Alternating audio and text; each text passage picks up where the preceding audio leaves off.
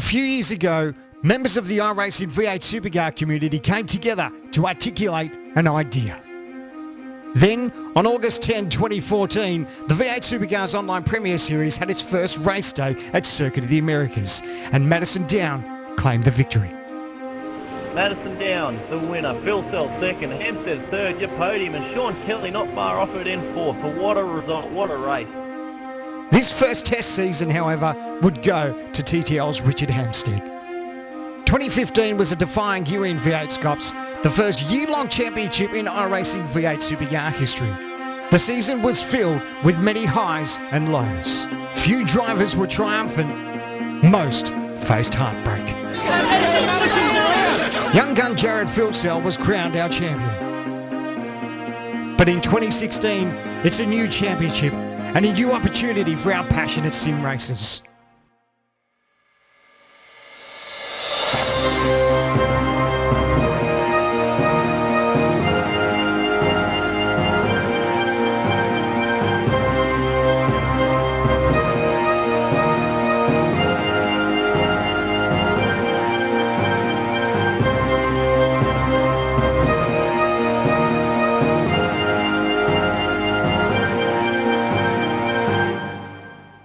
Who will be champion?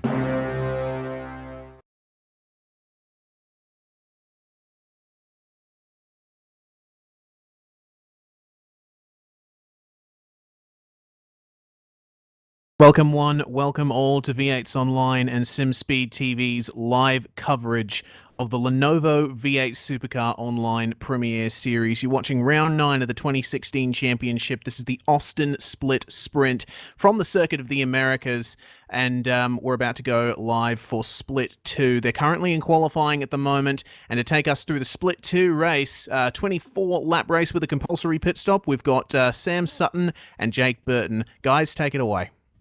Thank you, Reese. Good evening, everyone out there viewing on iRacing Live and V8sonline, of course. We've got a cracking 24 laps coming up in the Split 2 race, and again, to call it with me is the wonderful Jake Burton. How are you going, Jake? Yeah, not too bad, Sam. Really excited for this one. Obviously, you know me, I love Circuit of the Americas. Obviously, one of 4 tracks we visit this season in the V8SCOPS that is actually being used in real-life V8 supercar racing, so that's always exciting. And second split at the moment, looks close up the top, 4 100ths between first, second and third. Yes, this track will produce some close racing. It's a very difficult track to pass on, and qualifying is showing that at the moment with the closeness of the times. The top 10 separated by half a second, and that's the closest we've seen a Split 2 race in a long time. That's exactly right. Obviously, Fusion Sim Racing, Scott Stevens up there. Scotty, obviously, a lot of the Fusion guys definitely got into it since the new build we got prior to the Indianapolis round last time, and a few promising results for those guys at Indy, and now with Scotty Stevens up in P1 and qualifying so far, and obviously Kurt Stenberg up in the top 10 in pre-qual, these FSR guys are looking strong. Yeah, Scott Stevens missed out narrowly on getting a berth in top split just before we did the international pre-qual last night. He was about 500ths of a second out, so Stevens has got the pace and he's showing it tonight, leading the qualifying session at the moment. And we'll just run through the top 5 really quickly. So Stevens, of course, provisional pole at the moment with 8 minutes left in the session. Ben Tweedale, name we haven't seen around before, is in second. Victor Tanaka third. Mitch McLeod fourth. And our very own Stephen Clark is rounding out our top 5. It's actually, just while you were saying that, Sam, got oh so much closer. It's actually less than 8 100ths of a second between pole of Scott Stevens and 6th of Dave Oliver at the moment. This is ridiculously close. Yes, this is some real-life supercar spec qualifying closeness, as we're seeing now. The top 5 are all within the 132.4 bracket, with Stevens on a 4.4 and Clark on a 4.9. So this is ridiculously close. We're all in the 32s, going down to 11th place, which is on a 32.9. So the guys are on it tonight, and of course this track is extremely technical, Jake, which does bring in these close times. Definitely does, Sam. Obviously, I love this place, but these guys have to deal with it for 24 laps tonight, which is the same as one of the 2 split sprint races we'll see in the main game. So 125k is approximately for these guys tonight, and they will have to make a compulsory pit stop. So definitely going to be an interesting one for these guys. Yeah, compulsory stop for 2 tyres is what's been stipulated in the rules for tonight. It was a bit of a late change, so a bit of a play around with the strategy. Track temp's only 27 degrees, so we shouldn't see too much in the way of degradation or wear on his tyres because of the low temp, but you know what's going to happen, and the cold tyre is absolutely killer on this new build. That's right, Sam. Obviously, for second split tonight, we do have a 27 degrees centigrade track, so it's pretty cool compared to what we normally expect. And a lot of guys have been finding in pre-qual that it definitely takes 1, 2, maybe 3 flying laps before you can actually get a lap with, I guess you could say, optimal grip. The corner that you definitely notice that is down at turn 2, the right-hand sweeper. The back end wants to break away on cold tyres, but when you get the temperature just right, it works beautifully. As you were saying that, Jay, our close qualifying in the top 5 has been blown out of the water. Stephen Clark goes to original pole on a 1:32.2, and then second place is Stevens on a 1:32.3, and then from there, Tweedale, Tanaka, and round out the top 5. Yeah, that's good, Sam. Obviously, Stevens probably putting out a time similar to what we saw in practice, so that's a good time for Scott Stevens to put him in second. I don't think he'll be going much faster, but Sandman, as per usual, has come out with the goods in qualifying, and with 5 minutes to go, I think that time's almost unassailable. Yeah, this track, of course, is a killer for the off-tracks. It's very easy to find them through the S section because it's full commitment there when you're on a lap, and it doesn't take much to just put a wheel over those white lines and it invalidates the lap. So I think a couple of guys will be struggling with that, but that's a great lap from Stephen Clark at 1:32.2. That's pretty much what would have put him 41st in the pre-qual charts as well. That's it, and it's also, as we mentioned earlier, the amount of time it takes to actually get the tyres warm. These guys are going to want to be leaving the pits now, pretty much, if they want to have a real shot at a lap. So if you haven't left the pits now or have blown a lap, it's going to be pretty tough to get another lap in. So good work, and just got to give a bit of a shout out to Ben Tweedale in P3, who we mentioned earlier. Guy we haven't really heard much of, haven't really heard the name before. He's actually just been jumped by Mitchell McLeod, who's gone to P1 with a 1:31.9. Mitch has finally stopped sandbagging and he's unleashed the shackles on that Talking Commodore, and he's gone and banged in the first 31 of the night. It's a cracking time there. And that would have actually, no, he wouldn't have made top split on that time. I'm just bringing up the charts to see, but 31.9, that's pretty good considering a 31 is where you want to be to make the top split. Mitch McLeod, of course, is a top 40 driver any day of the week. I just think he chooses not to be it sometimes. I think we can all agree on that one, Sam. But another guy that I want to give a bit of a shout out to is David Lord. We saw him on Monday night make an appearance in the Monday night series, and David Lord obviously recently signed with Fusion Sim Racing, and he's right up there in P9. So great work by him. Well, we're following our Lord at the moment, but that's a new signing I hadn't heard of. FSR, of course, an amalgamation of our former team, Dayco Motorsports, and the old JFF team. They've, at the end of the year and start of this year, formed one big super team. Of course, they're bringing in some new names and just blooding some new drivers, and it's good to see David Lord out there. He's had a good showing on Park from what I remember, even though I was driving that race, but being in the top 10 in Split 2, it's a good effort. That's right, Sam, and I've actually just seen 3 big moves all within a couple of seconds. Firstly, Brian Bork jumped up with a 1:32.2, which puts him in 4th. Then Scott Stevens pumped out a 1:32.0, which is going to put him almost pole. And then Sandman jumped out with a 1:32.1. So once again, the guys are putting the laps in. I would say that if Scotty Stevens can actually put down another lap, he could have a chance at mid-share, because that's pretty quick. Yeah, he's just tucked in behind. He's got a bit of traffic in Brian Borg in front of him, who's got Stephen Lattimore in front of him as well. So I think Stevens is going to have to blow this lap. He might have to back off and just go again. But this has got in extremely close at the front. The top 4 very close, and Oars, we've just had a spin in front of Stevens. That's not going to be good for his lap time. But down in the field from 5th back, you find a couple of hundredths and up you go, way up the field. And at the moment, if you could just bang out a 32.3, you'll go from way back to all lap, and Stevens just bombed that lap entirely. So he's got to get back to the pits and go again, as these tyres take a while to cycle up. Yeah, I think that'll pretty much be all she wrote for Scott Stevens, to be honest, Sam. I don't see him getting in and having another proper shot at a lap, but Sandman, I think, is a bit of a different story. He seems to have shut down the closing end of this lap, and maybe to keep the tyres in good nick for another. Yeah, well, I can't. So Sandman's done 4 timed laps, so he's on his 5th flyer now. It's kind of getting to where you cross over the qualifying performance of the tyre and you get into more of the race rhythm. So see what he does as he crosses the line. He does a 32.084. Not good enough to put him second position though. 0.04 of a second slower than Stevens as he goes around. It's going to be his last lap, I believe, as well. I reckon it's doable, to be honest. Obviously, Scott Stevens is out of it. He's in the lane and he's done. Mitch, I believe, Mitch is out of it as well. So Brian Borg's out there, Ben Tweedale not on track, Victor Tanaka just starting his last lap now, Dave Oliver's on the track, Fireland also on track, Bruce Keeley and David Lord, our top 10, most of them on track at the moment. That's right, Sam, and I know for a fact that the TTR Commodore that Sandman's driving at the moment, that setup I've heard from Matt definitely takes time to come on, especially in qualifying trim, so he can definitely get a 5th and a 6th lap out of it. He's pushing very hard. He's actually made a little bit of a mistake into the I think back he corner. may have gone a bit deep there and just scrubbed a bit of time off, but we'll see what he can do. This midsection is the most technical part of the track and one of the most technical sections of road in the entire calendar. So good drivers will find the time. He's locked inside front again. He's gone wide. Not sure if there'll be an off-track there though on that AstroTurf. Yeah, it might not be an off-track, Sam, but as we ride on board with Victor Tanaka, I believe, Sandman, that'll definitely be not quite a good enough lap, I don't think. It looks like he's aborted it. But Tanaka now coming into that section we just spoke about. This left-hander up here just seems to go on, and then you've got a late apex here. Get the power down nice and early, and then you've got this long right-hander. Such a long corner, this one. 3 apexes. Yeah, this last section of what is Sector 3, it's a massive long sector all the way from when you enter in that left-hand hairpin to when you exit onto the front straight. It's one massive sector, so the middle part's quite technical out here. It's got to flow the car nicely. It looks like he's done that coming into the final corner now.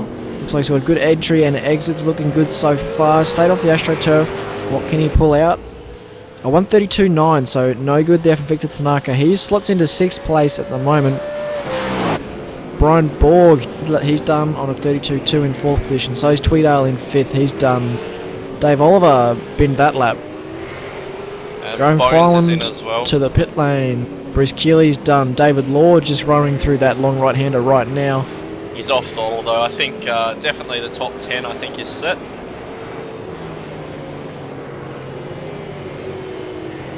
Looks like Gary Cooper though for Performance Motorsports might be on one here. No, he's going to put that one in the pits as well. Michael Talianic for Performance Motorsports as well on a lap, does a 32.983. No change of position there though. He stays in 13th behind his teammate there. Ashley Lear just finishing a lap, comes out of the last corner, the number 10 car. That's going to pick him up a 10th, but again, no change of position. Bit of a gap up to James Bell there.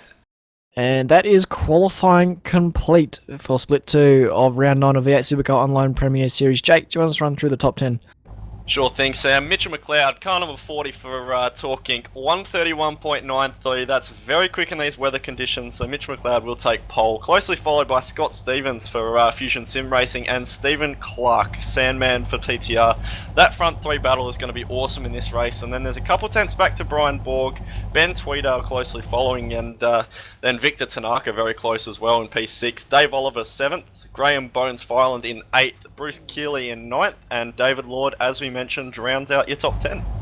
And the rest of the field, you got Wayne Taylor in 11th, Gary Cooper 12th, and Michael Talianic in 13th. That's a Performance Motorsport 11, 12, 13. 14th, James Bell, Ash Lear in 15th. 16th and 17th is Tim Ballinger and Tom O'Connor. Craig Jones, Christian Hinton in 18th and 19th. 20th goes to Ryan Bodley, Peter Latham 21st, Matthew Deere 22nd, Matthew Clute in 23rd, Mark Fee, Stephen Latimer, Sam Hill, Sam McLeod and Glenn Brockhorst, round out the rest of our 28 car field. Yeah, it's awesome to see, Sam. Obviously at Indianapolis we had a little bit of a drama with some guys trying to get into the race and then a slightly smaller field, but 28 cars here at Cota, guys really loving this Circuit of the Americas. Now, this start into Turn 1 is going to be quite hectic. Cold tyres, a very interesting Turn 1 that can promote some dive bombs, and a field that is extremely close. I'm predicting a major incident. I don't know about you, Jake, but that's what I think is going to happen. Speaking of predictions, Sam, is it hard to go past Mitchell McLeod in this one? Yeah, I'm going to go Mitch just because he's got the experience, but Sandman has shown in the last few rounds he's got great race pace, but we haven't seen him in traffic yet, so I don't know, but I'm going to go with Mitch just purely because he's got the experience and he showed it last year when he raced me to the end at Bathurst. That's right, Sam, but I'm going to say Scotty Stevens. These FSR guys have a nice fresh feeling about them at the moment, and I know Scotty's going to try and get the results, but I think the revs are starting to rise now. It's going to be green light and the guys are away. Good start for Mitchell McLeod. Bit bogged down there for Scott Stevens. Sandman's alongside him now. He's at the door. Watch for Brian Borg on the outside as well. Stevens sends it on the inside at turn 1. He's up there on Mitch, but he's not quite. Mitch is going to get the run down the hill. Can he put the power on the cold tyres? Oh, we've got a spinner in the back. Michael Talianic is around. Massive accident back in the field. Got to see who's involved there. We've got a car on its lid. That's never good. Who's that? That's Sam Hill was up on its side. He's thankfully back on his wheels. See if we can get a replay of that from our director, because that was quite a mess at turn 1. It just looked like he caught that tap and went up and over. We've also had Tim Ballinger go around into the S's. Lots of carnage so far, as predicted. It's just on the turn 1. Looks like Ryan Bodley just got a bit eager, went in deep into T1, tagged Michael Talianic, which then just caused the rest of it to start. Going to take a look back up the front now as well. Mitchell McLeod managed to get that run down the hill while that was all going on and get in front of Scott Stevens, but Scotty is nice and fast at the moment. Actually has a bit of a run. Stephen Clark dropped off a little bit, and then Brian Borg and Victor Tanaka rounding out the top 5. Yes, it was a good launch from Sandman. It's just Stevens was a bit more ballsy into T1 and just fired it in there. It was a bit out of the blue. He has a look down the inside of the second to last corner, Stevens. He's given Mitch the curb. They've both gone wide. Sandman's going to be in this fight now. So Stevens redresses, but he's vulnerable to Sandman. Sandman gets right out sideways, trying to put the power down. Just tapped Scotty Stevens there. Nothing bad should come of that, but Brian Borg now has a bit of a run. I'm not sure he's going to be able to pull it off. Might have a lunge into turn 1 here. Sandman covers. Stevens with the look. That's a lunge and a half. He's been watching Josh Burden from India with his late braking manoeuvres. Didn't quite pay off. Sandman ran the outside of turn 1 and had the inside for 2. Great move there from Stephen Clark. Brian Borg in the show as well, right on the bumper of Stevens. Tanaka looking to the inside into the S's. Not going to happen there. Sandman threading the needle between the outside of the track and Scott Stevens. That was an awesome little move, but what that has done is allowed Mitchell McLeod to get that couple car lengths gap, and at a track like Circuit of the Americas, that might be all you need, as they're bottling up behind Victor Tanaka, actually just getting in the back of Brian Borg there, and it looks like Scott Stevens with a slowdown. Yes, he's just pulled to the left. He's going to try and clear it as quick as possible. Brian Borg went very deep there into that left-hander. This is hurting Stevens all the way back to 6th now behind Dave Oliver. That's a disaster for Stevens there. It's going to drop in 4 places from the beginning of the lap. A little bit over-ambitious, I think, by Stevens into turn 1 there, and he's actually still going slow. And behind, we've got Tweedale up the inside of Graham Filand through this awkward double left-hander. Locks it inside front, but gets away with it. Stevens has a problem. Sure, he's still going slow. He just can't get the slowdown to clear. Yeah, that's weird. I would think by now he would probably have some sort of black flag, but we'll have to see as he passes the pits. He's now back under race pace, and he's going to be coming into the pits, maybe? Yep, into the pits of Scott Stevens. So something bad's happened there. I'd say he's actually got a black flag for not clearing quite quick enough. It's unfortunate for Stevens. He had a great start. He's just come unstuck there from a simple mistake. We'll see what his pit stop is, whether he's actually doing his compulsory pit stop, because it is the end of lap 2. Sorry, yeah, the end of lap 2, so he could be doing it, but he's been in the lane for a while now. Oh, bit of action at turn 1. We've got 2 cars around, James Bell and Wayne Taylor.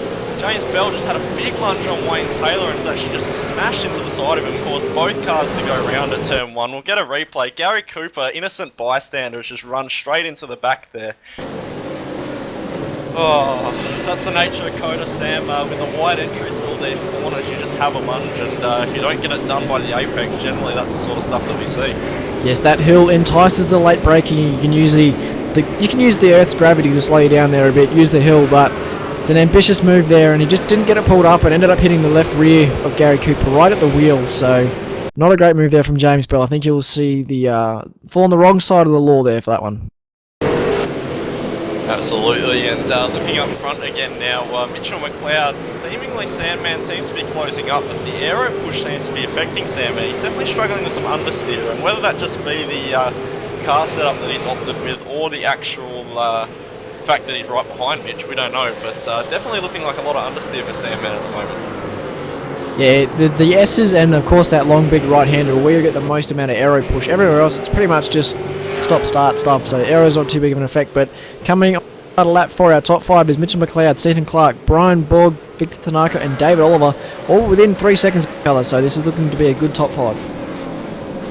That's right, Sam, and Ashley Lear just just looking at sort of the gains and losses so far, Ryan Bodley is actually up from 20th to 14th, and just behind Matthew Deere, 22nd to 15th. So a lot of guys going well from some of the accidents we've seen through the field and just playing it smart. Yeah, it looks like those two might have lucked out with that turn 1 incident on lap 1 and just avoided it and made a good gain. It's what can happen at Cota. If you're just out of the way, you can sometimes come off quite well. But Scott Stevens is back on track now, way down the field in 25th. He had a 50-second pit lane time, so I think he had to serve a penalty there. He had 5 seconds in his box. Yeah, that's it, Sam. Obviously, if you're going to probably have the black flag, should I say, he's going to end up getting his repairs done as well and getting his compulsory pit stops. That's a bit of a shame for Scott. Unfortunately, not like the top split guys. He's not going to get another chance at this, so now he's just going to use the remaining 20 laps to try and fight back to the field. Now up the front, 3rd, 4th and 5th are quite close. Out the front, Stephen Clark and Mitch McLeod kind of cleared out and they're sort of line astern, but Victor Tanaka is right in the rearview mirror, of Brian Borg. Feeling it quite nicely as they're dealing with some lap traffic, I think, at the moment. Yeah, Sam Hill is actually parked almost at the apex of the second class corner. That'll be really frustrating for the guys coming through there because they won't actually be able to see the corner, so he's going to want to get that car. He's actually where he's parked it now. As we got a car, if we're looking at Sam Hill, another car's just found the fence. Matthew Clote has absolutely lost it, using the long right-hander and collected that guardrail on the right at a rapid rate of knots, and he looks to be done. He's just getting it going now.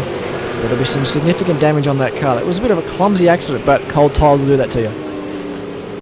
That's right, and speaking of cold tyres, we're going to have a little look at a replay, but just thinking about up front, Sandman definitely not that lap, but has been the much quicker car, and Sandman might actually want to get into the lane, get his tyre stop done, and have some clear track, because we can see he's struggling with draft push, which Mitch McLeod actually runs really wide.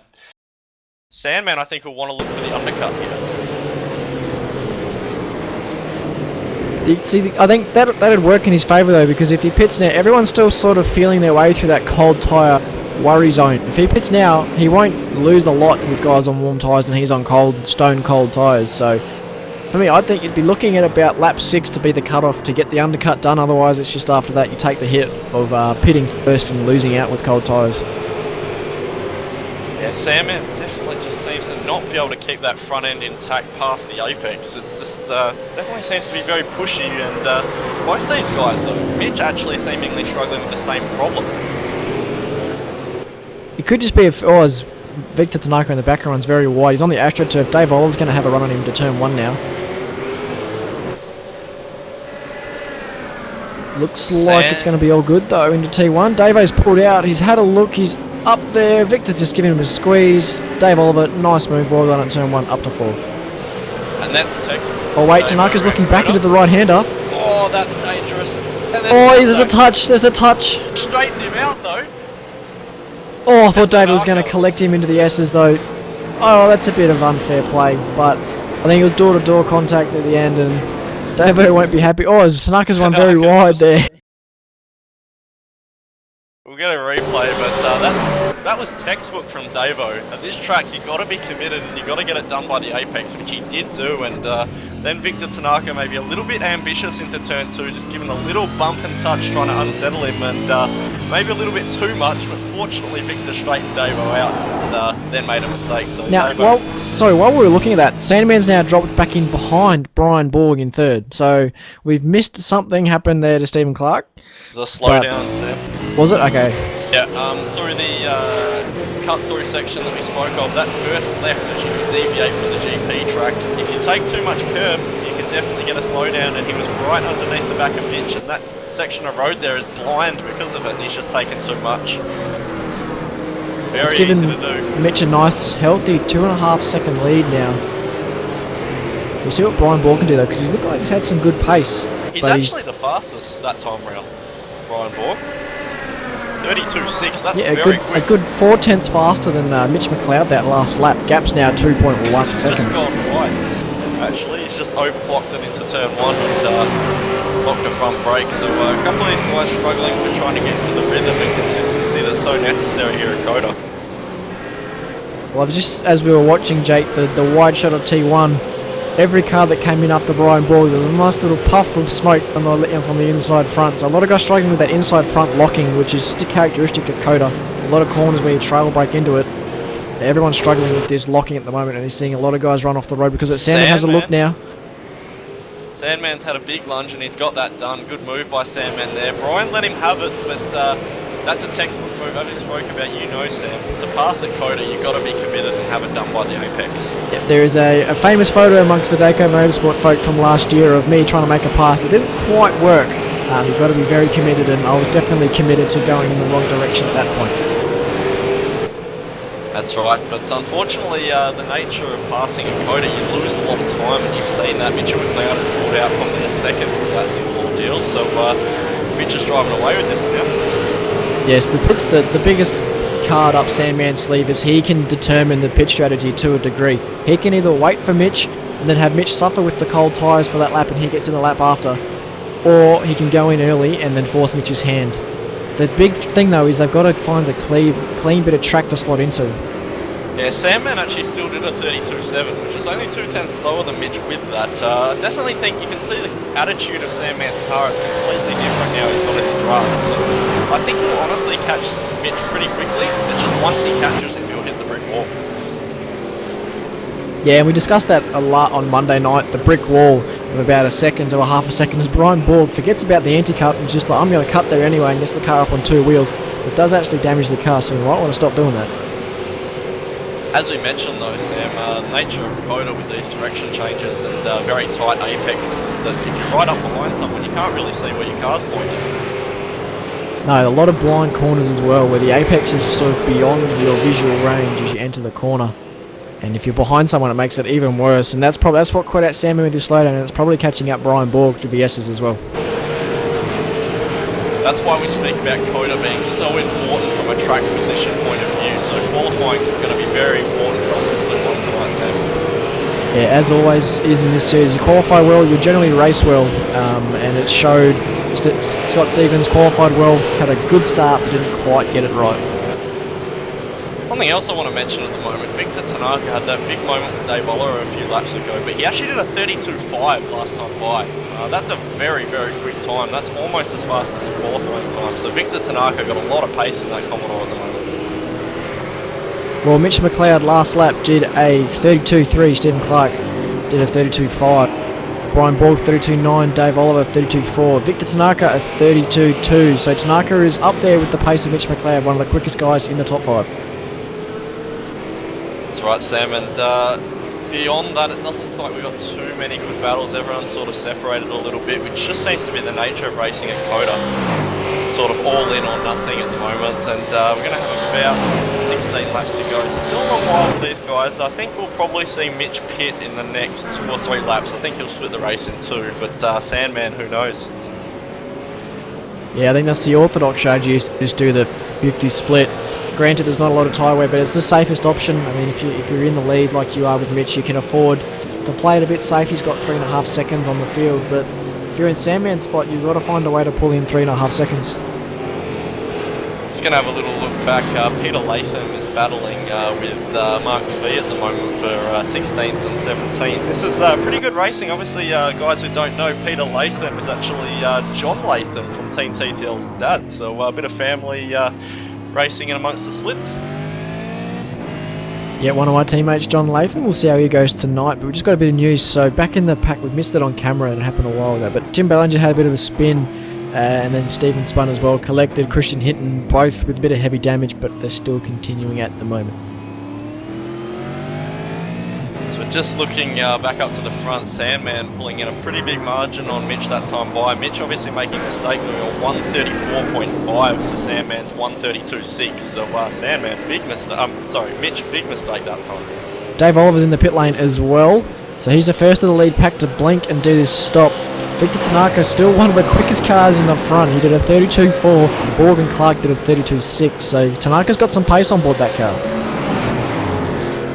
Actually just looking at the front left of Mitchell McLeod's car at the moment, looks like he's missing a quarter panel, so maybe he hit one of the anti-cut curves a bit hard there and maybe bent the steering. Possibly. And another talking point would be to see where Dave Oliver came out, because he was kind of the back of that train. He's come out with clear air in front of him. So that's a point for the leaders if they've got spotters to know that if you pit now, you'll come out in a bit of clean air and you won't lose out behind traffic. So if I was these guys, I'd be reacting to Dave Oliver and all jumping in the pit lane this lap.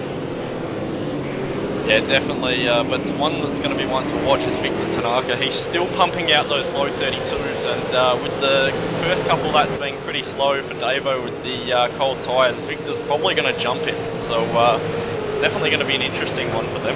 Yeah, Victor, if I was Victor, I'd be staying out because the top three are sort of their one group at the moment and you were kind of by yourself just catching up. So Victor could afford to run it long until he physically can no longer, without breaking the rules, not pit and then just whack on those tyres and deal with it. But he's looking good at the moment as all four of them stay out.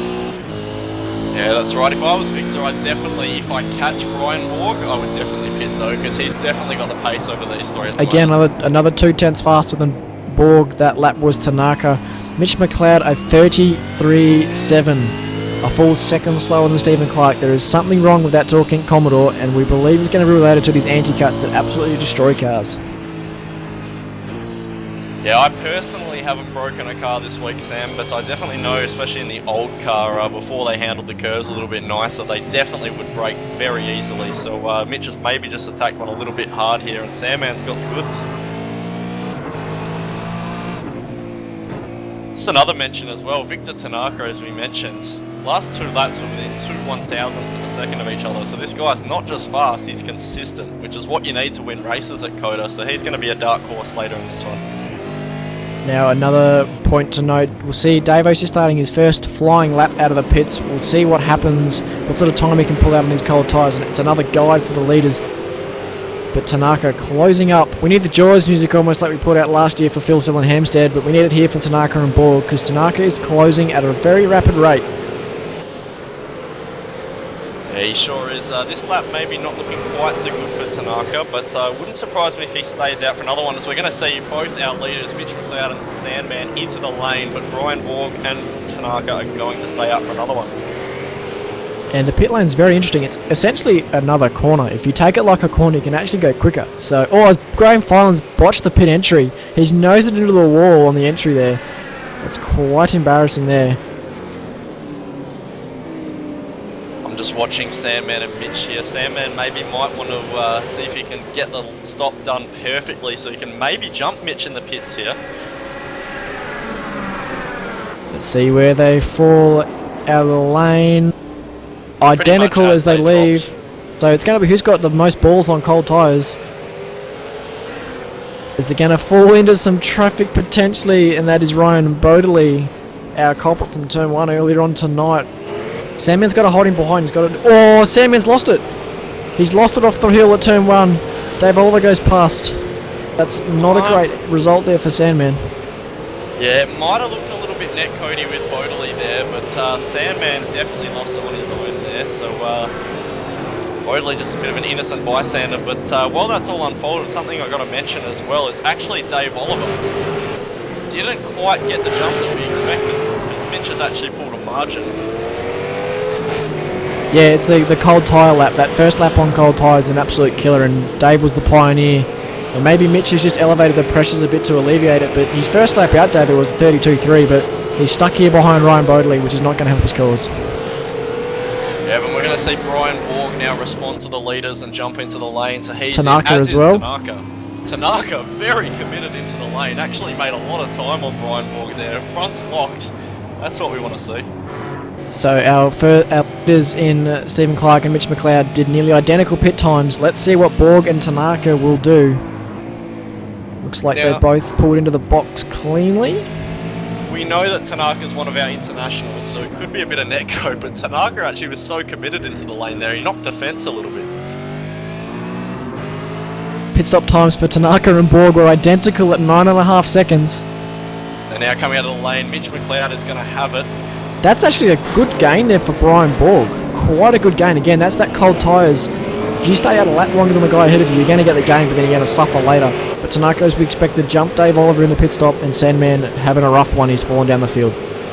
You can see Tanaka is going to really struggle here. You can see it already. Davo on the warm tyres is really bringing in Tanaka already on colds.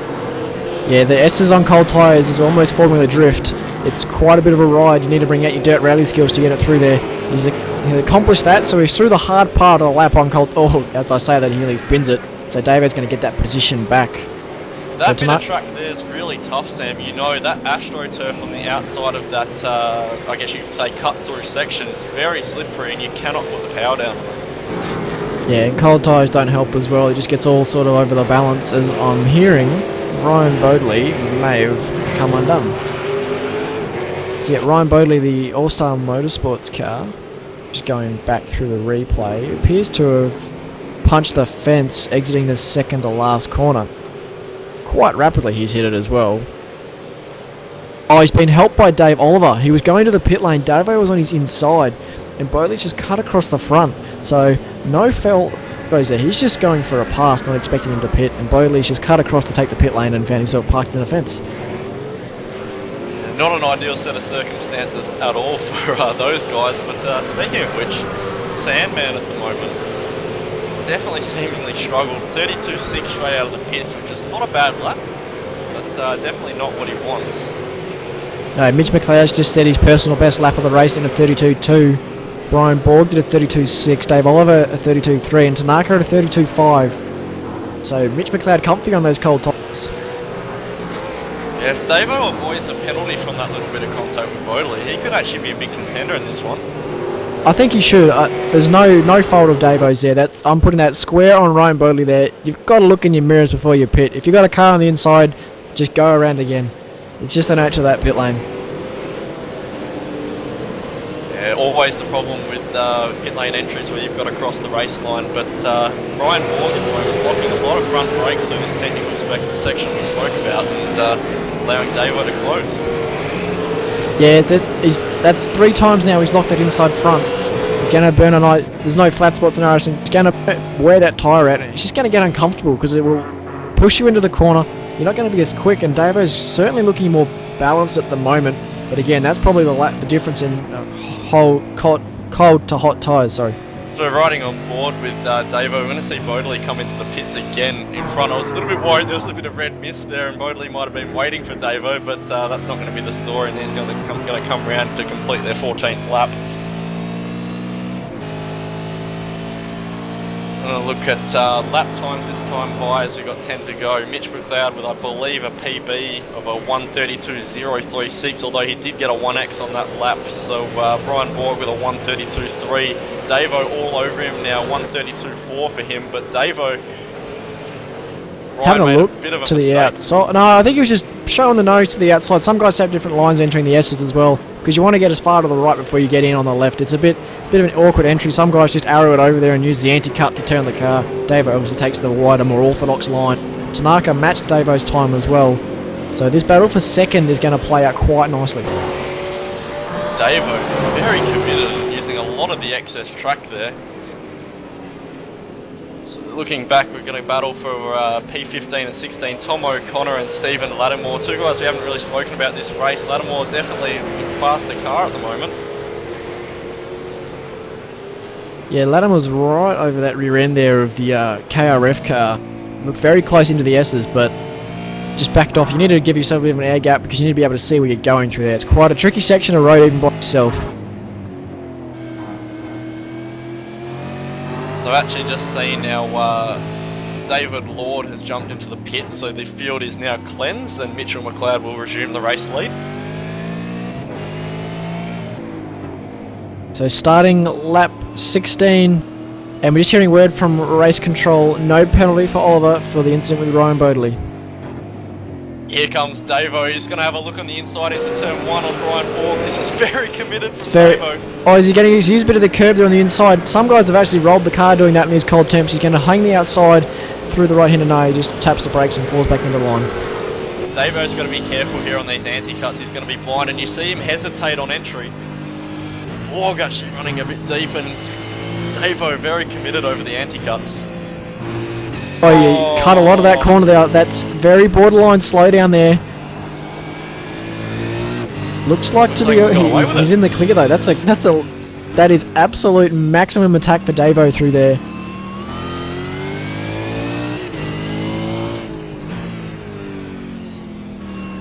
Borg locked to front. We're riding on board with Davo. Borg's locked to front here. Davo could have a little look into these lefts. It's a tricky spot to send it though. You really have to kind of just throw it in there and hope Borg's one very wide. He's got to get back on the racing surface. Too wide through this right-hander doesn't always work, but if you can hold the outside, you've got the line into the left.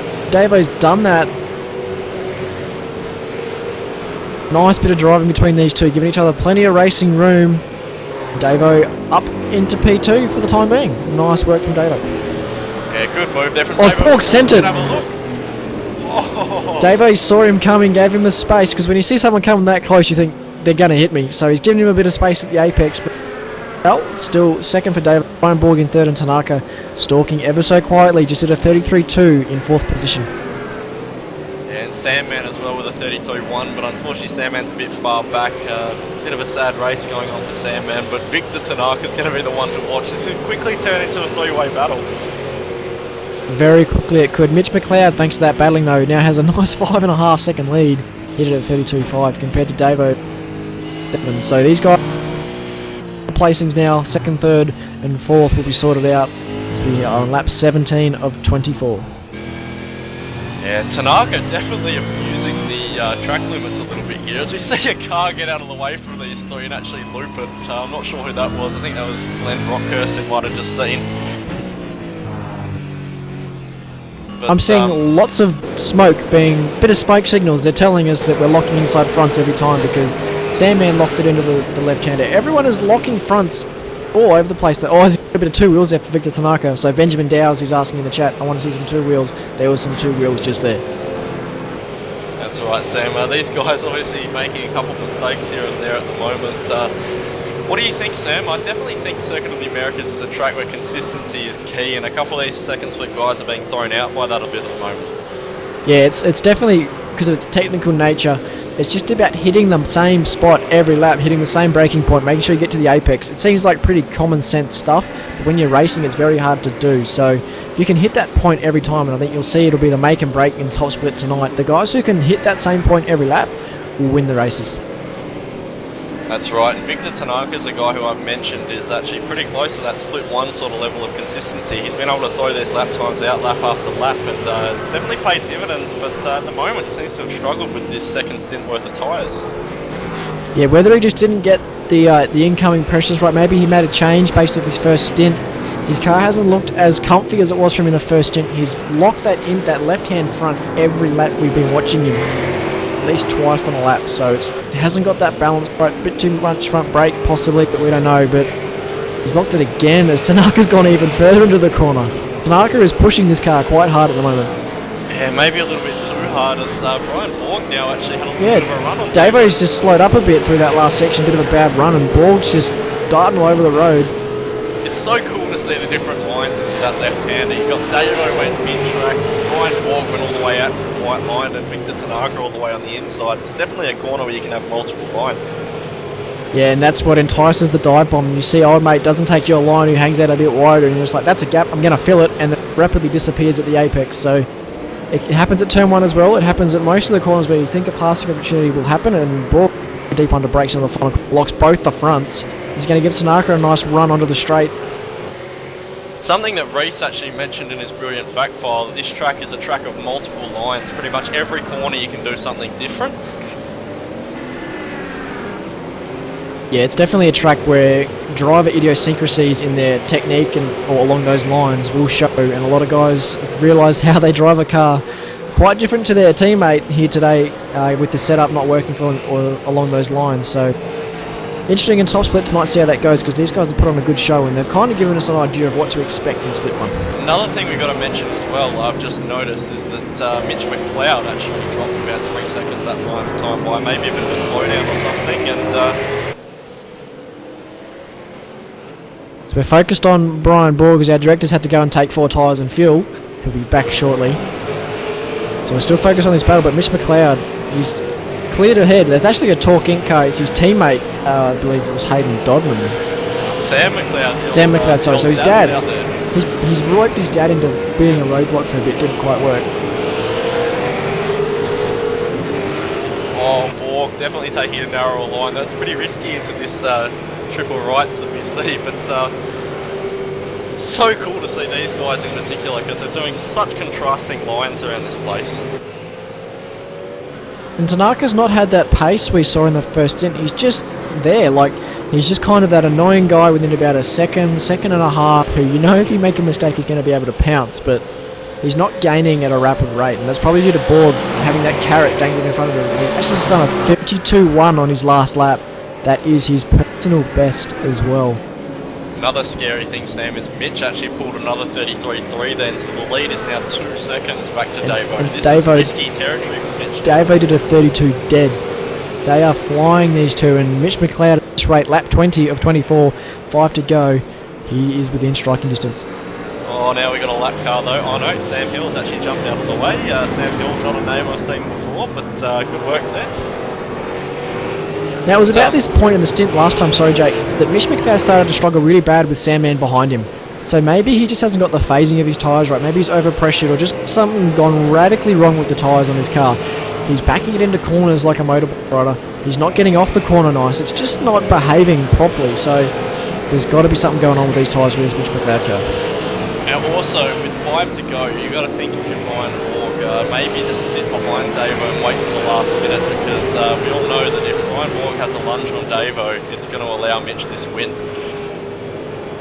Yeah, but you've also got to, if you're not seeing a gain on Mitch every lap, you've just got to take second over third any day of the week. So if I was Brian, I'd be going for it about now, because then you can clear Davo and have a go. But Davo's been pretty quick as well, so... Let's look at the lap times this time round. Mitch McLeod with another 31.8. Yeah, right, Mitch McLeod, forget what I said. Well done. He stopped sandbagging. Yeah, right. Okay, that's interesting. But that's got to be the fastest lap of the race. He's just gone and done like 2 absolutely shocking laps and then pulled out a PB. It's like he forgot how to drive and then suddenly remembered how to do it, and away he goes. So 2.6 seconds now. Mitch McLeod looks quite comfortable. And we say that this lap, but we'll see the next lap time and then we might revise that statement. So the battle's on for second, third and fourth still with Dave Oliver, Brian Borg and Victor Tanaka. Yeah, Tanaka seems to have stepped it up a little bit now, but he's going to have to step it up a bit more as we've only got 4 laps to go. Borg definitely with the pace over Davo. Borg might want to have a lunge, he just shows a bit of a nose, maybe trying to psych out Davo. We know how much Sandman loves those ones, but Tanaka looking quick. Borg right under that rear wing now of the Synergy Sim Racing car of Dave Oliver. He's nearly gave him a push off the apex show on the right. He was trying to have a look to the outside here.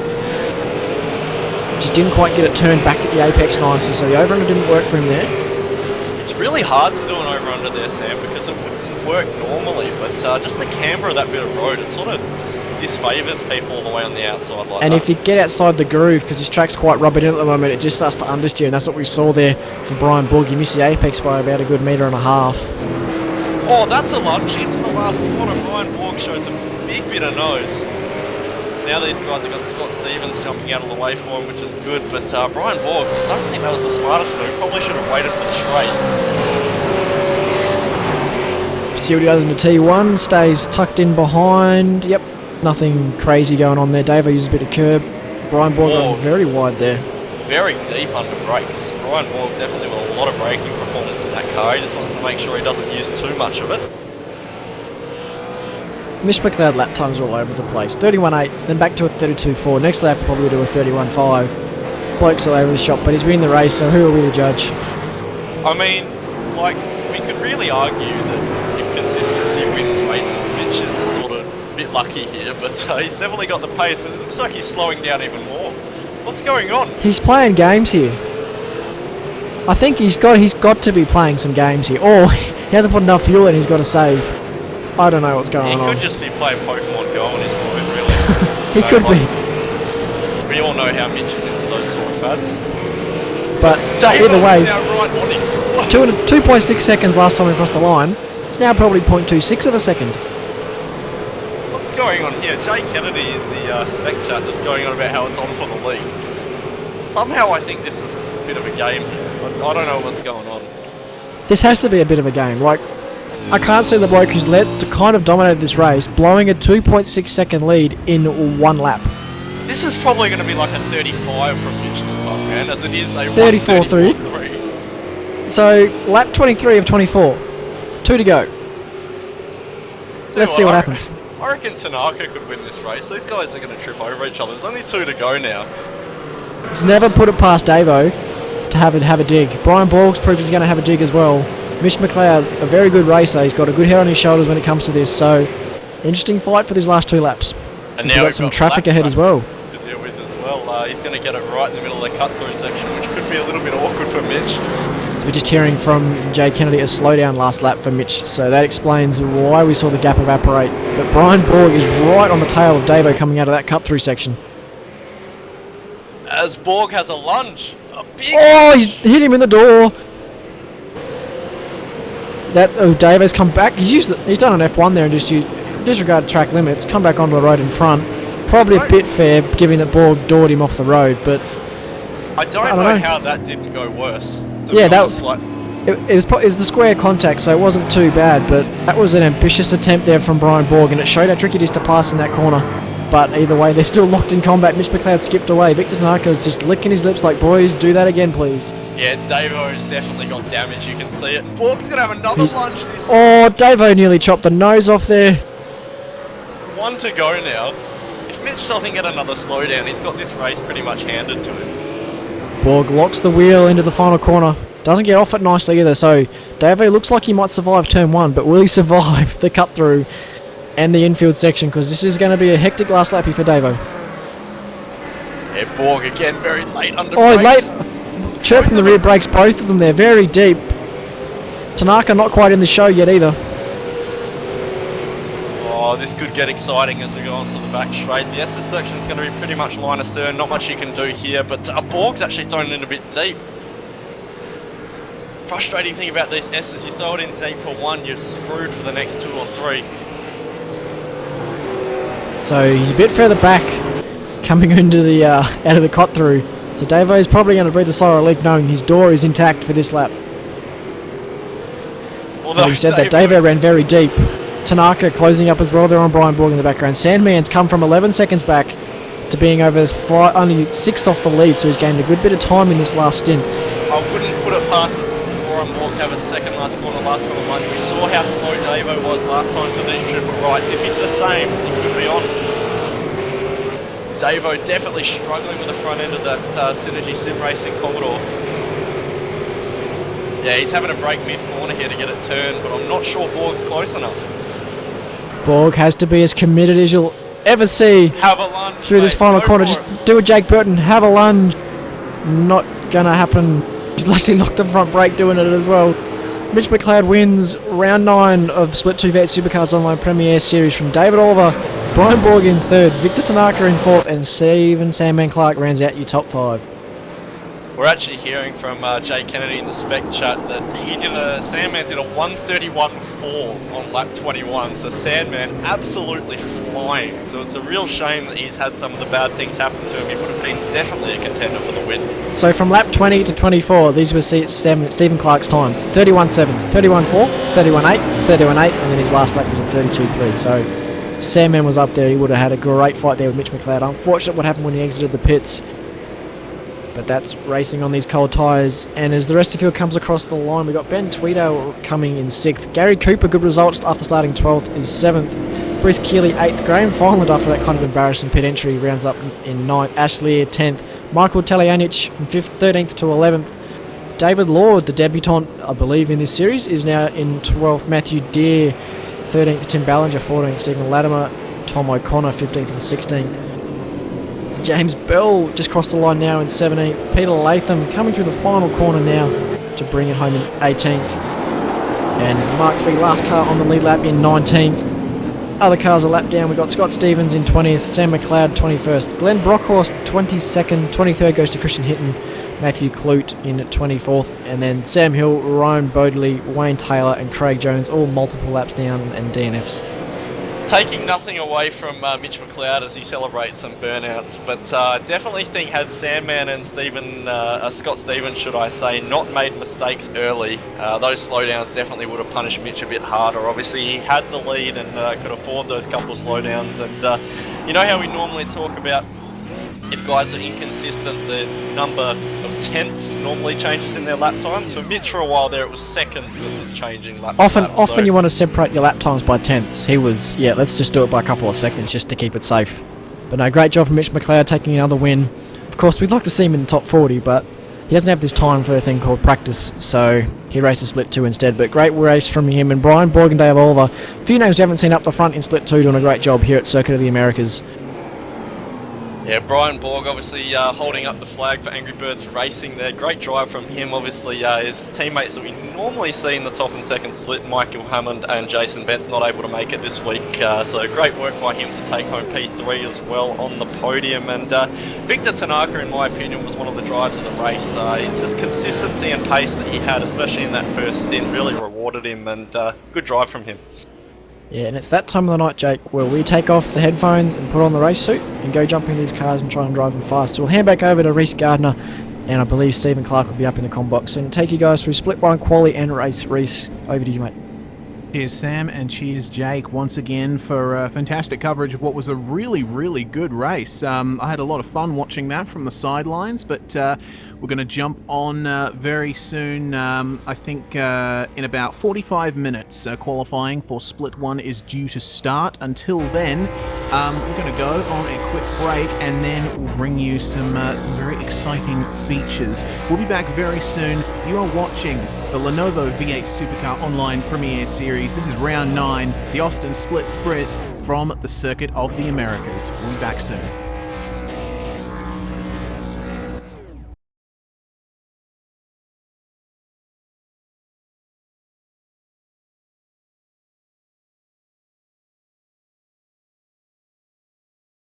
A few years ago, members of the iRacing V8 Supercar community came together to articulate an idea.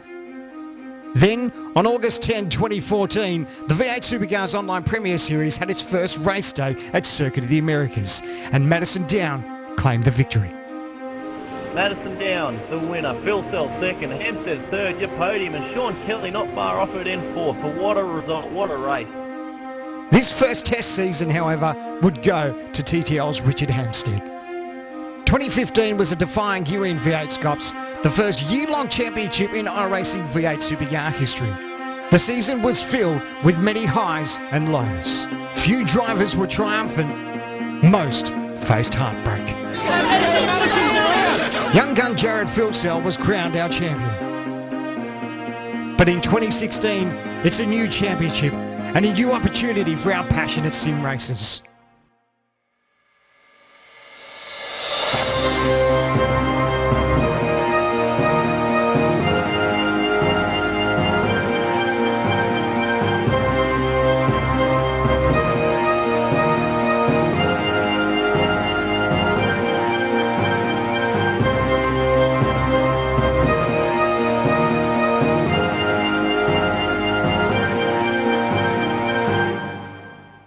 Who will be champion?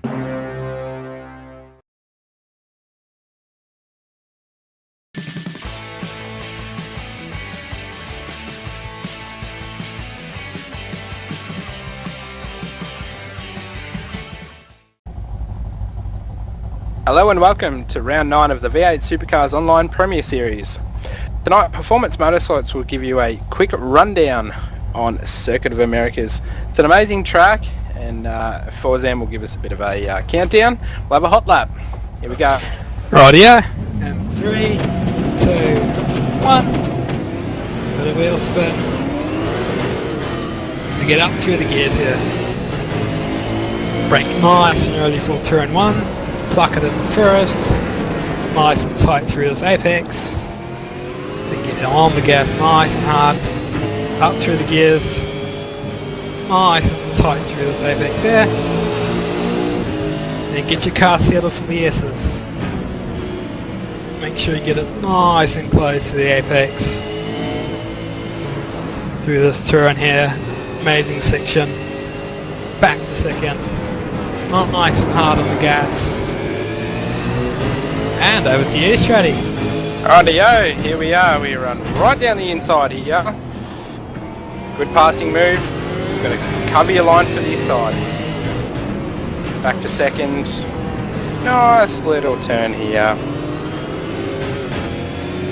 We've got another passing opportunity into the left there, but he's way back, so we'll cut that very nicely. Nice and easy on the throttle.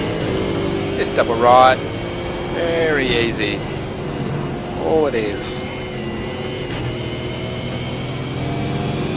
Fourth through here. Back to third.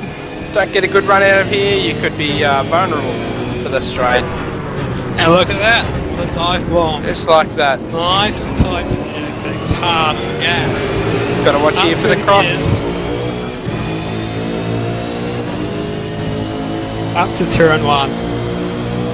Brake nice and hard. Back to the gears, down to gear 1. Oh, bit of a lock up. Makes a little bit of a mistake. And there we It'll go. be very crucial in the race. Especially coming up to these, just got to be very careful not to touch the little curbs here. Big damage, suspension troubles. And then the jump. How good is it? Oh, look at you run. That's it. And look at that, straight down the Another inside. dive bomb. That's what's going to happen to you in the race. You get hard on the gas. Back to second to this corner. Keep it nice and tight. Hard on the gas. Up through the gears. And what a passing manoeuvre. Oh, bit of wheel spin. Keep it nice and tight through this apex. Just watch your teammate there. It's going to be a very fun track. Up to fourth, back to third here. Oh, And easy we on got another exit. off track. Brake nice and early here. Watch for the move. Bit of wheel spin, he's gone. That's it. And then we have an amazing lap by Performance Motorsports. Having a little bit of fun, having a hot lap. Good luck this week, guys.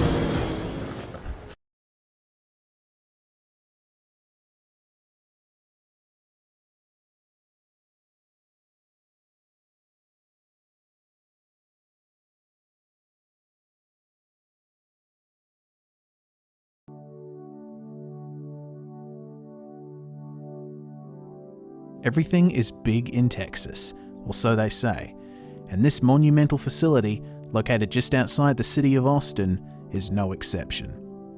The Circuit of the Americas, colloquially known as Cota for short, is the most recently built Grand Prix venue in North America, and the first permanent track in the United States to be built from the ground up for Formula One. Unique among more modern Grand Prix venues for incorporating more elevation change than most, and directly drawing inspiration from other classic circuits in its design, Cota is a favourite among many fans and drivers. The circuit has a wide variety of corners, some of which have multiple lines through them. Wide and smooth, while being fresh enough to racing action that a groove is hard to find, no two laps here are entirely the same. Cota is the youngest of the tracks that V8SCOPS visits, having completed construction in 2012.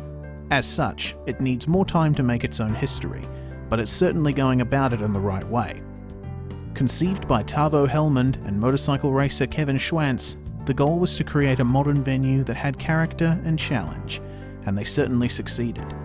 The most iconic parts of this track are the steep rise to Turn 1 and the imposing observation tower from which one can see almost the whole track, while there are echoes of Silverstone and Istanbul Park in the S's and third last turn respectively. The circuit's status was cemented by hosting a raft of high-profile series, Formula One, naturally, as well as America's own United Sports Car Championship and Pirelli World Challenge, and the FIA World Endurance Championship comes here too for the Lone Star Le Mans. And for a brief period, the circuit hosted V8 supercars. We are using the layout that they used, the west layout of the facility, for this weekend. It cuts off the eastern half of the facility, but we gain a tricky little section that will keep the drivers on their toes. It's very easy to get an off-track incident here, which will invalidate your lap in qualifying. Also keep an eye on these anti-cut curbs in the S's. Take a bit too much curb, and your car will be sent up on 2 wheels, and you might get suspension damage, or worse. The Austin Split Sprint, Round 9 of the 2016 Lenovo V8 Supercar Online Premiere Series.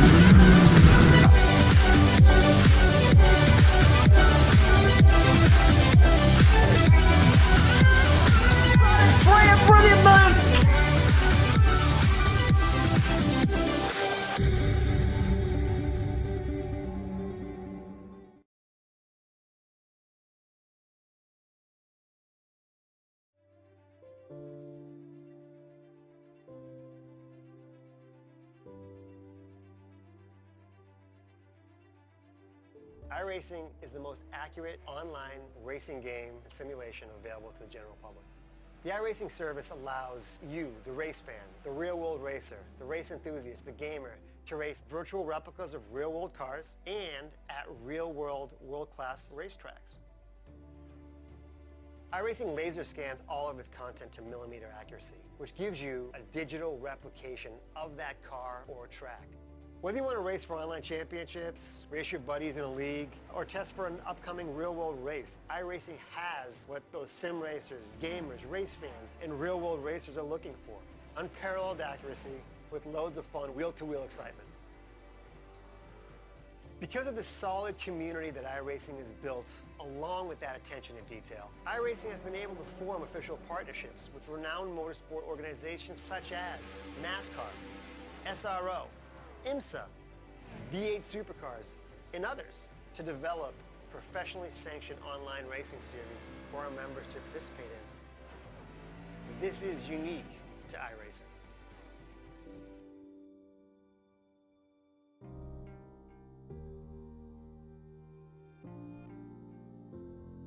When we started iRacing, we kind of fundamentally wanted to take a different approach with licensing and treat them more like partnerships. You know, for instance, NASCAR was one of our first big partners that we brought in, and it's a great way to market your product. There is a growing sense that the virtual space is a great way to interact with the fans of your real-life series. Simulation in itself is just becoming more and more popular in the real racing world, and it's natural to think that to be successful in the real world in these racing series, you're going to have to be up to speed with simulation at this point, because it's the only way that you can actually get any testing done. One of the things that we've realized in partnering with iRacing is that it allows us to expose the sport to a much broader audience than we've ever had the ability to reach out to. Not many people have the opportunity to drive a race car. iRacing breaks down those barriers and lets you do that. So for us, we're able to expose racing in general and the sport of NASCAR to a much broader audience from that standpoint. It engages people in NASCAR in general, so they like iRacing. If they don't want to become a professional race car driver, they get a feel for what the sport's all about. They're more apt to either go to a race or watch on TV. iRacing's ever-growing global online community is very appealing to IMSA and what we're trying to do and grow our product as well. Clearly, iRacing is a leader in sim racing and logical and attractive partner for us to be with. For sim racers who have not been exposed to IMSA before, this is a great way to entice them to come check our product out on television or attend our events in person.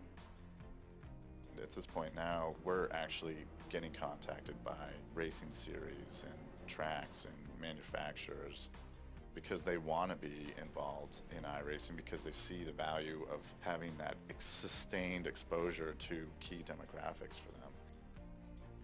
Over the last few months, we've done partnerships with the SRO, who is the sanctioning body for the Blancpain GT series in Europe.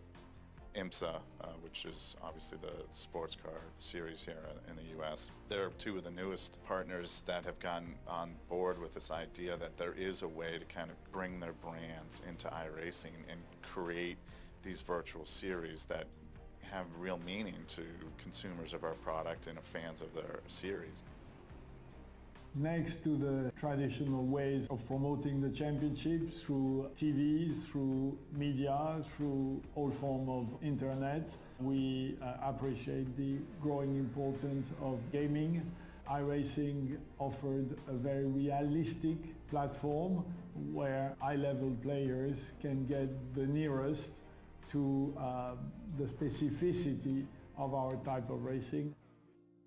Companies like NASCAR or Blancpain Series or IMSA don't just partner up with everybody. They see how authentic we are, how realistic the racing is, how much effort we put into making things real and fun and exciting for our members, and that's how we get to work with these companies. It helps us both engage our existing customers. It's more exciting to race when you're racing an actual NASCAR series versus just a stock car, and it also helps us reach new people, because new people, they follow these series in the real world and they want to get as close to them as they possibly can. One of the things we love about iRacing and what they've created there is that it really emulates what we do in real life in NASCAR. You have to work your way up, you have to train, you have to become better at every single level in order to make it to the very top. iRacing was the perfect partner with the technology that they had to offer, really the best of anything that was out there, and they created the most authentic racing experience that anybody could find. Short of getting in an actual race car, you're not going to find anything close to real life than what you'll find in iRacing.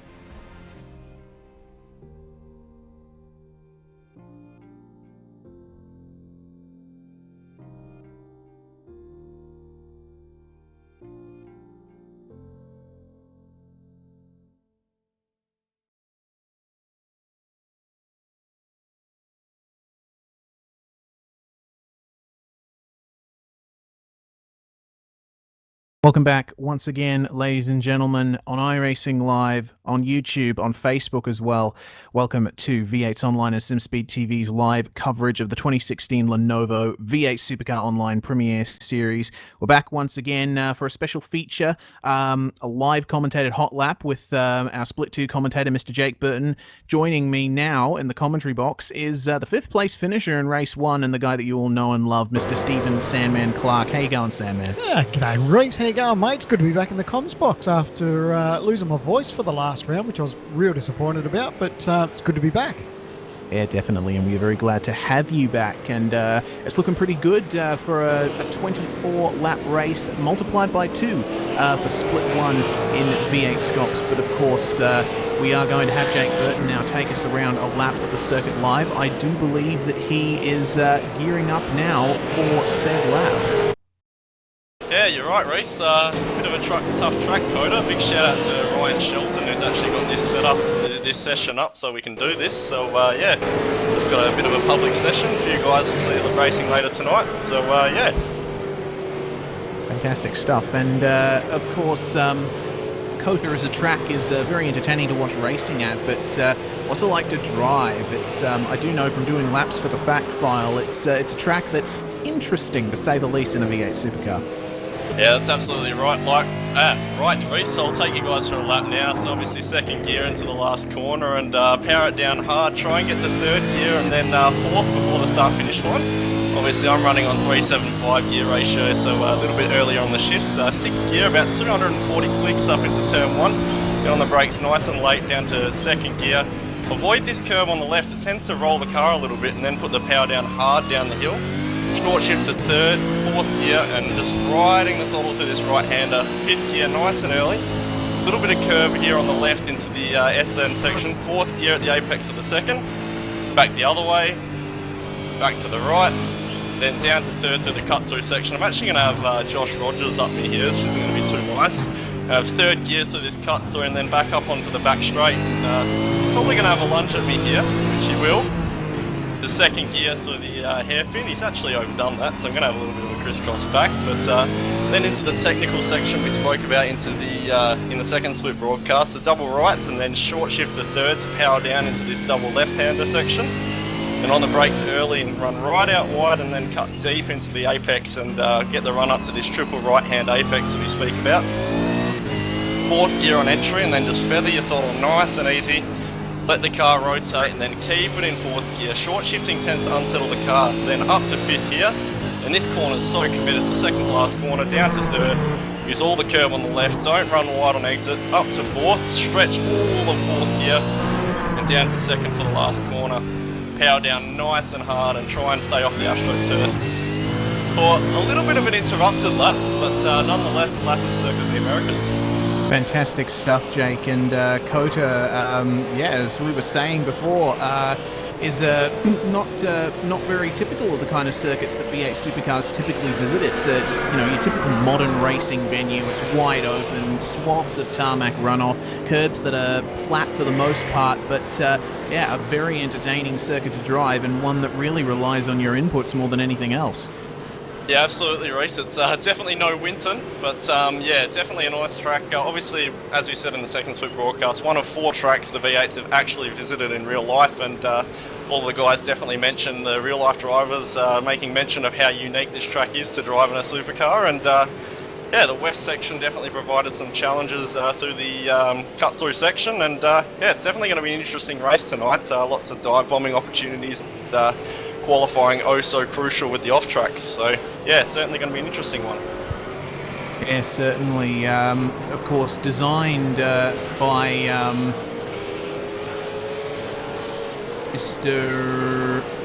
Tavo Helmond is the name. Sorry, I had a little bit of a brain seize up. Tavo Helmond and Kevin Schwantz designed this track, and it was built by Tilke GmbH, the track that designs and builds most of the new circuits for Formula One now, and yeah, absolutely impeccable venue with some really good overtaking spots for our V8 supercars, homegrown V8 machines.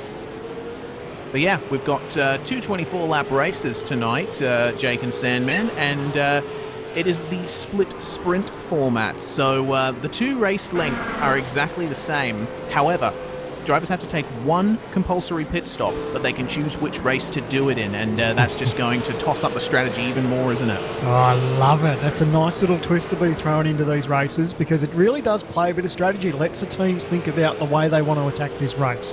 Do they want to do it in the first one, get it over and done with, and then have a hard charge in the second one, or vice versa? I just love that it's been left up to the teams and let the strategy play out as it does. Yeah, most definitely.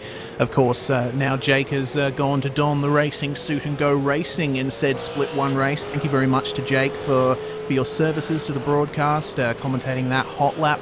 But yeah, man, I'm really looking forward to this race, Sam, man. It's going to be good. You're not wrong. It's a real test for car setups too. I know these teams have really been scratching their heads over the week leading up to this round, because it's very crucial to get these tight left-hand and rights and all that through for car setup, because it's easy to bounce off the curbs here. You really want to settle car, because it's crucial to bounce off those curbs to get the ultimate lap speed out of these things. And if you can get a car that behaves itself up over the curbs and lands correctly, it's really going to show towards the end of this race. It definitely is, and from before the race, in Split 2, Jake and Sam, we were having our little bit of idle banter before the race, and they did mention that ANZ Motorsports, Jared Felsell, who you're seeing on screen right now, has got that right in terms of setting up the car, and he's expected to be right at the top for this. There's so many names up and down throughout this field. It's really interesting to see. I can't wait for this quali session, because it's going to be sensational. Certainly is. We've got 12 minutes left until the qualifying session. Let's number one, just have a very quick talk about our iRacing promo code first off. We do have a promo code of our very own if you want to sign up to iRacing. We've got a promo called PR V8SCOPS 2016. You get 3 months for $5 if you put that in at checkout. So make sure to check that out if you are curious about this racing simulator that we are using.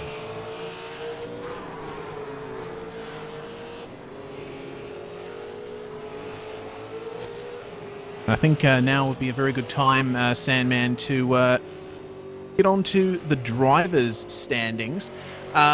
One particular thing that we have been talking about all season, at least before Round 8 at Indianapolis, was Madison Down continuing to lead the championship despite not winning a race. Well, he managed to win at Indy, and now he's got that little bit of extra, push for the championship lead. But it is very, very close up at the front, isn't it? Oh, you're not wrong, mate. And we see how these races unfold each and every event because the racing can change at the blink of a hat. And you see Madison's Down gap is absolutely nothing. But we've seen Jared Filsell throughout the week has been very pacey here at Cota. So I'm really looking forward to seeing how this plays out. But like you said, nothing in it in the championship, and still quite a long way to go. Yeah, certainly. I do believe that we've only got. If this isn't the last round before Enduro season, it might be at least one more until Enduro season. We do have the GT Omega Endurance Cup coming up. First off being the Phillip Island 500. Then we've got the marquee event, the Bathurst 1000. Then we've got the Oak Tree 500 at Virginia International Raceway. And of course, one thing that we should mention, which is actually quite important, we have invested in some rewards for the drivers, and we do have physical trophies available now for both the top 3 in the Drivers' Championship, the top 3 in the Teams' Championship, the top 3 in the GT Omega Endurance Cup, and also some awards for Best Presented Team and Sportsman of the Year. Absolutely fantastic stuff, giving these drivers something to really work towards, and must I say, they are some incredibly good-looking trophies. Oh, are they what? Anyone will want them on the mantelpiece, let me tell you about that. It's just a little bit of added incentive for these guys that put in these year-long races events. And, there's so much goes into these car setups, and people put in a fair bit of time behind the scenes to get themselves ready for each of these rounds. And the trophies just absolutely spectacular, and no doubt everyone would love to take them home. Yeah, certainly. Of course, yeah, some absolutely fantastic trophies, and we should also mention that we are active in the social media game as well, guys. So if you want to get in on this and see some more updates from us, we are on Facebook and we are on Twitter. V8 Supercar Online Premier Series on Facebook and at V8SCOPS on Twitter. You can get all of the latest news from basically the premier sim racing championship in Australia with some of the best drivers in the country and some of the best drivers from outside Australia too. We do have some internationals who come in from time to time to show their stuff in this championship. But yeah, we've tipped over the halfway point in this series, and now it is coasting all the way to the end of the year on what has been a really, really good season of V8 SCOPS, and it seems to only be getting better as the future looms. That's a good point that you bring up about the international drivers that are taking part in our championship. I noticed that there was just an extra qualifying session put up for people on the other side of the globe, just to make the time zones a little bit friendlier for people who wanted to crack the qualifying session. So that was good to see. It's great to see that we've got a bit of international flavour taking part with these cars, and I think it's all become it's all rejuvenated interest, of course, with the new build that we've had to the Car of the Future cars for us. It's been a nice little addition, and I think it's really improved the racing. It definitely has. With the new update to the car, it's become a lot more, a lot nicer to drive than the old car, and we've seen some faces in that car that we haven't seen in a very long time, myself included. Actually, I've been racing on Monday nights, which we are now broadcasting as well. I might add, if you're free tomorrow night, make sure to tune in because we'll be broadcasting Top Split Monday Night V8s back where it all started here at V8sonline. So make sure to check that out. It's good to hear old mate Kennedy got behind the microphone too and calling those races. So the racing's been great too. So it's good to see Monday nights back on V8sonline. Certainly is looking like a very, very good year that we're in the middle of for V8SCOPS, and very good stuff to come as well. But yeah, once again, you're watching the 2016 Lenovo V8 Supercar Online Premier Series, and the practice session, I believe, is up now for Split 1, coming up on about 15 minutes to go until qualifying starts. We're going to load in and bring you live pictures as soon as we can. But going back to the Drivers' Championship, Sandman, one person that we should talk about is Josh Rogers. He's had an incredible run of victories in this season, but recently has fallen off slightly with Jared Filsell's recent upturn in form, but he's still right in there, isn't he? And this is his first season in V8SCOPS, his first full season, rather, with a new team. TTL signed him, and he's definitely shown some raw driving talent. Oh, you're not wrong, mate. The set I've seen out of him this season has been spectacular, and there's no way you'd count him out. You know, everyone goes through their ups and downs and come across tracks that they probably don't, you know, doesn't fit in their favourites list. But look, he'll be back. Don't worry about that. And, you know, like you said, enduro season is only around the corner. And they're big game changers if someone has a good day or a bad day there. So, you know, still don't count him out. But, you know, I can't wait for enduro season. And, you know, they may just pounce then, and could be a bit of a dark horse towards the end of the year. He definitely could. Of course, should mention that Joshua Rogers and Joe Burkett, both new signings to TTL, made their debut in V8SCOPS for All-Star Motorsports in the Enduro season last year at the Spa 4-hour, I believe. The long race that we held at Spa is a bit of a gear up for Bathurst, and they really made their mark there. And they're expected to team up again for the GT Omega Endurance Cup this season. So definitely keep an eye on them. Looking further down in the top 10, Sean Kelly in 5th. Incredibly good showing from him as well. He's been that consistent guy, just showing up in the top 10 and just continuing to pound out those laps and get very consistent results at the same time. Mate, you're not wrong, and that's the beauty, I guess, of a year-long championship. You know, you go on to the, you know, some of the days or the different series, like the Monday night series, where, for instance, where you're racing sort of over a 12-week period, where, you know, these guys can go through the ups and downs, but he's been very strong, consistent, and you know, it's good to see him having a great run. But you know, I'm keen to see how he will go here at Cota this week, because there's a lot of strong competition, a couple of different names up there in the top of qualifying leading into tonight. So looking forward to see how that all unfolds. Yeah, most definitely. Sean Kelly, we should mention, is one of the driving forces behind the media side of V8SCOPS. He puts in a lot of effort into actually putting together a lot of the stuff that you see on screen, and a lot of behind-the-scenes stuff as well. So he really gets he gets his nose into the racing as well. So yeah, thank you very much to Sean, and yeah, looking further back in the driver standings as well, having a look at down in the top 20, we're seeing quite a few guys that have shown up. Some very consistent results, and of course, one thing we have to mention is V8SCOPS being the super competitive championship that it is. It's incredibly, it's an incredible achievement to even get into the top 40 in this championship. So credit must go to every single driver that you see out here racing in top split and in second split as well, because just the level of competition is so incredibly high, isn't it? Oh, you're not wrong.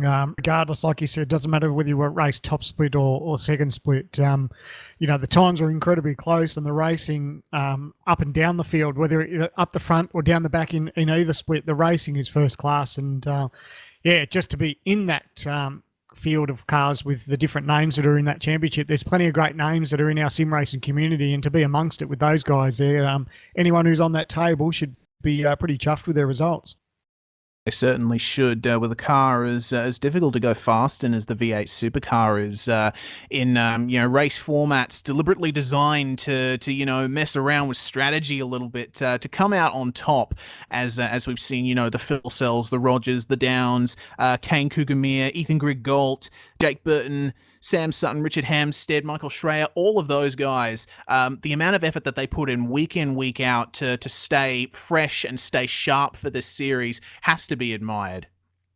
Mate, you're not wrong. And I know they all get a kick out of it, racing all these rounds and different race tracks and the competition that we've got. That's what brings the competitors. I think, what do we have? 75 competitors for this round here at Cota. So between the two splits, that's great. Yeah, definitely. 75 people all up ran times in pre-qualifying for this race. Well, looking at the practice times, I'm not sure if we have live pictures just yet, but looking at the practice times, it's looking quite interesting up the front, because ANZ Motorsports' Kane Kugamiya is currently P1 in practice, just a 10th ahead of Ethan Griggault for SDC Motorsports. A very good showing from those guys so far. Well, you're not wrong. Have a look at the times after that. Ethan Griggault in the 30.8, 30.8 for Sam Sutton, 30.8 for Madison Down, 30.8 for Josh Rogers. I mean, the times are amazingly close. Yeah, it certainly is. Incredibly close times, and we saw hints of that in Split 2, but here in Split 1, the competition is just, not to say that Split 2 is not competitive. It certainly is, but Split 1 just takes it to another level because these drivers are just basically at the very top, and as we were saying in the hot lap with Jake, a circuit like Circuit of the Americas really separates driving styles from one another, and you really get a feeling for how drivers drive, as they said in the Split 2 broadcast. Yeah, you're not wrong. It can either make or break you, some of these racetracks, and you see some of the difficult parts of this racetrack where you're up through the S's and you're bouncing off curbs and you're trying to get the car to land properly and get back on the throttle again. Some people just relish that sort of stuff, and it can be good, it can be bad, but it just depends on how you approach it, and of course how your car setup is too. Yeah, certainly is. As we just saw Madison Down go P1 in this practice session with Josh Rogers assuming P2. It is an incredibly difficult track to lap consistently around, as was said in the fact file and in Split 2 broadcast.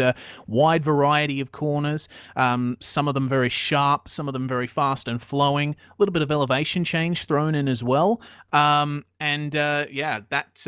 run up to turn 1 where the track widens and it goes up that very steep hill into that super tight hairpin at the start of the race, it's definitely going to be a sight to see.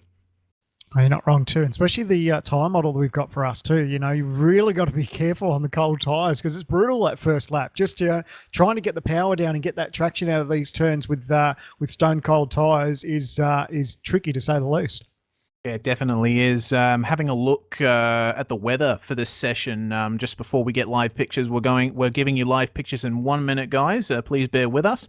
The track temperature is 29 degrees Celsius. Now, with the update to the V8 supercar, the operating temperature of the tires was raised slightly. So that means that once you get out of the pits and you're on those cold tires, the car is incredibly skaty. Almost, it's a real handful to drive, but give it 3 or 4 laps and it really starts to come alive. But on a track that is 29 degrees Celsius, where a lot of the time we'd be seeing track temperatures more in the late 30s, early 40s, especially on your outlaps in qualifying and on the first few laps of the race, you're going to really see some jostling around, and I'm definitely looking forward to seeing that.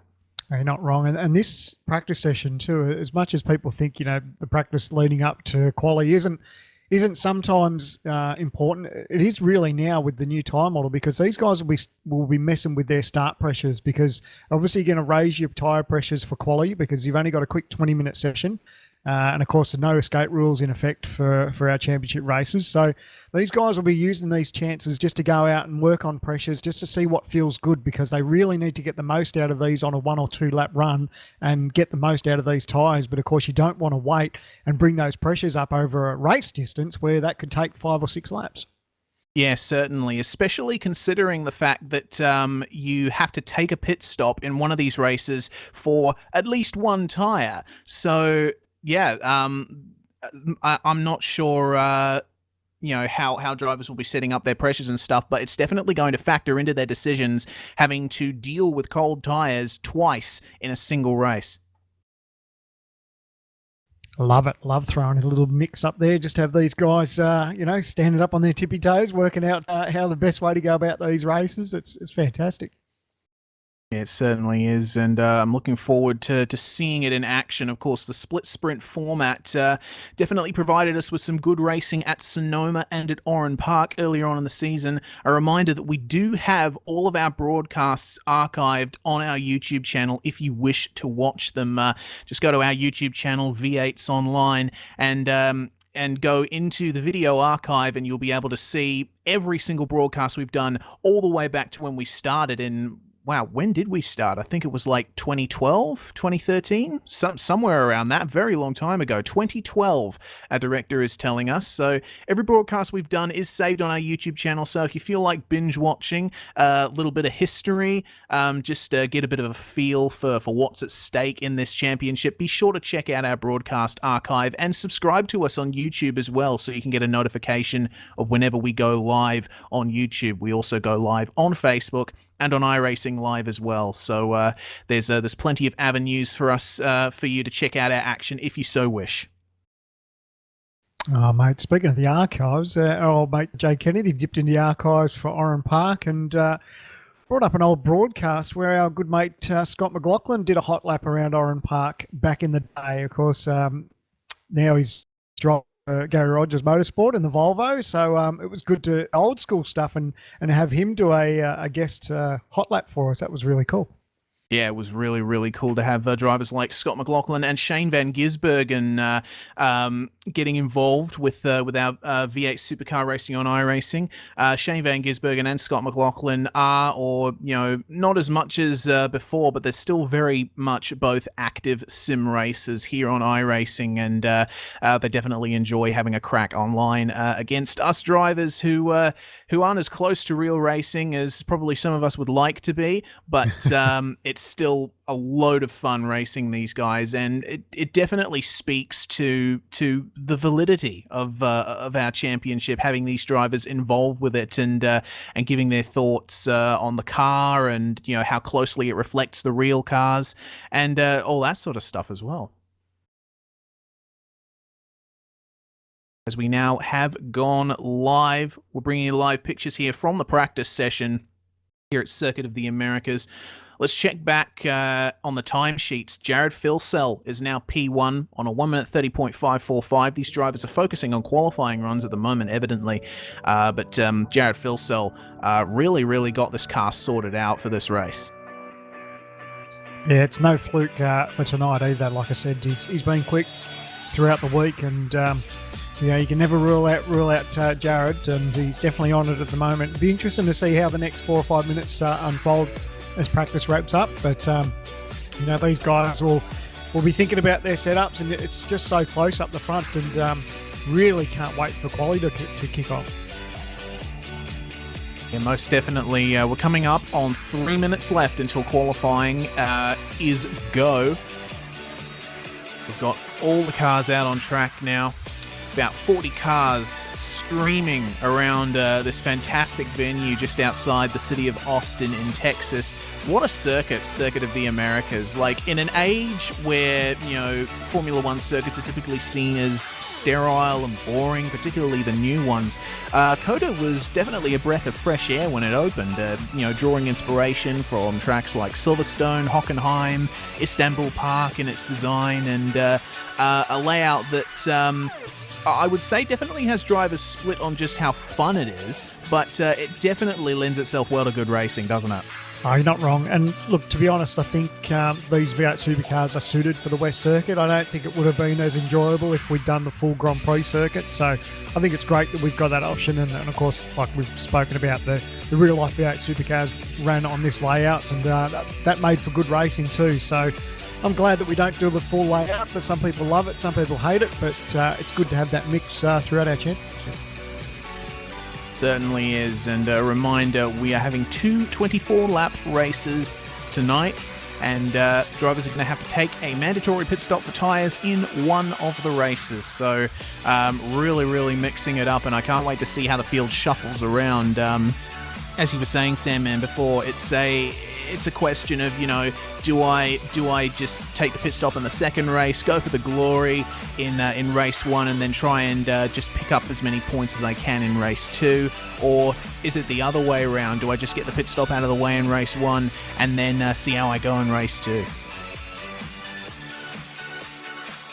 Check out the times too. Jared Philsell, 30.5. Sam Sutton now in second place, the 30.6. Madison down on a 30.6. Jake Burton in a 30.6. So, and then Josh Rogers there, 30.7. 30.7 for Kane Kugamir. I mean, it's really close for this top 10. And these guys have got under a minute to go before qualifying kicks off. Yeah, most definitely. Time's looking incredibly close, and we've got just under a minute to go now until qualifying is underway. With that in mind, who's your pick for pole, Sandman? Oh, wouldn't you know it? I can't believe you're going to put me right on the spot, mate.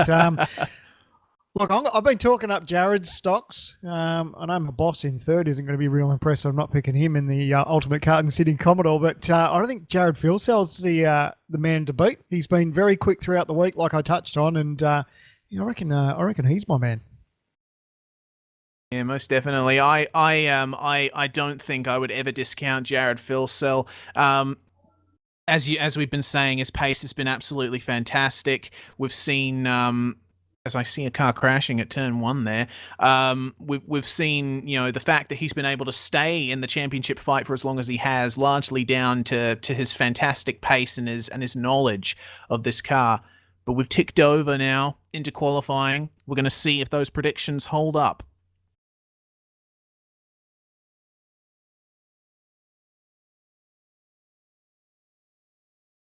Also, we should point out that we have got a live timing app.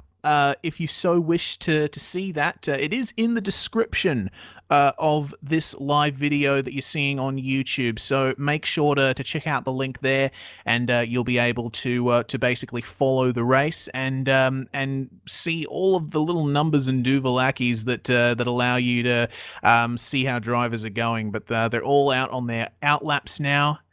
This qualifying session, gearing up, ready to go. I do love the charge out of pit lane. Everyone's just trying to get their first bit of fresh air just so they can lay down a lap, because we talk about it each and every round, but it's crucial just to lay down your banker because you just don't know what's going to happen. I know in the split two qualifying for myself, every time I sort of went to go for a hot lap, someone had a drama in front of me or there was a spin or something else. I felt like a bit like Nico Rosberg last night qualifying. Every time I come around a corner, there's a yellow flag. But so it's crucial for these guys. They know that it's in the back of their heads that they just need to get down a banker, and then they can work about getting the more pace out of these cars. Yeah, they certainly can. I think we're going to be seeing some pretty long runs in this qualifying session. It's only 20 minutes, but as we were saying, the tyres do take a few laps to actually come up to a good operating temperature. Higher starting pressures is going to go some way to fixing that, but it won't go all the way. You still need to actually get out there and work those tyres to get some heat in them. But drivers are coming across now, starting their laps. Sean Kelly appears to be leading the charge into turn one, just locking his brakes ever so slightly. And down the hill into turn two, the section inspired by Silverstone, the famous Beckett's S's. Feel apart with these very scary little orange anti-cut curbs that can really mess up your suspension if you take them in the wrong way.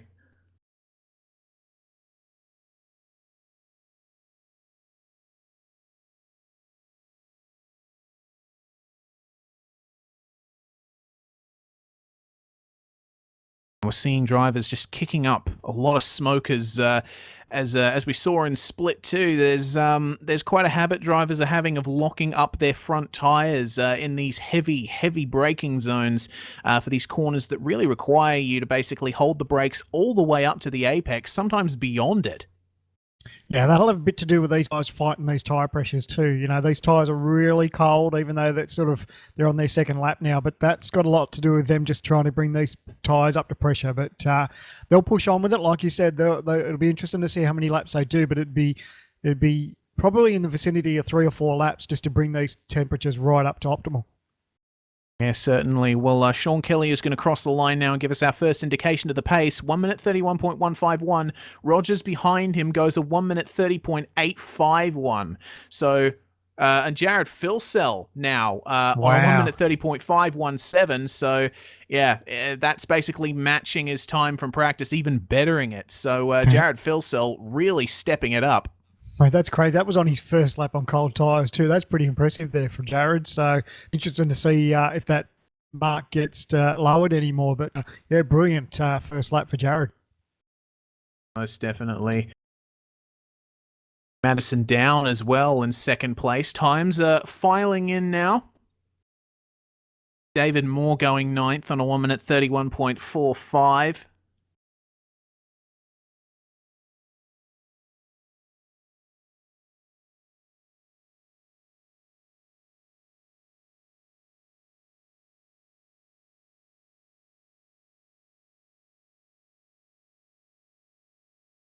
Sorry about that, guys. We were missing car sounds. They are back now. Thank you very much for notifying us.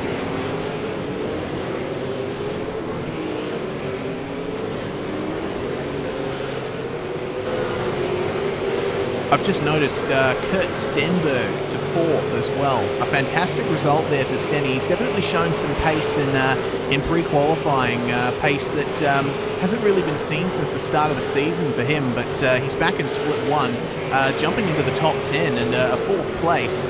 Very good, especially in this opening stage. Oh, wow. Just watched Jared Filsell punch out a 30.2. So he's just gone 3 tenths quicker than what practice was in the earlier session. So, yeah, great lap from Filsell. And I bet the other guys are going to be scratching their heads wondering how on earth do we match that. Jared Filsell on pole by 4 tenths of a second right now. Kane Kugamiya to 3rd as well. Josh Rogers down in 4th. We've got Madison down on screen at the moment. Going through that very tricky section in the middle of the lap that basically cuts off the eastern portion of the circuit. And it's down into this very tight hairpin. And then a very slow stadium-style section. Locking his brakes a bit. Just hope for his sake he's not attention to the numbers at the moment, because it'd be pretty daunting. Just a slide there down, so that'll ruin that lap. But it'll be pretty daunting to see that Filsell punched out a 35 on his first lap and a 30.2 on his second. So you'll think about the way that car is. He may even dart back into pit lane, depending on what he's thinking about this car. Maybe make some changes, but still sliding and moving around a lot. Yeah, certainly. Seeing Madison down staying out. Oh no, he's going into the pits. Now it looks like he's just following the ANZ guys in there. Get it slowed up in time, Matt. There we go. There's your first round of laps done. Sorry, go on, Sam, man. I was going to say, as we just took out the Michael Schroers on screen, but yeah, these guys will just give them a chance to think about pressures, put on a fresh set of boots, because we've already ticked over 6.5 minutes in this session already. Yeah, certainly. Time is actually going quite quickly as Michael Schroer seems to be starting a hot lap. Might just follow him. He's currently in 7th place. 1 minute 30.941. He can go at least 2 tenths faster than that. While Lee Ellis punches his way into the top 20 as Schroer goes off track there. So that's that lap invalidated, unfortunately.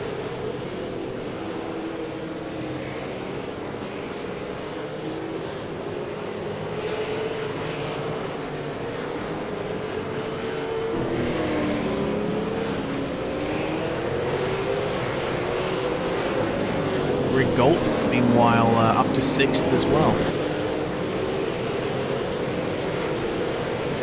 His last lap was a 1 minute 30.9. Once again, I'm noticing that a lot of drivers are running laps in qualifying that are slower than the ones they did in practice, so there is definitely potential in here for a good lap from these guys. I think Ingrid Gault's going to come across the start-finish line. We'll see how fast he goes on this one. It's a 1 minute 30.703. He goes third. Yeah, he's just getting quicker and quicker with his last 3 laps, 31.0, 30.9, 30.7. So you can see he's just starting to get a good feel for it, and he may just keep punching on with this and see what time he can get from it. Yes, certainly a very good lap from Ethan Gault to go third, but Jared Filsell still way out front.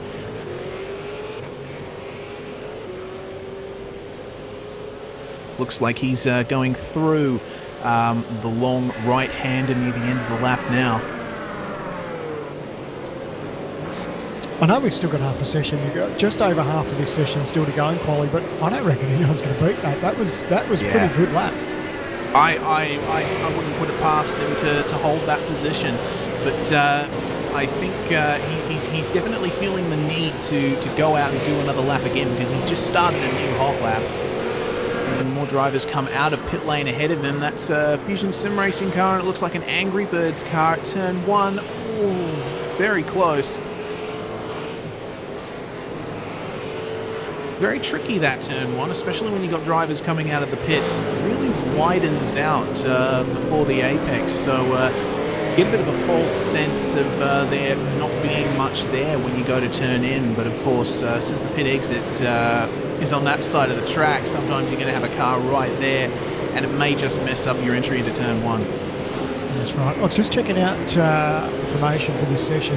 Track condition starts at 75%, so these guys need to be out there because the track's going to evolve and get better just as the rubber goes down. So that's what these guys will be thinking too, just as the session goes on. It's a bit like Formula 1. You see where usually the last car on track sometimes gets the best lap time. So it's good that we've got that now at the championship. Yeah, it certainly is. The dynamic track added to iRacing has definitely been a real asset to this series, adding an extra dimension to the racing. Jared Filsell just trying to find the grip there. Going to come through the second last turn. Has an ERA car ahead of him that promptly gets out of the way. Going through the last turn again. Ran a bit wide. He might just be gearing up for another lap. We'll see what this one is. 131.163. Not the lap we would have wanted, but I do believe he's just biding his time, waiting for the tyres to go up to temperature. Just while we've been watching that, Madison Down's gone faster. He's down to 30.4, so that margin is just over 2/10 now to Filsell. So it's good to see Downs improve. Ethan Gault in third with a 30.7. Kane Kugamiya in fourth, 30.7 also. And 30.7s again is Josh Rogers. That's your top 5. Most definitely. Very, very close there at the front, and it really bodes well for the race as well. Can't wait to see them streaming down into turn 1, but looking outside the top 10, we're looking at, we can see Sean Kelly there in 11th, David A. Moore in 12th. We're focusing on Sean Kelly at the moment. Coming through a very slow section of the track now. Also noticing in a position that has been decidedly better than his more recent results in this series, Cooper Murray in P15 on just a few thousandths shy of a 1 minute 31.6. So good stuff from Cooper. Got snapped up by ANZ after a very, very good split 2 performance at Watkins Glen. Very close to the start of the season. Sean Kelly coming to the end of this particular lap now. I'm not sure if it's the end or the start of a hot lap, but we'll see when he crosses the line. What kind of time is this? A 1 minute 34.1, so not a good indicative lap on his pace. I think if he can put something together there, he's got, is that Brenton Hobson in front of him, so he maybe just starting to close up a little bit where he may be able to sniff some sort of draft, so that could benefit him as this lap goes on. Yeah, certainly will. And one thing that I think we've failed to mention for a lot of the season is the effect that the gearing can have on these cars. V8 supercars, you can't change individual gears like most advanced race cars nowadays. You have a few set final drive ratios to choose from, and you select which one is the best for a particular track. And Cota, I believe most are using the 3.5 ratio, unless I'm completely wrong. Could be 3.25 to 1. It's funny, it's so close for this round. It's actually split between difference of opinion, because I heard that 350 was the favourite, but I sort of went for 375. I just preferred that a little bit better. So I think it's split up and down the field. Yeah, I think it largely depends on what your preference is for acceleration and where you'd like to be in the rev range in a corner. Because I noticed when doing laps myself, in the last turn in particular, it's you take it in second gear, but second gear runs out very, very quickly once you get out of the corner. So that's one major challenge for these guys, is trying to actually get the power down in a way that is satisfying. Yeah, that's right. And, comfort is a big thing. These races, these guys really want the car just almost use the point drive itself. So if you get a comfort level just with a different gear ratio, then obviously that's what you sort of aim for. But a lot of the times we go to a lot of racetracks and there's pretty much only one set gear ratio that everyone pretty much uses. But something a little bit unique for you, Cota, where it could go either way. Yeah, certainly, and we've seen a couple of changes in the timesheets while we were chatting away. Sam Sutton has gone to 6th, Mitchell Sealack has gone to 7th place, so TTL and ANZ continuing to consolidate their good positions in the top 10 there. Meanwhile, Michael Schreier in 9th, Kurt Stenberg in 10th. Ingrid Galt remaining in the top 5.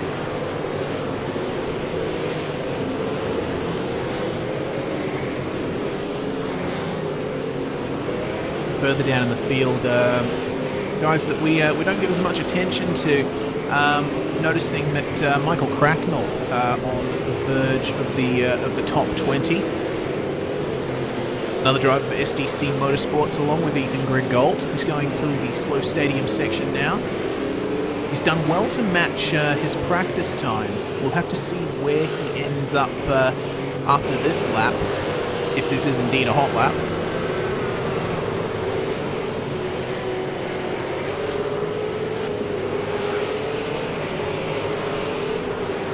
He's having a good red hot go. I didn't want to drift too wide there, so he did good. Very easy to get an off-track incident here at Cota. Thanks to the wide open nature in place. Mick Cracknell crosses the line, and it seems that it is the start of a lap for him. It's a really steep rise into turn 1. Such a spectacle to watch. And the track just drops away after you exit that corner. You've got to be really, really careful of how much you've got the power put down. Well, you're not wrong. And coming down the pits on cold tyres, just like yours truly did, it's easy to loop them just on cold tyres because it's such a downhill gradient at that part of the racetrack, and really gets your attention. Certainly does. Looks like Cracknell has gotten through that tricky midsection just fine. All running a bit wide there on the entry to this slow stadium section. We've just got under 4 minutes to go in this qualifying session. Time is running out for drivers to improve. Just while we've been watching this, Hempstead has just moved himself up into 6th place. He was, I think he was on the verge of dropping outside the 10 there not long ago, so it's good to see he's just found a couple of spots. Very good to see. Richard Hampstead, the first ever V8SCOPS champion, actually, for the short test season we ran in late 2014. Has got talent to back him up. Mick Cracknell has crossed the line. 1 minute 31.465. That moves him up into 18th place, just ahead of Jake Maloney. Very, very close to Wayne Burke as well. That's 1,000th of a second separating them. That's impressive. Wayne Burke for Synergy Sim Racing in that fresh-looking Boost Juice livery. Very, very nice livery. I feel like grabbing some fruit juice after seeing that car.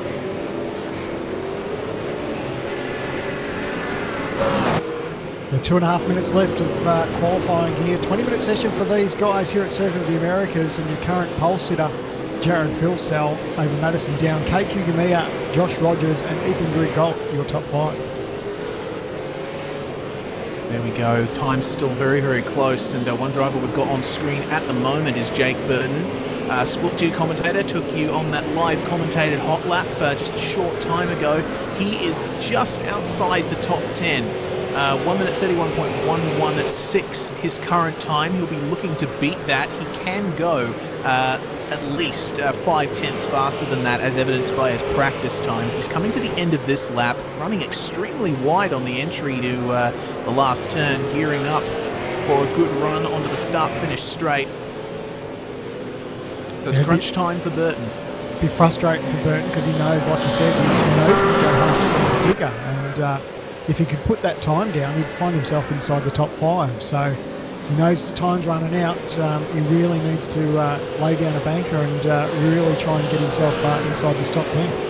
And one person who stands to lose from that, if Burton manages to improve, is Kurt Stenberg. He is currently in 10th place at the moment, and he won't be looking to lose that place anytime soon. He's just started another lap, currently on basically a 131 flat. He'll be looking to improve on that. He has improved on his practice time of a 1 minute 31.224, but he did manage to get into 8th place in pre-qualifying, so we know he can get a couple of positions higher. He has got a bit of traffic though, it seems, which very promptly goes off track and lets him by. Good stuff.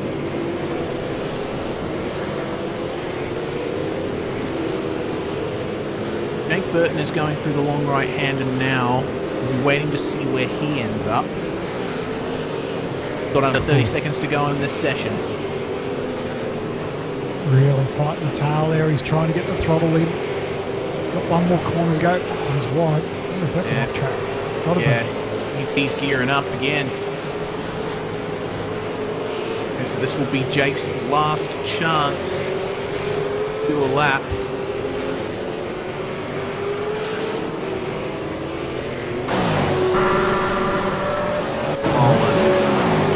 Flag flies for Kurt Stenberg. He goes 131.033. That is an improvement on his time, but yeah, he remains in 10th place.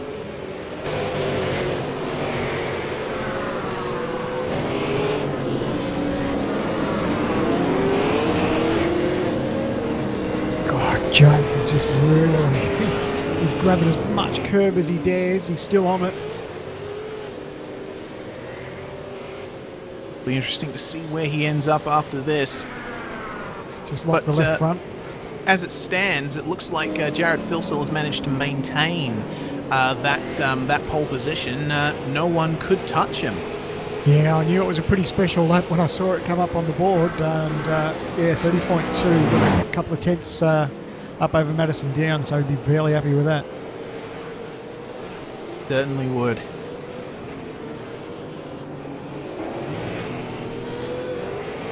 Looking for drivers to finish their laps now.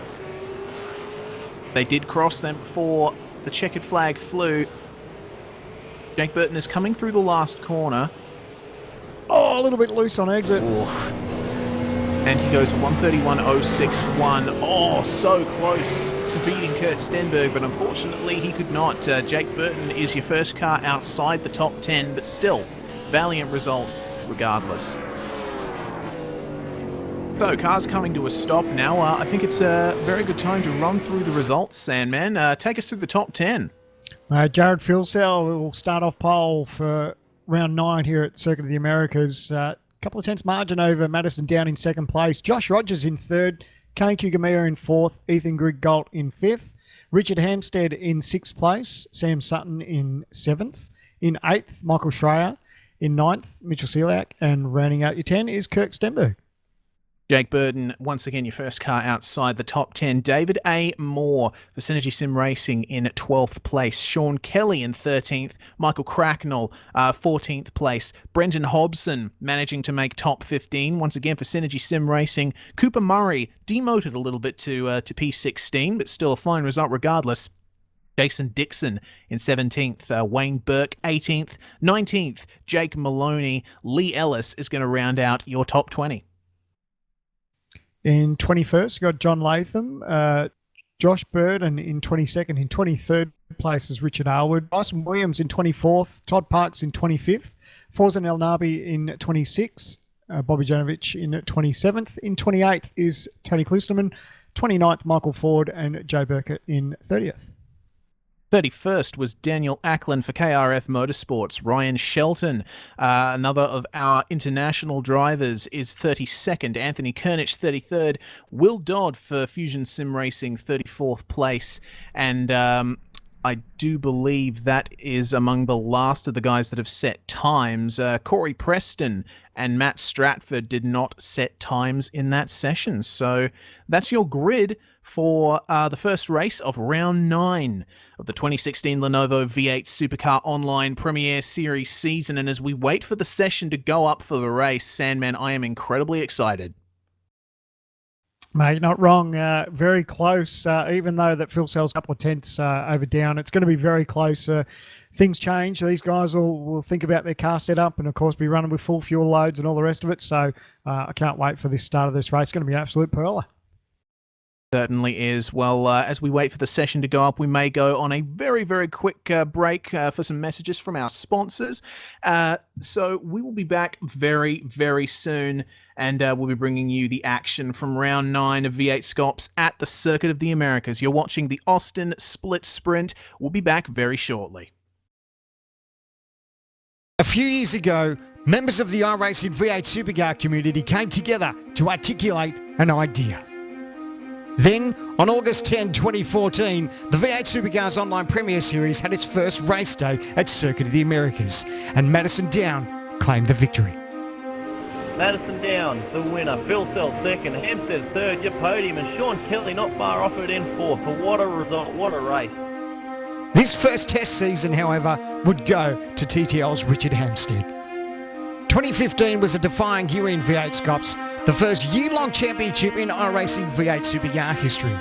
The season was filled with many highs and lows. Few drivers were triumphant. Most faced heartbreak. Young gun Jared Philsell was crowned our champion. But in 2016, it's a new championship and a new opportunity for our passionate sim racers.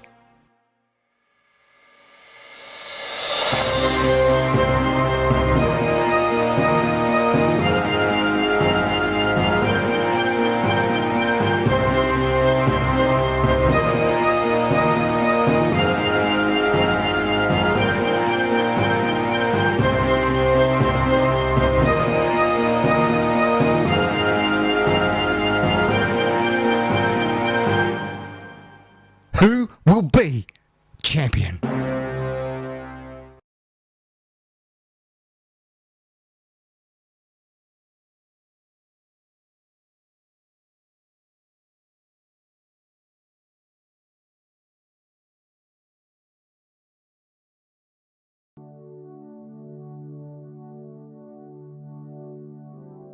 Everything is big in Texas, or so they say, and this monumental facility, located just outside the city of Austin, is no exception.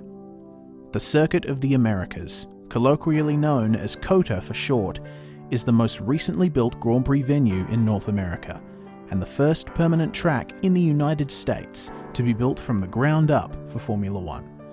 Unique among more modern Grand Prix venues for incorporating more elevation change than most, and directly drawing inspiration from other classic circuits in its design, Cota is a favourite among many fans and drivers.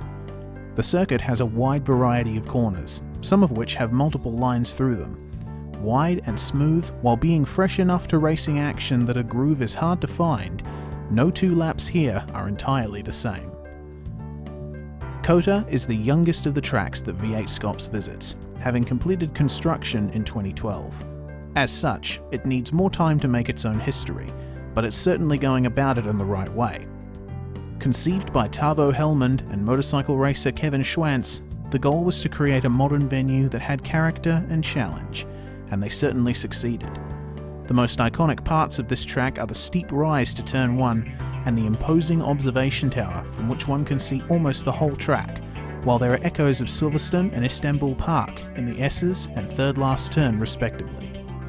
The circuit's status was cemented by hosting a raft of high-profile series, Formula One, naturally, as well as America's own United Sports Car Championship and Pirelli World Challenge, and the FIA World Endurance Championship comes here too for the Lone Star Le Mans. And for a brief period, the circuit hosted V8 supercars. We are using the layout that they used, the west layout of the facility, for this weekend.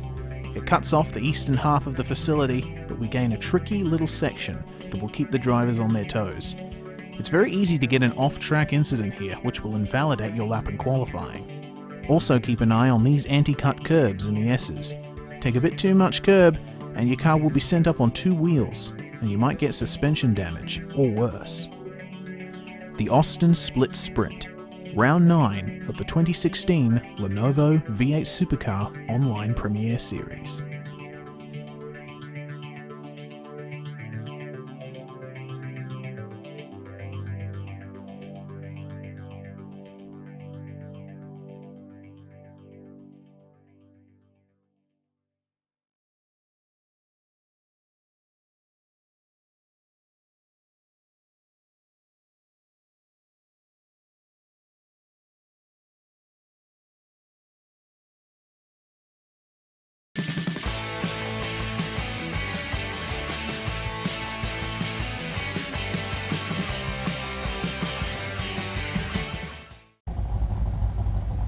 Hello and welcome to Round 9 of the V8 Supercars Online Premiere Series.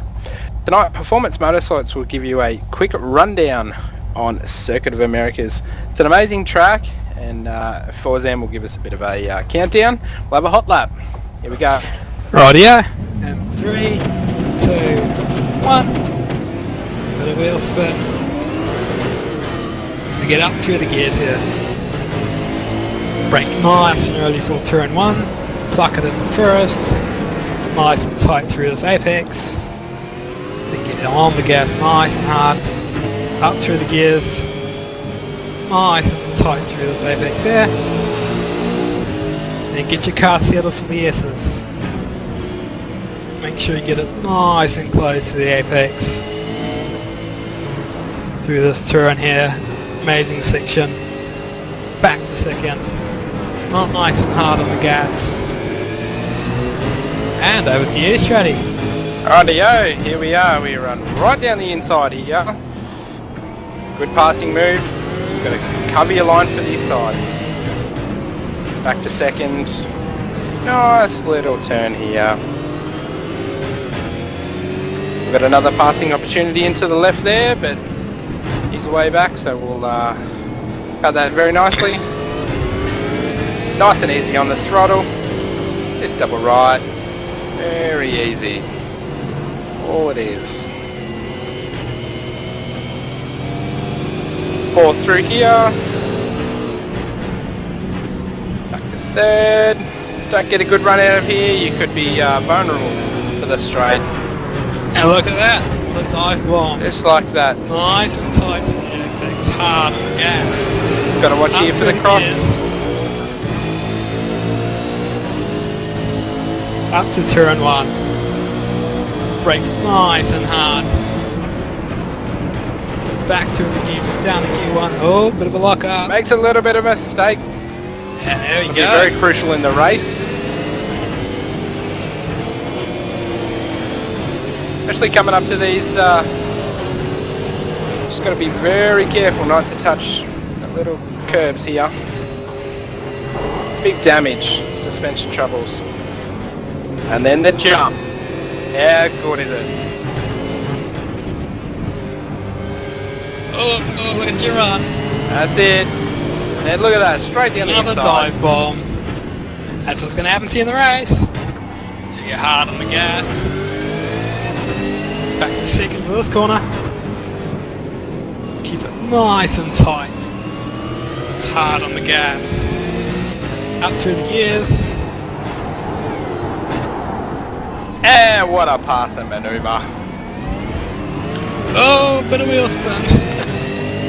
Keep it nice and tight through this apex. Just watch your teammate there. It's going to be a very fun track. Up to fourth, back to third here. Oh, and we got another off track. Brake nice and early here. Watch for the move. Bit of wheel spin, he's gone.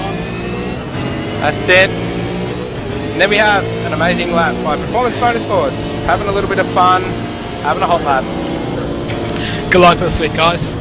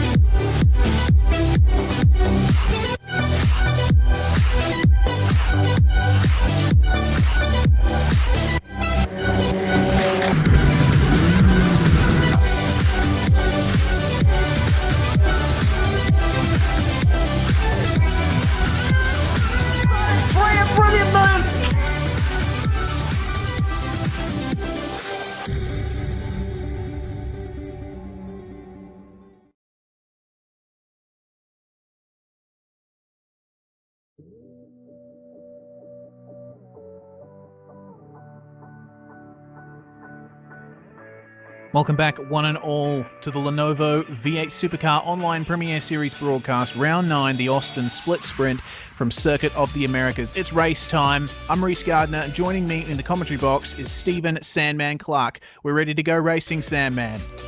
Oh, mate, I can't wait. This is a great racetrack. I think it's really well suited for our V8 Supercars. We've seen a great quality session, but now it's the time for the biscuits. This is where everyone's got their race set up. There's not much else they can do to it now, and it's time to race. I can't wait for this one.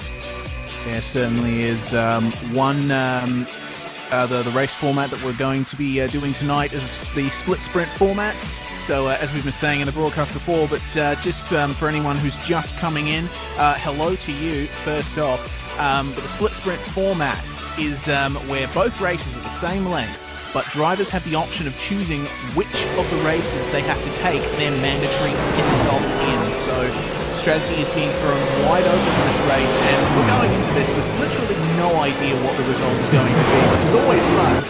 Yeah, we can sit here and we can ponder and we can put money on and who we think is going to do what, but these races are known to throw a curveball every now and then, and of course when you talk about these pit stops, really interested to see who's going to make their pit stop in the first one and save it for the second. It's a really interesting format. I reckon it's a great addition to our series.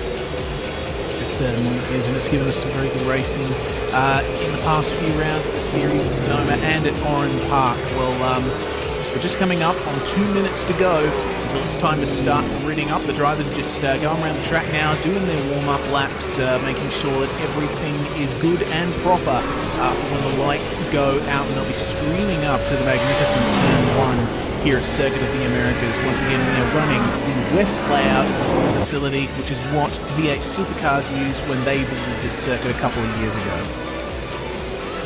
I touched on a little bit if you didn't join us for qualifying. My personal opinion, I reckon the West setup for these cars is great. I don't think it'd be as enjoyable as if we were on the Grand Prix layout, but nevertheless, I reckon it's well suited. But some people love it, some people hate it, but it's a nice little mix, and you've really got to work on car setup because it gets quite tricky in those S's leading up to the shortcut for where the West circuit, I should say, joins for the Grand Prix layout. Yeah, certainly, and because this track is so wide open, very easy to get an off-track 1X here at this track, and of course we do have an incident limit here in V8SCOPS, and for every 10 points you go over that limit, I believe you get 10 points taken off your final result in the round. So drivers will be looking to stay in between the white lines, but you know, the racing is going to be hard enough that we're probably not going to see that happen too much.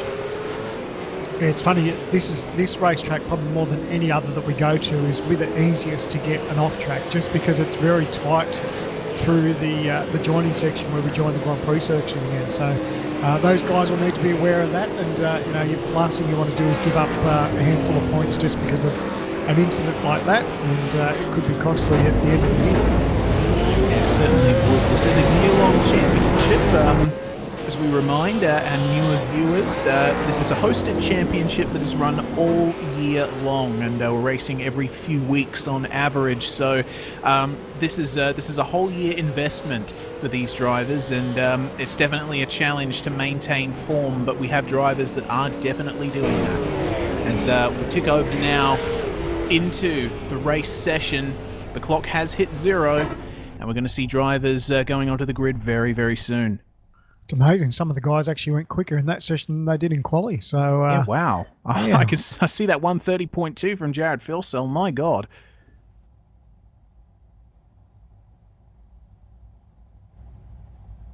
So here we go.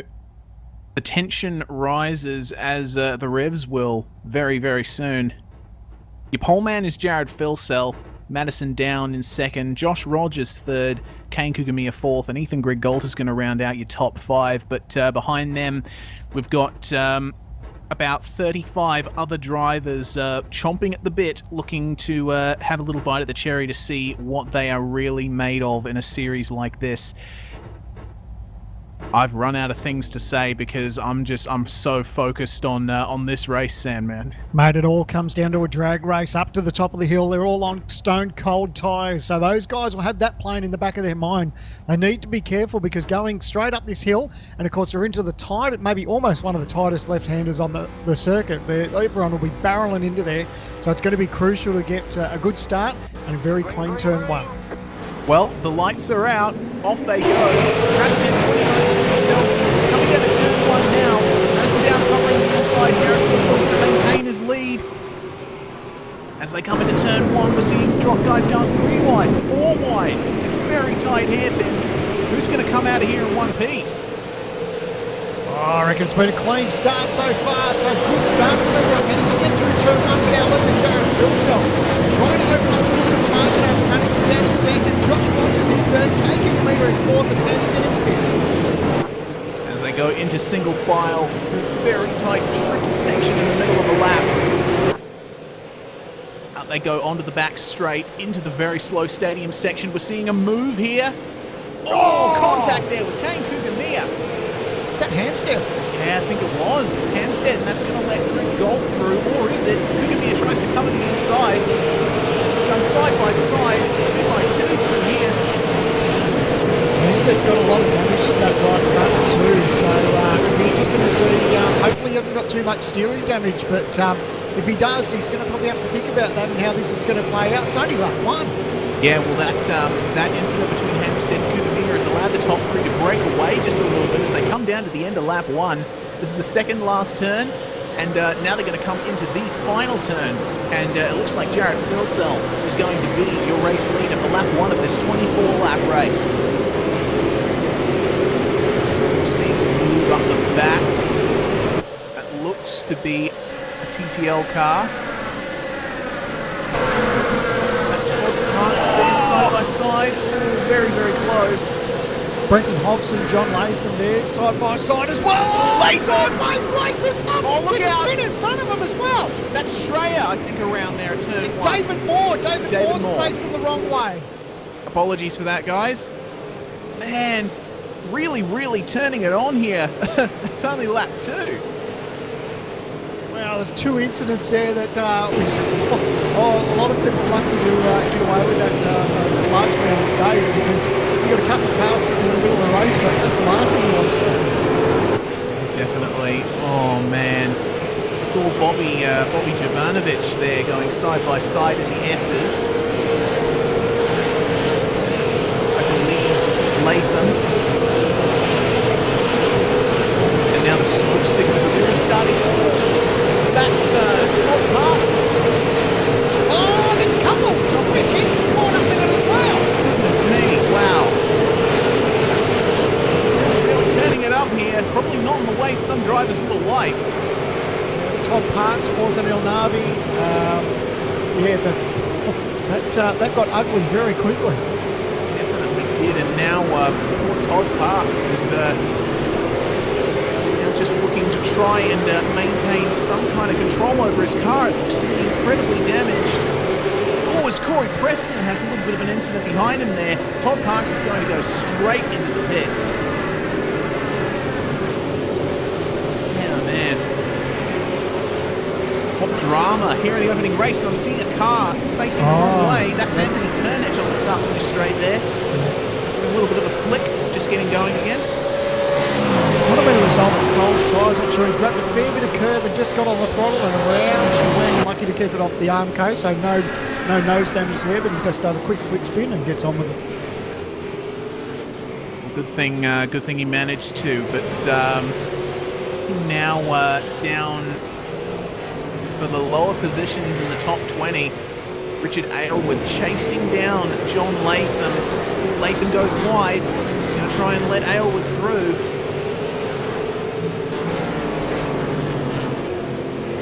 Oh, I thought he was thinking about a bit of a crisscross there. Man.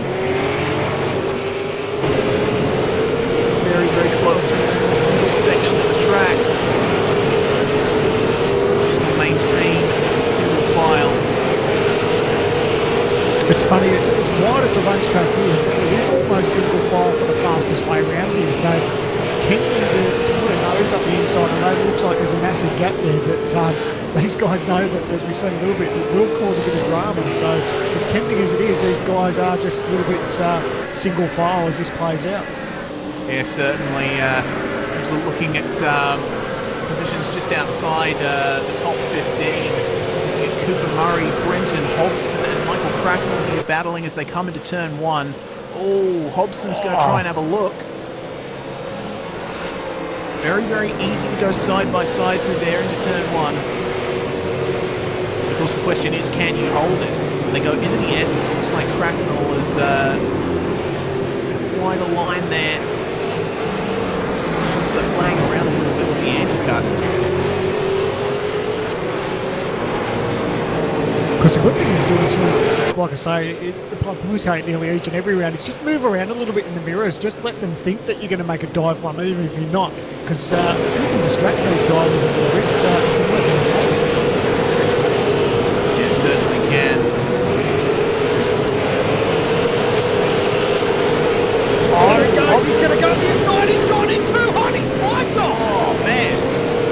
Hobson just flat out right there. That was really bizarre. So, I mean, you carry that speed and you just can't pull it up. It's a tricky enough corner as it is when you're trying to go single file and everything's going right for you. But as soon as you carry a little bit too much speed, he just ran wide and he's looking to keep it off the wall. Yeah, certainly. Well, good thing this track is as wide open as it is, because had the walls been a bit closer, we might have seen Hobson out of it.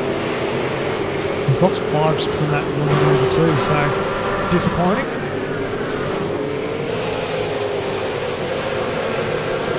Focusing on Sam Sutton at the moment, only in 6th place. Oh no.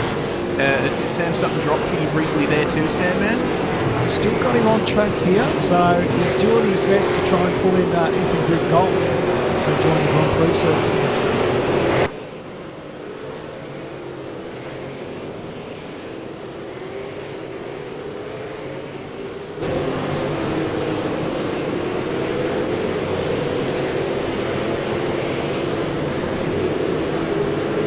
Nothing in it between Sam Sutton and 31-1 last time round. 31-1 for Ethan Group Gold in front of him, and 30.9 for Kane Kugamiya. So these guys just playing it smooth. They're just trying to keep an eye on each other. And, of course, they've got a little bit of a margin that have gone out to our front runners for Phil Sell, Down and Rogers for first, second, third. Yeah, and further back we've got Josh Burton and Brenton Hobson engaged in quite a battle here. Looked like they just went side by side through one of the hairpins in the stadium section. They're coming up at the end of the lap now. Burton looking pretty racy with Hobson there in front of him. Oh, Hobson going to the pits. Hobson's going to take his pit stop in the first race, confirmed. It's one less position for Josh Burton to worry about getting by.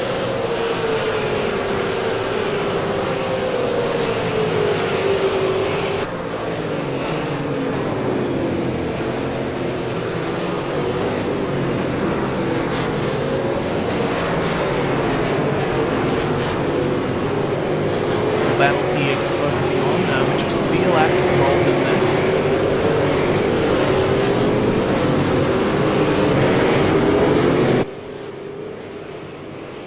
Yeah, this battle got to Hampstead 7th, Schreier in 8th, Sealac in 9th, and Burton in 10th. So, good little pack of cars. Yeah, very nice, but it's all looking pretty uniform. Definitely see where drivers are gaining and losing pace over the lap, especially in that stadium section. There seems to be no real correct line through there.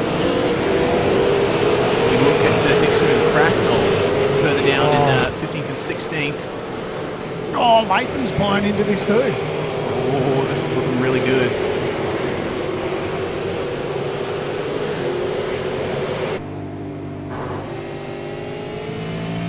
Latham getting really, really close to the back of Dixon. Cracknell ran wide a little bit there. Looking at 15th back at the moment. Latham might have a bit of a run here. What do you think of that route? It's a bit early, but look out for Dixon here as we see Hobson come out of the pits just behind them. Narrowly avoids getting his nose chopped off by Josh Burton there. Cracknell's just run away with it a little bit here in this section of the track.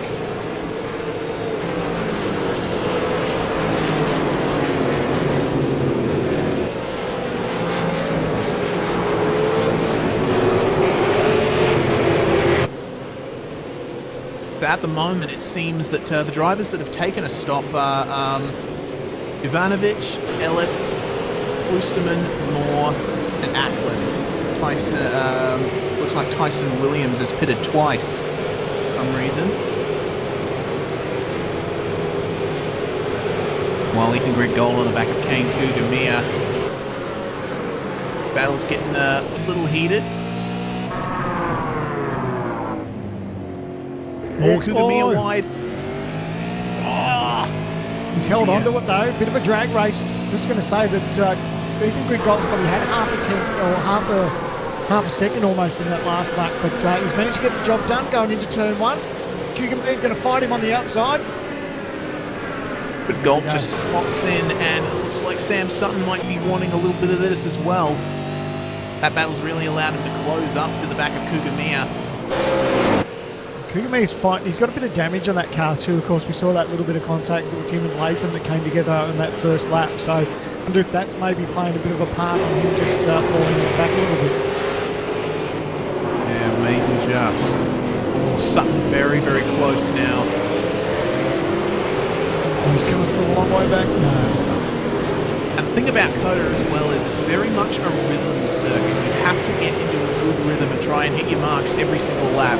And if you get one corner wrong, basically the rest of a certain complex is completely screwed up as well. So drivers will be looking to pressure others into mistakes to get by rather than simply just going for moves. Oh, exactly right. That's what I said about just moving around the mirror. That's crucial. Yeah, definitely. As we see Richard Aylward in P16. Then between John Latham and Jason Dixon. Seems to have fallen back a bit.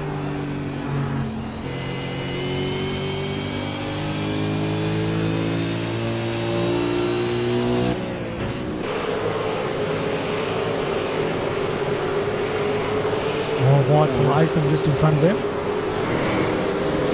Running very, very wide on the exit of the second last corner. Looks like that is Jason Dixon in the pits. Oh no, not Dixon, that's Burden. Jake Maloney's he's in the pit lane as well. Here we go, more drivers electing to take their stops in race one. Ryan have Shelton. to wait and see what these drivers can do in race two, because they won't have to pit.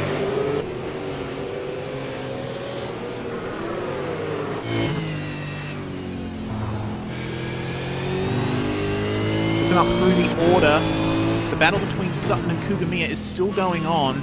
Right behind them, they've got quite the train. Richard Hampstead, Michael Schreier, Jake Burton, and Richard Selak there.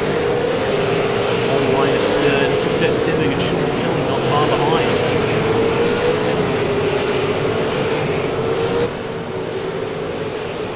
Oh wow.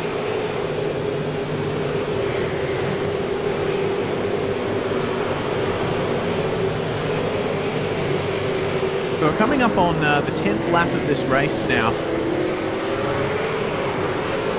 I think drivers are just settling into this race, and I don't know.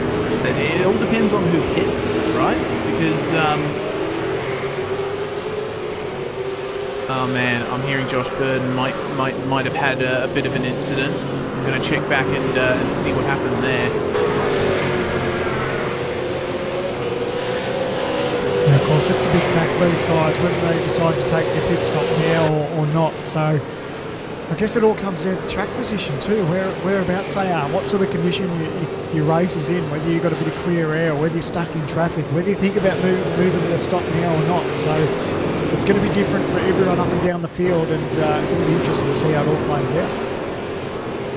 Yeah, it looks like Josh Burden and Brenton Hobson were engaged in a pretty tight battle, and still are actually. Seems to have been a little bit of contact between them. This will be a battle to watch towards the end of the race. Both of these guys have pitted, so pretty much racing to the end as Hobson goes for the move on Burden and turns him around almost. He saved it. He's up as lucky. It looks like Hobson made an effort to redress after that, which is good.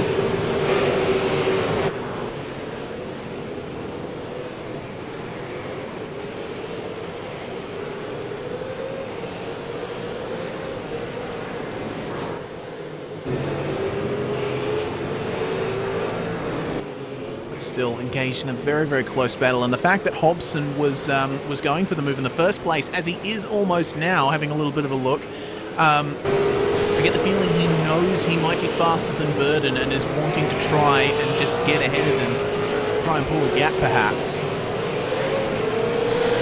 Hard to do it through this stadium section. A little wider entry is Hobson.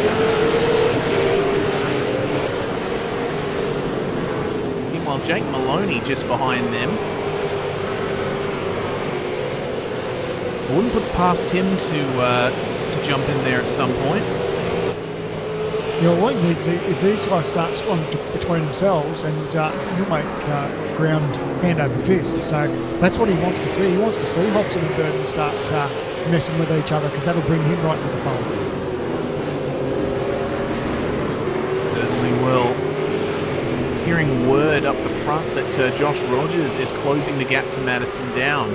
They're getting very close. Yeah, just think about last time round, 31.4 for Down and a 30.8 for Rogers last lap.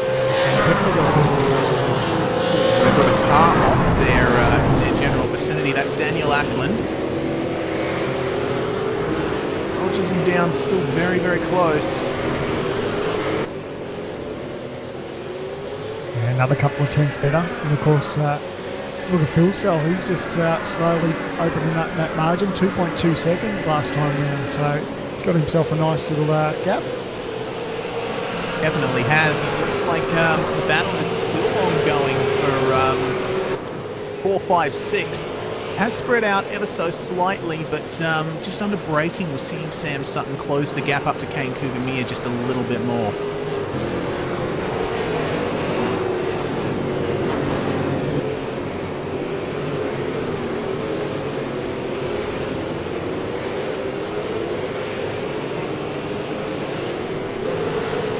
interesting to see if these front runners decide to make their pit stop in the first race, or whether they decide to wait for the second one. I love the thought. I'd love to be sort of behind the scenes to find out what these guys are thinking, whether they are going to do it now. But if you are thinking about doing it in the first race and you're up front, you want to leave it to almost the very last moment, because you get yourself a bit of track position, and if you are going to stop, you can come out with some clear air from this first. Yeah, and I think if you're up front, you don't want to be the first to blink, because if you're up the front like Phil Cell and you choose to take your pit stop then in this first race, then logic stands that no one else is going to pit, because then that's an easy extra position for them and an easy win for someone like Downell Rogers. So. Yeah. It's just, it's this really huge tension up at the front of the field, like, should I pit? Who's going to pit? Well, Hampstead's pitted. He was in 7th place, so Richard Hampstead decided to bring the Hyper Simulation Falcon in. We're going to be taking a look out for him in the second race to make good on others not pitting. Because I would definitely hedge my bets on none of the top 6 pitting in this race, or at the very least none of the top 3, because they're close enough to Phil Cell that if he pits, they would very much stand to gain from that. While Cracknell in the lane as well.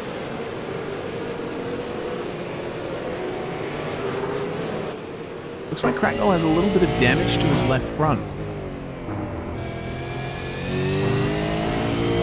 Out of the pit lane. Oh, goodness me, and the Burden parks.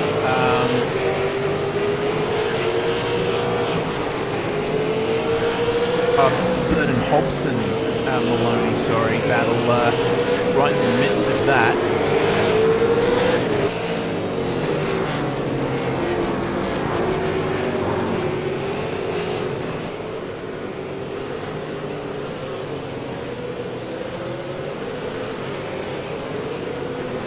The gap between Down and Rogers seems to have stretched out a little bit. They're not as close as they were a couple of laps ago. Yeah, he's opened up 3/10, so 2.5 second margin. Fullcell's doing it fairly comfortably. He's had pace 30.8 last time round compared to Down's 31.1, so a good 2 or 3 tenths each lap. So he's just holding that margin, and he's fairly comfortable at the moment. And why wouldn't he? Yeah, most definitely.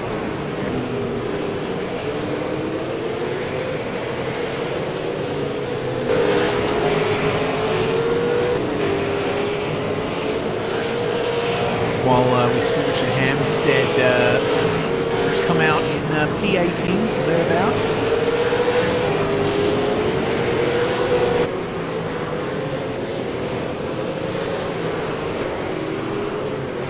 He's got himself some fresh air too, which I think he'll be happy about. Certainly, I'm looking down in 8th place. Jake Burton, Michael Schreier, Mitchell Sealack. Looks like Burton got past Schreier on this lap, but I noticed a lot of smoke in the slow stadium section of the circuit.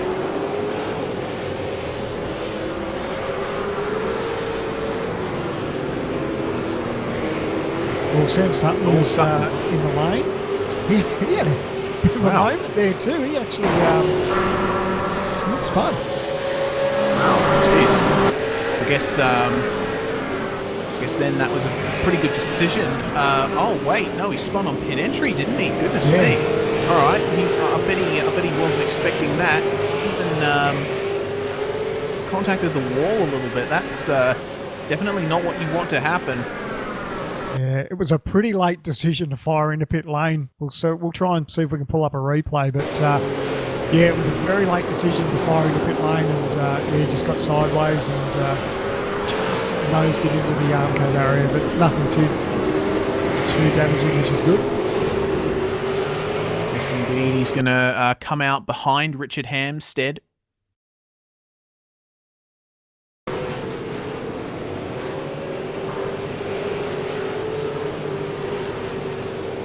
We're back live now Oh man, I'm noticing Jake Burton locking his brakes massively in the stadium section, just trying to get the car slowed up for that second tight left. Going to fall off just a little bit. We're focusing though on the Dixon Latham battle. Incredibly close here at the moment. I'm just trying to take that wider entry in the long right hander, closing up a little. Just had that little bit of extra mid-corner speed that Dixon didn't have. If he can get a good ride, he can quite get on the power here, but thought he'd think about a move up the inside. He's a little bit too far back. But what he needs is a good run here onto the front straight and carry that pace up into turn one. Like he might an alright run here. It's a bit too far back. Latham not being as out and out caution to the wind in turn one as we've seen some drivers in this race.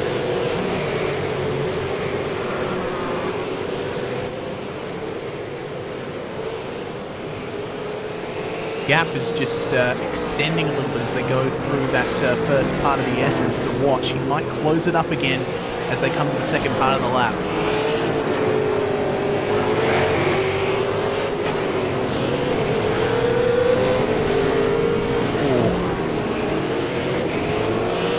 Yeah, it looks like Latham has very good speed in the second half of the circuit.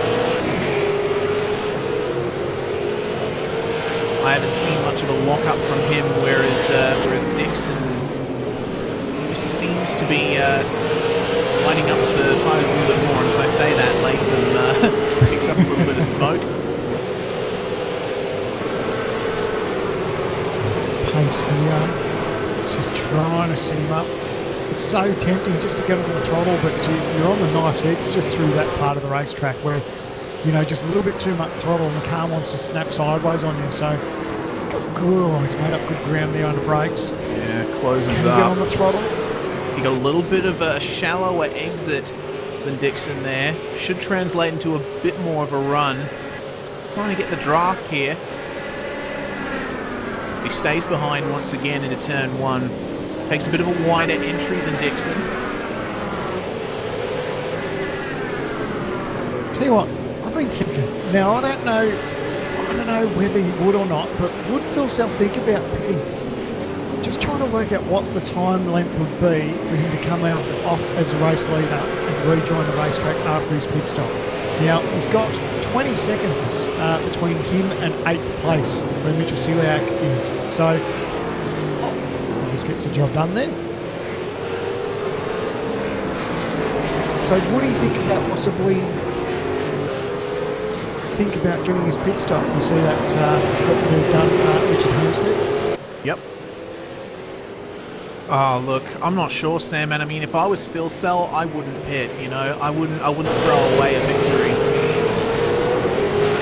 But if he gets his pit stop over and done with in this race, he can still rejoin possibly in 7th place and gives him a good starting spot for race 2.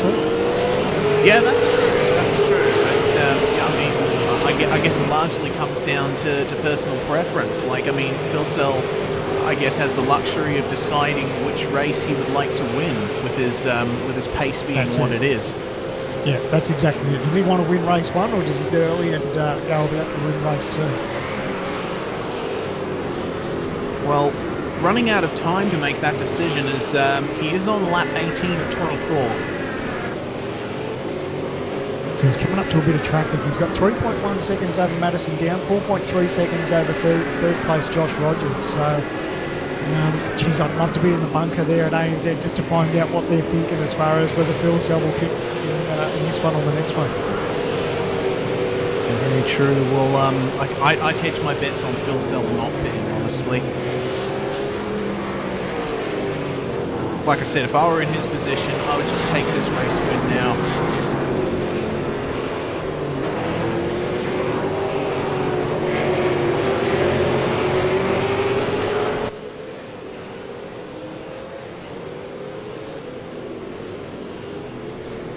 Meanwhile, I'm looking at Kurt Stenberg and Mitchell Ciolak here. Ciolak's really closing up to Stenberg here for 7th and 8th position. Oh, very, very close in the final part of the lap. I'm not sure what happened in that long right-hander for Stenberg, but it allowed Ciolak to catch up massively. Yeah, he's definitely pacey here, isn't he, towards the end of this race? Certainly. Just thinks about it, moves around in the mirror. I love it. It's so tempting there, but to just like let off the brakes and let yourself carry a bit of speed and just stick it up the inside, you know? Yeah, if you're up for a bit of smash-up derby or something like that, you can do that. So yeah, it gets pretty ugly if you fire in there too deep. Yeah, and through those S's, when you're so close to a car like that, those anti-cuts, you got to really be careful of them. As we saw Ciolak just smashing them a little bit as he was behind Stenberg. You go in there pretty much blind. All through the stadium section here. Stenberg is sitting pretty for an easy top 10 here. Without a doubt, the Fusion Sim Racing's highest finish of the entire season.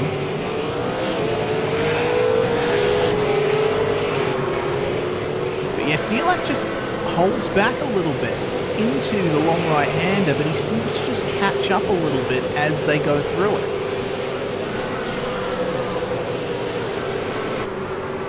I just pushed a little bit wide there in that turn.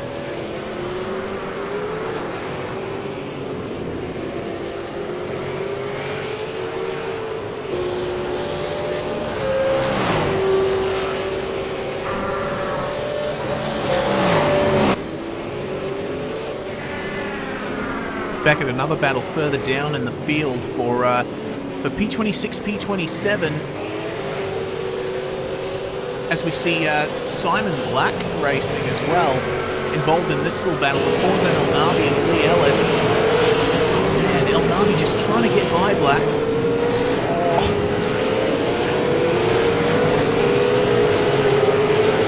Simon Black, of course, a race admin for V8SCOPS as Ellis closes up.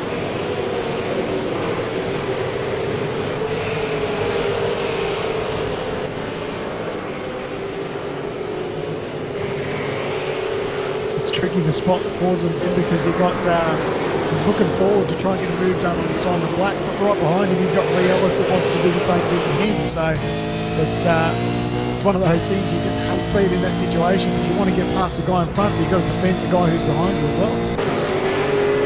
Most definitely. Well, Elnavi's going to go for the move here, just about. He thought about it, he definitely thought about it, but I think quickly realised that he couldn't quite complete it.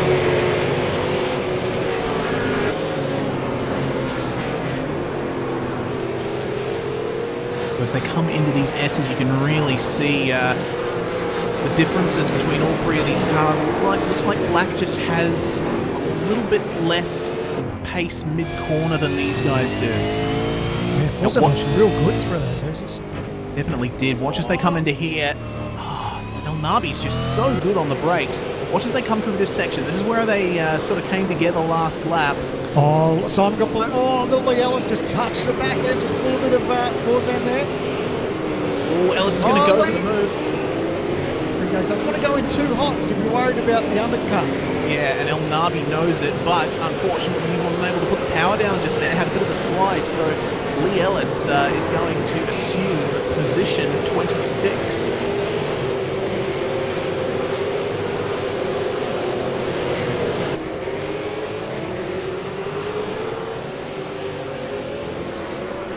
Now Lee Ellis's next aim is going to be Simon Black, race organizer, admin, but Lee Ellis just had that little bit of a slide coming on the straight. You need that traction at a track like Cota.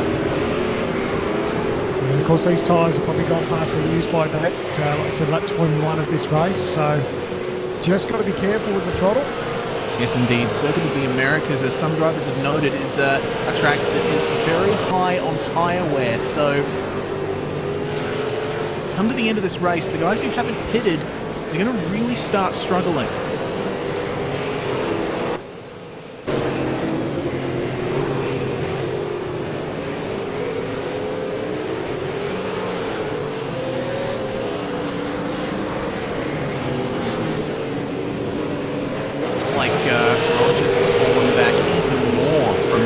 down in the middle of lap traffic getting held up. That is way more nervous.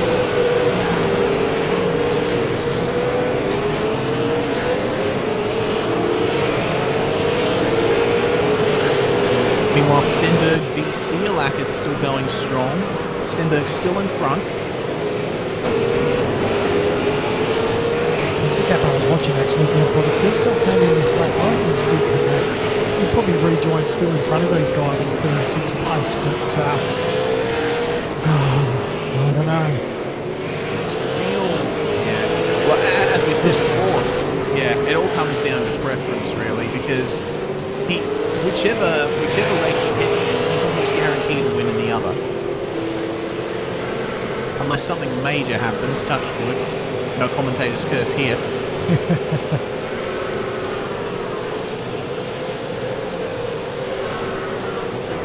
It's one of those catch-22s, isn't it? You know, if he pitted and maybe come out in 6th place, you'd have a 6th and possibly a win in race 2. But do you have a win in race 1 and possibly, I don't know, do you finish, how far back do you finish in the second race? You know, that's the catch-22, and that's what these guys need to weigh up. What way do they want to roll the dice? Yeah, certainly one dice that is starting to get rolled is the battle between John Latham and Cooper Murray. I've noticed they've almost come together a couple of times in the last few corners. Latham's got a run in on Cooper. He's going to go for the move. Yeah, definitely what pace Cooper tried to cover. Yeah, he's gone in a little bit. Oh, I thought he might have gone in deep, but he did a great job of pulling that up. But Latham really had pace up that straight. I would definitely look for a move from Latham in the next couple of laps, or in the next lap. They're on the second last lap, Sandman. This race has flown by. Yeah, and these guys are right in the thick of it too. Oh, look at that. Latham just starting to close up on the back of Cooper Murray. Yeah, that mid-corner speed. Once again, Cota's a track where mid-corner speed is incredibly important. Got to be very careful on exit though. Meanwhile, Sam Sutton is involved in a little bit of a battle here with Richard Aylward. It's all coming together at the end here on the second last lap of the race, Sandman. Yeah, these last little spots they can pick up just to make their job a little bit easier in the next race. But you can see, Sam Sutton out a little bit wide. Richard Aylward a little bit eager on the throttle, just lit up the tyres a little bit. Latham is on Cooper Murray's bumper. He's going for the move. They go for contact in the final turn, in the second last turn, sorry, and that's allowed Cooper to gain quite a bit on Latham there. Yeah, I think Latham just did the heads-up thing and just meanwhile, let him Sutton. Sorry, Sandman, but Sutton just went for the move there at the last turn. Got by Richard Aylward.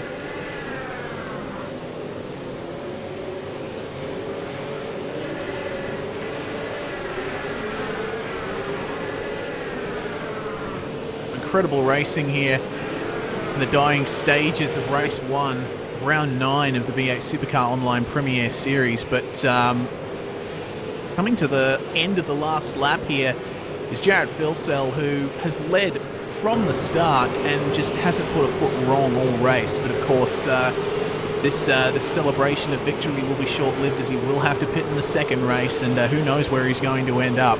Jared Filsell is going to come out of the final turn, cross the line to take the victory. Yeah, great job from Filsell. He's been big all throughout the race. A little bit tight there when he was in a little bit of traffic. That margin went from 3 seconds to 1.5 seconds, but down in second. Rogers in third, Ethan Goodgold crosses the line for fourth, and Kane Kugamiya in fifth. And Michael Schreier's going to cross the line in sixth, and Kurt Stenberg is going to hold off Mitchell Siolak for a very good 7th place. Fantastic stuff there. Cooper Murray is going to finish in 9th place as Latham runs a little bit wide at the second last turn, but an incredibly good result there for Cooper Murray. Fantastic finish, and Latham is going to get into the top 10, a place that he hasn't seen much of this season, so good on him. Jason Dixon is going to finish in 11th place, with Wayne Burke in 12th. Sam Sutton all the way down in 13th place after pitting. Managed to drop Aylward by quite a bit there. While Jake Burton's going to hold off Richard Hampstead for 15th place. Well, What a race, Sandman. I can't wait for the second one. Yeah, it's definitely not over. There's a lot to play out for race 2. Of course, a number of these cars haven't made their compulsory pit stop, so that'll all play out in the next one. It's going to be great to see just how these guys go about it and whether they leave it very late in the run to get these stops done. Should be a wrapper. Certainly should, and it looks like Forzan El Nabi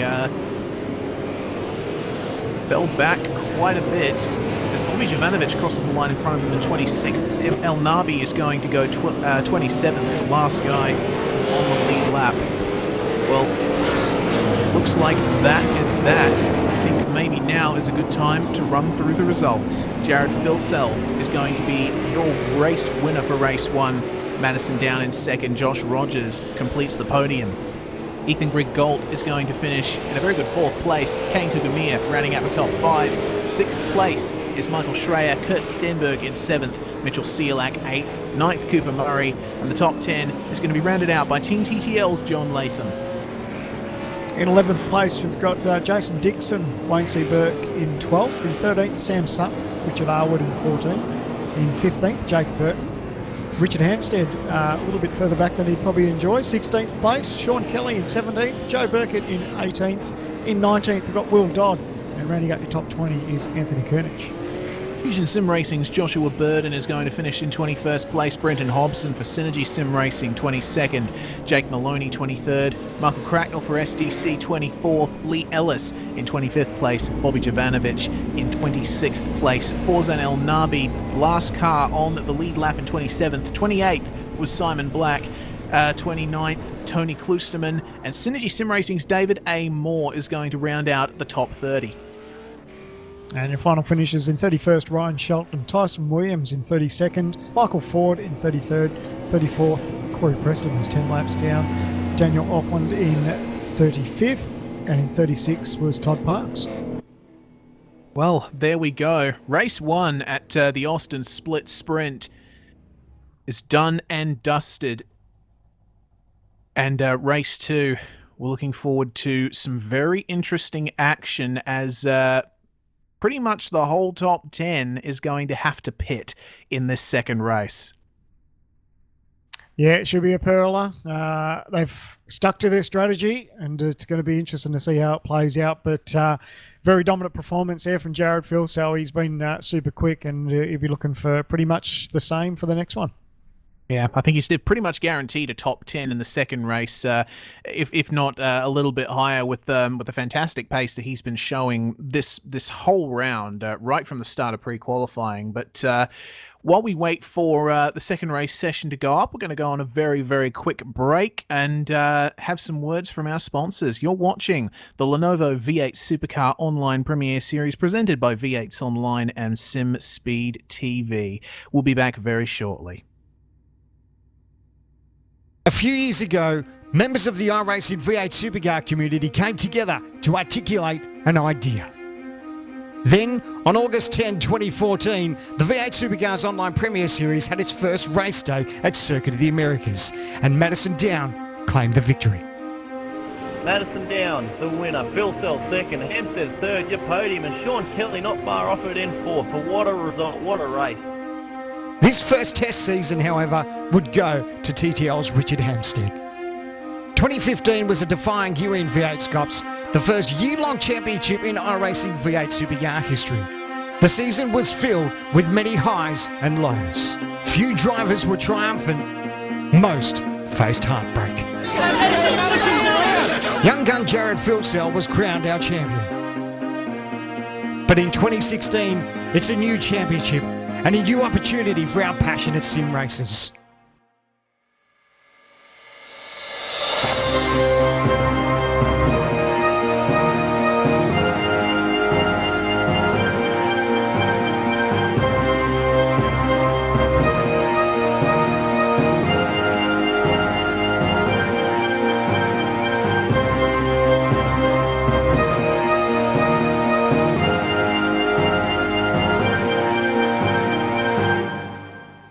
Who will be champion?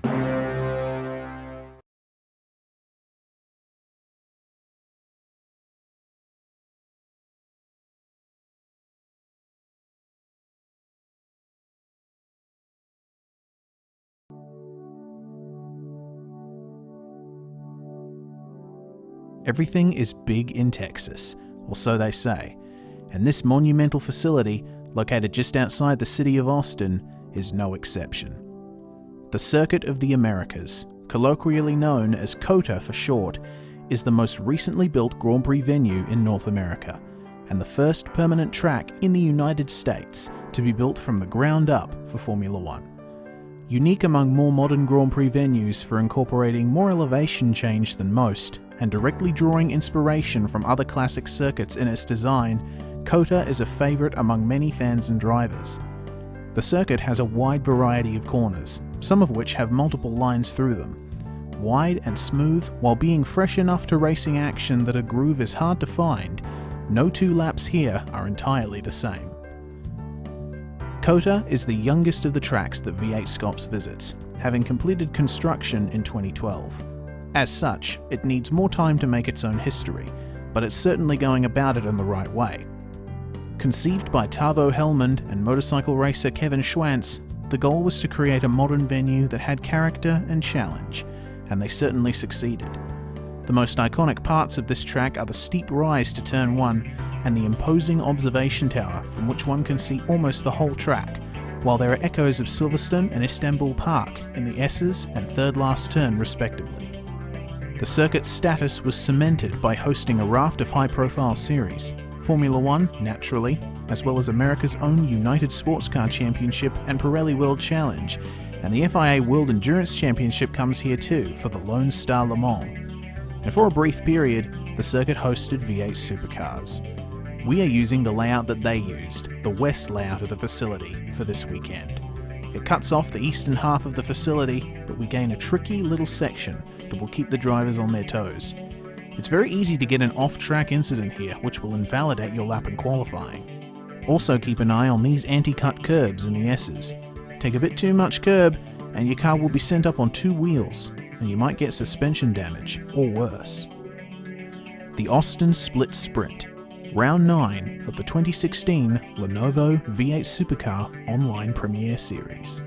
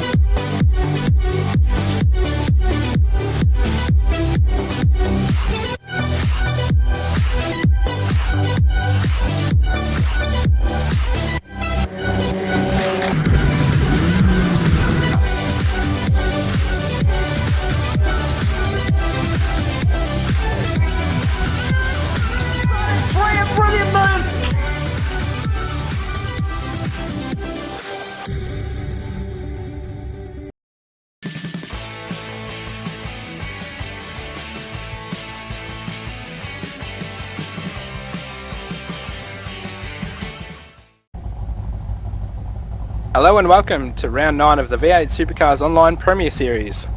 Tonight, Performance Motorsports will give you a quick rundown on Circuit of Americas. It's an amazing track, and Forzan will give us a bit of a countdown. We'll have a hot lap. Here we go. Rightio. And 3, 2, 1. Bit of wheel spin. We get up through the gears here. Brake nice and early for turn 1. Pluck it in first, nice and tight through this apex, then get on the gas nice and hard, up through the gears, nice and tight through this apex there, then get your car settled for the S's. Make sure you get it nice and close to the apex, through this turn here, amazing section. Back to second. Not nice and hard on the gas. And over to you, Stratty. Rightio, here we are. We run right down the inside here. Good passing move. You've got to cover your line for the side. Back to second. Nice little turn here. We've got another passing opportunity into the left there, but he's way back, so we'll cut that very nicely. Nice and easy on the throttle. Just double right. Very easy. All it is. Fourth through here. Back to third. Don't get a good run out of here, you could be vulnerable for the straight. And look at that, what a dive bomb. Just like that. Nice and tight for the apex, hard on the gas. Got to watch here for the cross. Up to turn 1. Brake nice and hard. Back to the gears, down to gear 1. Oh, bit of a lock up. Makes a little bit of a mistake. And there we It'll go. be very crucial in the race. Especially coming up to these, just got to be very careful not to touch the little curbs here. Big damage, suspension troubles. And then the jump. How good is it? Oh, look at your run. That's it. And look at that, straight down the Another inside. dive bomb. That's what's going to happen to you in the race. You're hard on the gas. Back to second for this corner. Keep it nice and tight. Hard on the gas. Up through the gears. And what a passing manoeuvre. Oh, bit of wheel spin. Keep it nice and tight through this apex. To watch your teammate there. It's going to be a very fun track. Up to 4th, back to 3rd here. Oh, And we got another off track. Brake nice and early here. Watch for the move. Bit of wheel spin, he's gone. That's it. And then we have an amazing lap by Performance Motorsports. Having a little bit of fun, having a hot lap.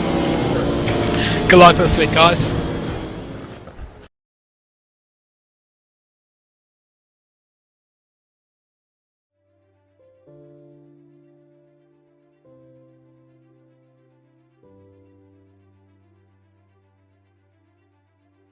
iRacing is the most accurate online racing game and simulation available to the general public. The iRacing service allows you, the race fan, the real-world racer, the race enthusiast, the gamer, to race virtual replicas of real-world cars and at real-world, world-class racetracks. iRacing laser scans all of its content to millimeter accuracy, which gives you a digital replication of that car or track.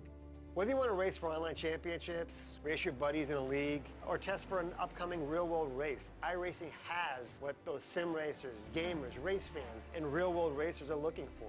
Unparalleled accuracy with loads of fun wheel-to-wheel excitement. Because of the solid community that iRacing has built, along with that attention to detail, iRacing has been able to form official partnerships with renowned motorsport organizations such as NASCAR, SRO, IMSA, V8 Supercars, and others to develop professionally sanctioned online racing series for our members to participate in. This is unique to iRacing.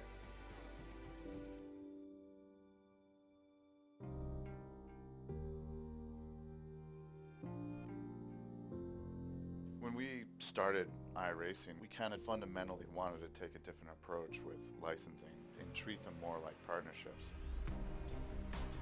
You know, for instance, NASCAR was one of our first big partners that we brought in, and it's a great way to market your product. There is a growing sense that the virtual space is a great way to interact with the fans of your real-life series. Simulation in itself is just becoming more and more popular in the real racing world, and it's natural to think that to be successful in the real world in these racing series, you're going to have to be up to speed with simulation at this point, because it's the only way that you can actually get any testing done.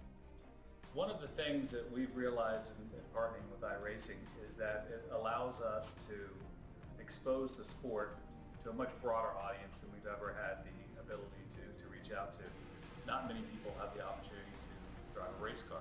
iRacing breaks down those barriers and lets you do that. So for us, we're able to expose racing in general and the sport of NASCAR to a much broader audience from that standpoint.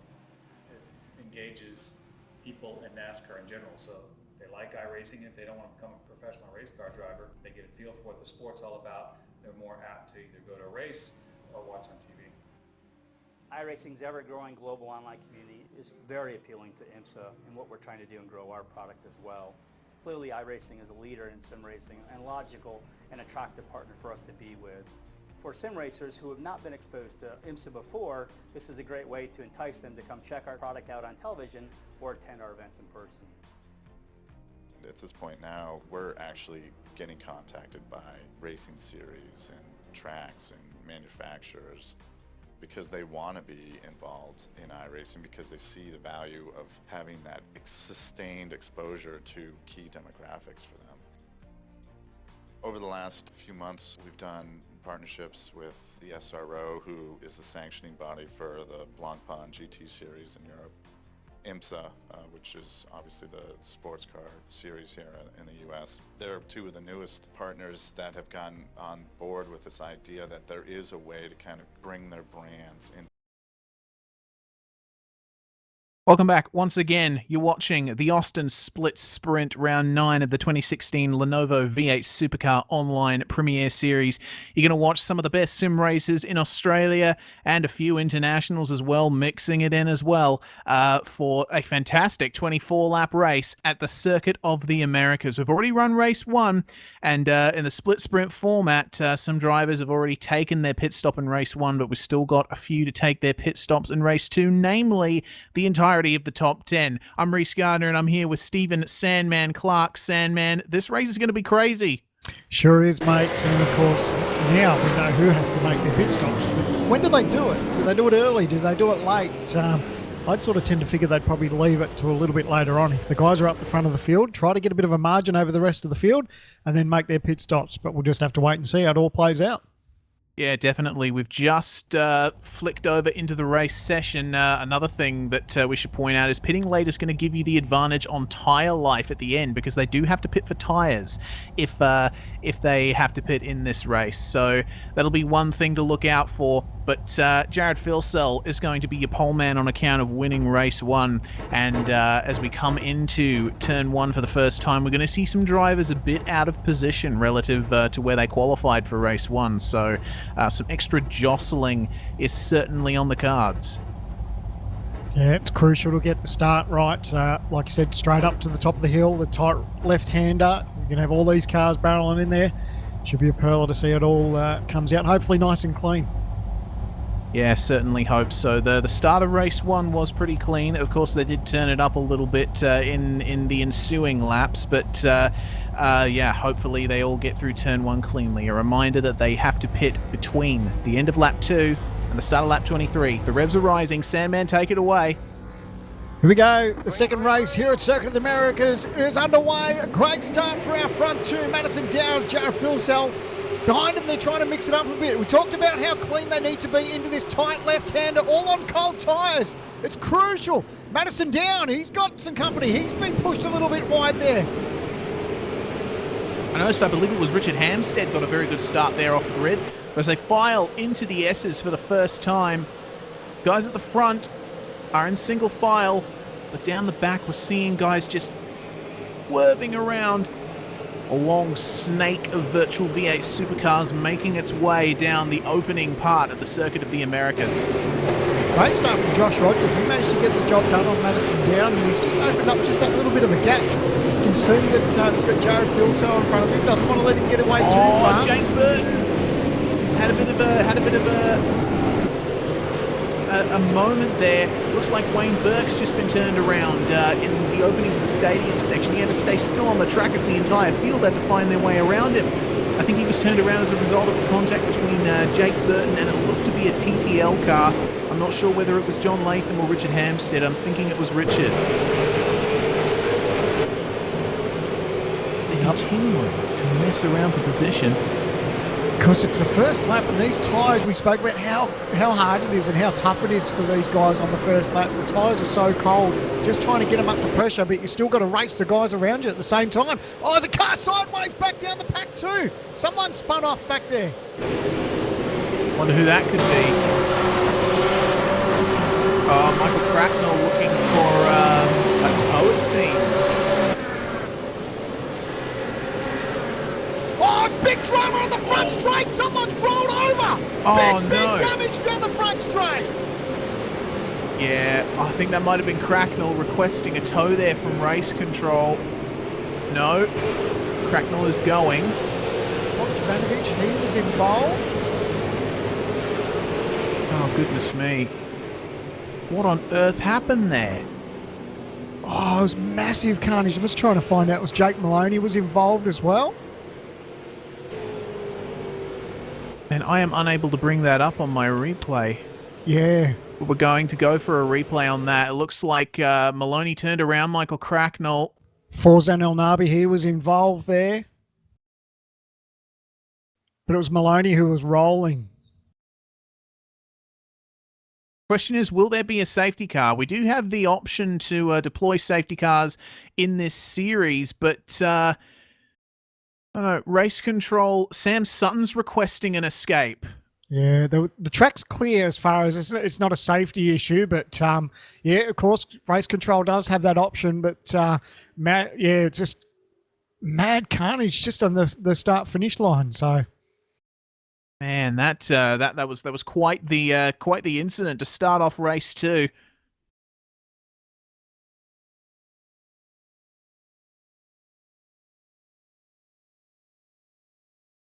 We'll quickly run through the order. It's Jared Filso over Josh Rogers in second, Madison down third, Kane Kugamira in fourth, Egan Greg Galt in fifth, Michael Schreier in sixth, Kurt Stenberg seventh, Mitchell Silak in eighth, ninth is Cooper Murray, and rounding out your 10 is Jake Burton. There we go, and a reminder that the majority of the drivers in the top 10 are going to have to pit at some point during this race. I think race control might be holding off on deploying that safety car. Number one, because it seems that the incident has been all sorted out and the track is clear, but also deploying the safety car would have given people who had pitted in race 1 a reason to pit again.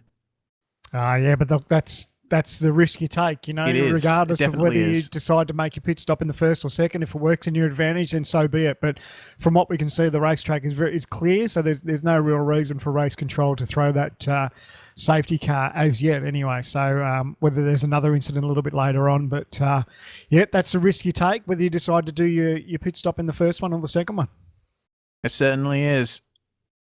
It looks like Jared Filsell is continuing to lead this motor race. Joshua Rogers not far behind. Madison down in third. Of course, those couple of incidents that we saw on the first lap, that did stretch the field out a little bit. So that'll work out for these guys in the top 10, a little bit of work in their favour as far as when they need to make their pit stop, because if they can get their stop over and done with and they haven't got that much of a margin to make up, that will benefit them in the long run. And Will Dodd has just come into the pits.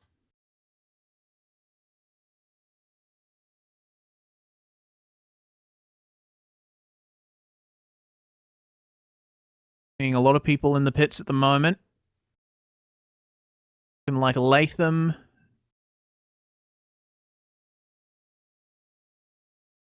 Will Dodd exiting.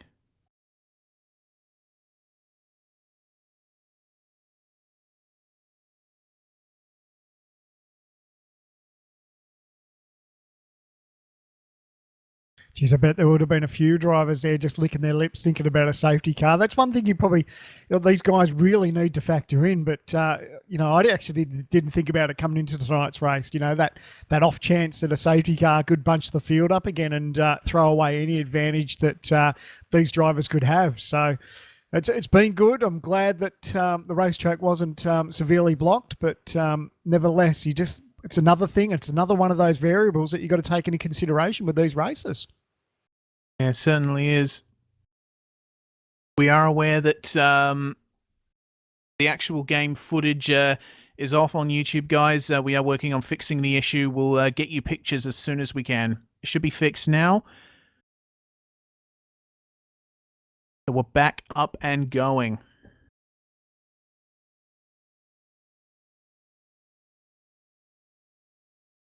All right, we're seeing more drivers coming into the pits here. Looks to be Jake Burton among them. He's just come out. Cooper Murray's on his way out as well. I did hear Cooper Murray request something from race control, so he might have been involved in an incident that he wanted looked at.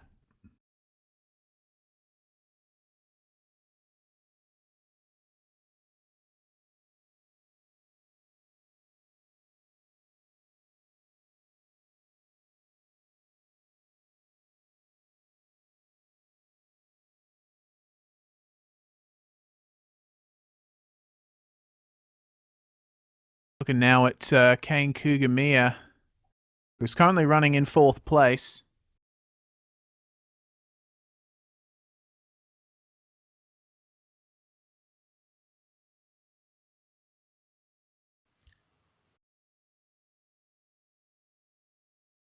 I think the smart money will be letting these guys just push on with it, and hopefully they can get a bit of a margin over the rest of the field before they start thinking about this compulsory pit stop. But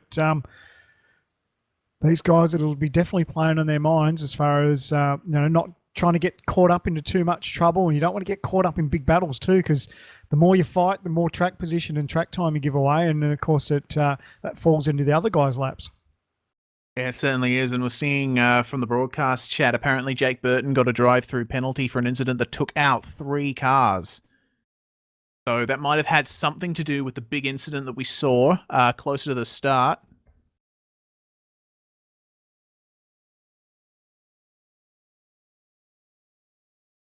It's been chaotic. It's been one of those weekends, actually, even in real-life motorsport. The amount of rollovers we've seen in over this weekend, and now to have one in the V8SCOPS series here at Cota, it's unreal. Yeah, it certainly is. Cota's certainly turned it up for us. We're only about a quarter of the way into the second race here.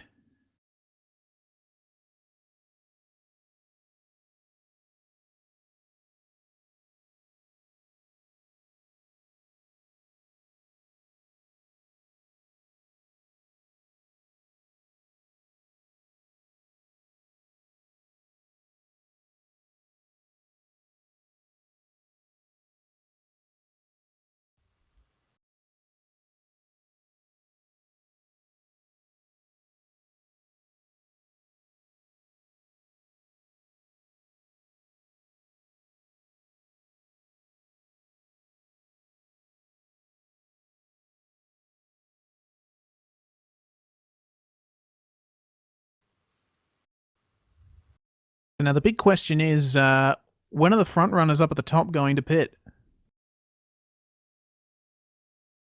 Yeah, I think a lot of these crew chiefs will be trying to get a bit of margin. If Phil Sell or Rogers down, if they can really open up a bit of a gap, we've already seen that some of these cars have really spaced themselves out with some of the incidents. But if they can get that bit of a margin over the guys that have already made their pit stop, that's what they want. They're fighting for that track position. So I think they'll probably try and leave it for as late as possible.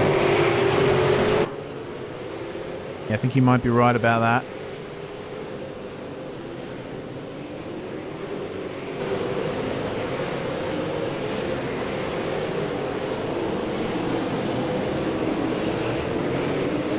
Joshua Burton and Corey Preston were getting involved in a little bit of a tussle there.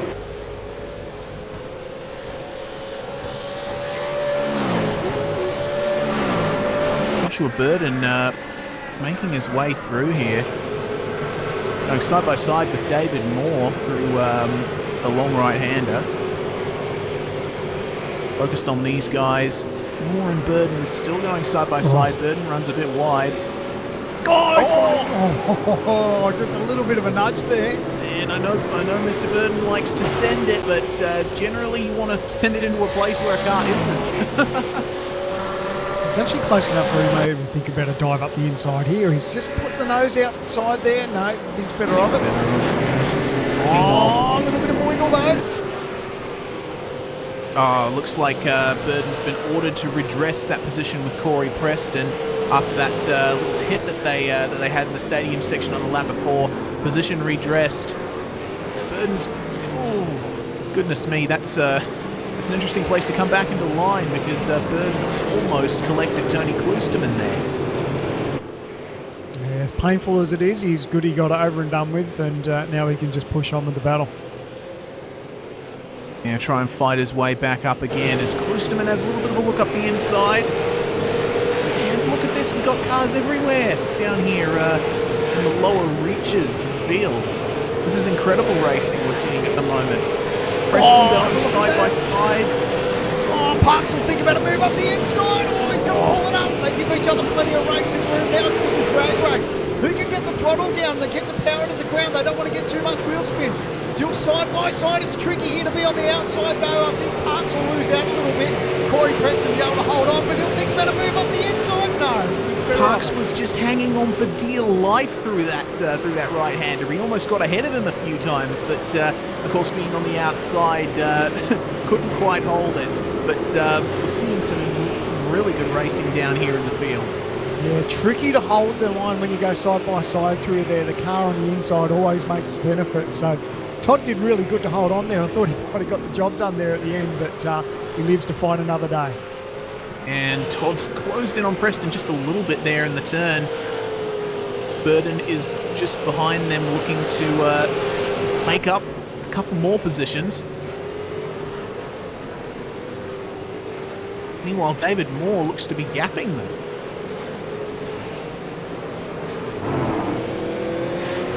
Of course, he's got the benefit of those guys starting to fight behind him, so you know when the guys start battling around you, you can start to make a bit of margin if you've got some clear air, and that's exactly what he's doing. He's just a bit of head down and bum up and hitting his marks, and they let these guys fight as much as they want because that just slows them down.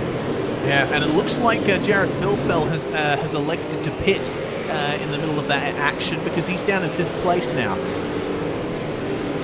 There you go. So that's not a bad loss, actually, if he's made his pit stop.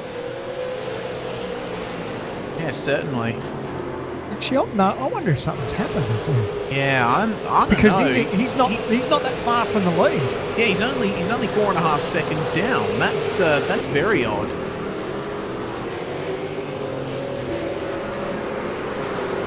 Apologies that we missed that. I'm hearing a protestation from Tony Klosterman on the radio.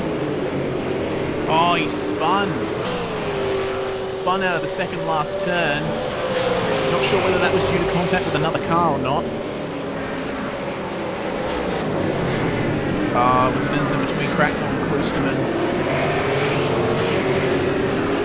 So apologies there. So Filsell hasn't made his pit stop because he's only 4.5 seconds from Josh Rogers there. So something's obviously happened.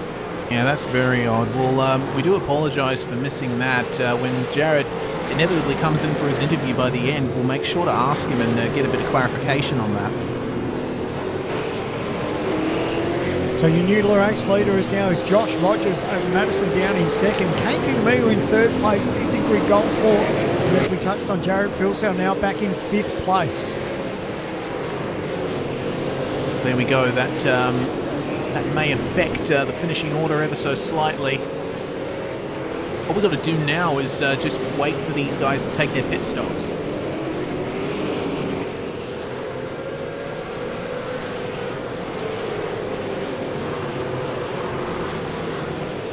Looking further back in the field once again at that battle we were looking at before. Michael Ford, Corey Preston and Todd Parks there. Very, very close to each other. We've got Jason Dixon, he's in the lane, making his pit stop. Yes, Jason was pitting from 11th place. I'm seeing from Brock Salmon in the broadcast chat that Phil Sellers spun in turn 1 by himself. Wow. Yeah. So a rare mistake from Jared Phil Sell there. I think the one thing that Phil Sell's got in his favour is he's already managed to get past Ethan Grid-Gold, so he's now in 4th place. The timing hasn't shown that just yet until they come across the start-finish line, but he's got good pace, and we've been touching on that ever since we started the broadcast for qualifying. So Phil Sell will just sort of have to knuckle down. He knows that these guys still have to make their pit stops around him, but what he doesn't want to do is fall back into the clutches of the drivers that have already made their stop in the earlier race. So what he needs to do is just hit his marks. He knows he's got a fast car, but if he can just utilise that, he can still pull a pretty good result. He certainly can. I think at the very least, if he can get into the top 10, it would be a very good result.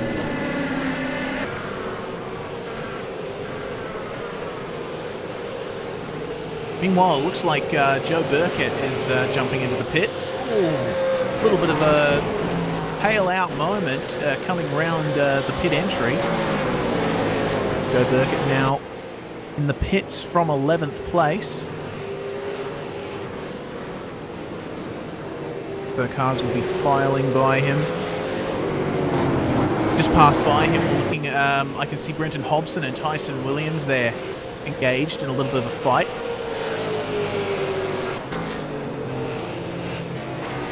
They're on screen at the moment, coming through the S's.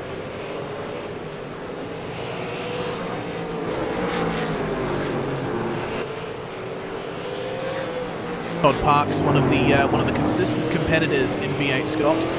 You'll always see him around the midfield area representing Synergy Sim Racing, while Tyson Williams drives, I believe, for ANZ Motorsports, and is one of the younger guys in the field.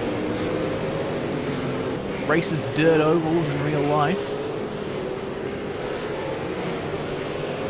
And of course, some exciting news out of iRacing. We'll be able to do dirt ovals on iRacing too soon. Yeah, that's definitely going to be interesting to behold.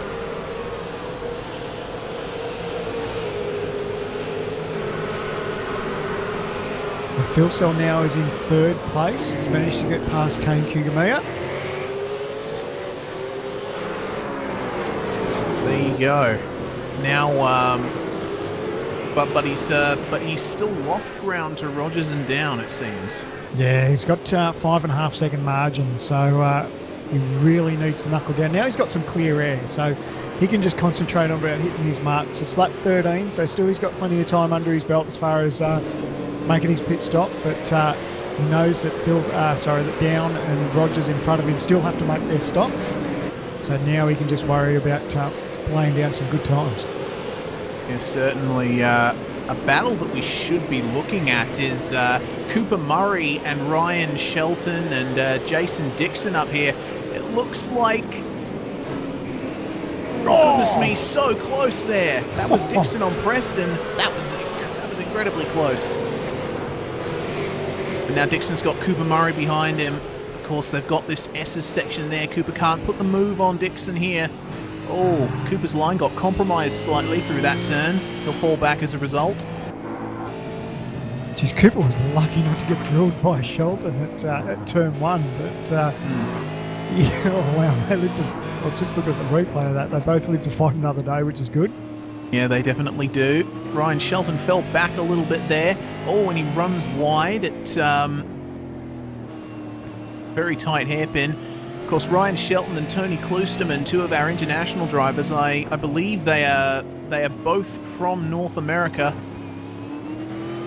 Really good to see them putting in the hard yards, really, getting up at what must be some horrible hour of the morning for them to race in this series. They love this car that much. I love the commitment from those boys too. Anyone who, in all different categories, but when you got people making the effort to join us in V8SCOPS, we really appreciate it, guys. So well done.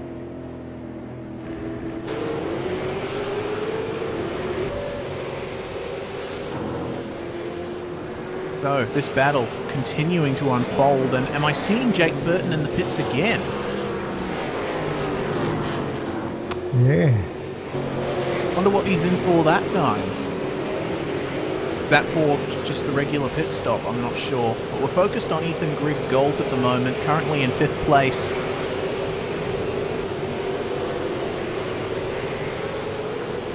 Chasing down Kane Kugamiya there.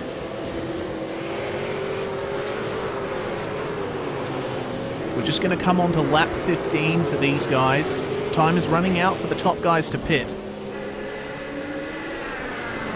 They only have about 8 laps or so to make sure that they've got their pit stop done and dusted. You were talking about Phil Sell's pace. I think the fastest out of the top 3 is actually our race leader, Josh Rogers, with 30.7 last time round. So they're not making it easy for Phil Sell to close that 5.5 second margin.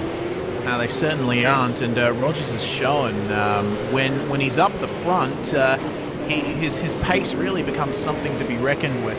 We've seen many cases this season of him starting from the front and just walking away with the race. Seems like once he gets into that first position, something just clicks and he starts putting in these incredible times.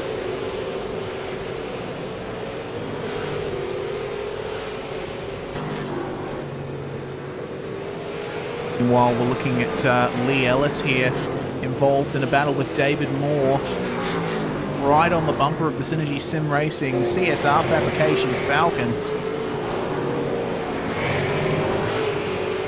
Well, looks like Moore just had a little bit more traction than Ellis there.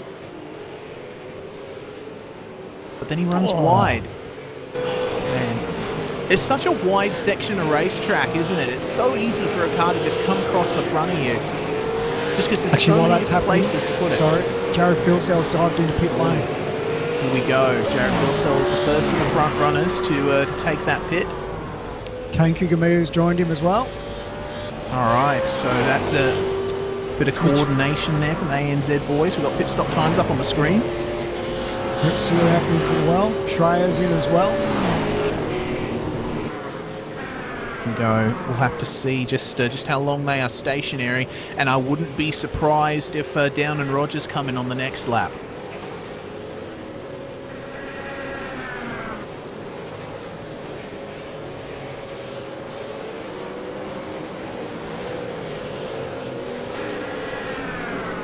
.3 for Phil Sell and Shreya, and Siak a 10.2 second pit stop. So yeah, it looks like very, very small gain there for Siak. Geez, that's going to put Phil Sell back in about 12th place maybe on the racetrack, so yeah, interesting. Most definitely, but now I believe the floodgates will open. A bunch of drivers coming into the pits imminently. Let's see what Rogers does. He's staying out. So it's Down. Down will definitely pit when Rogers pits. And Ethan Grigg-Gault, he's decided to fire into pit lane. There we go. 1.3 seconds between Rogers and Down now.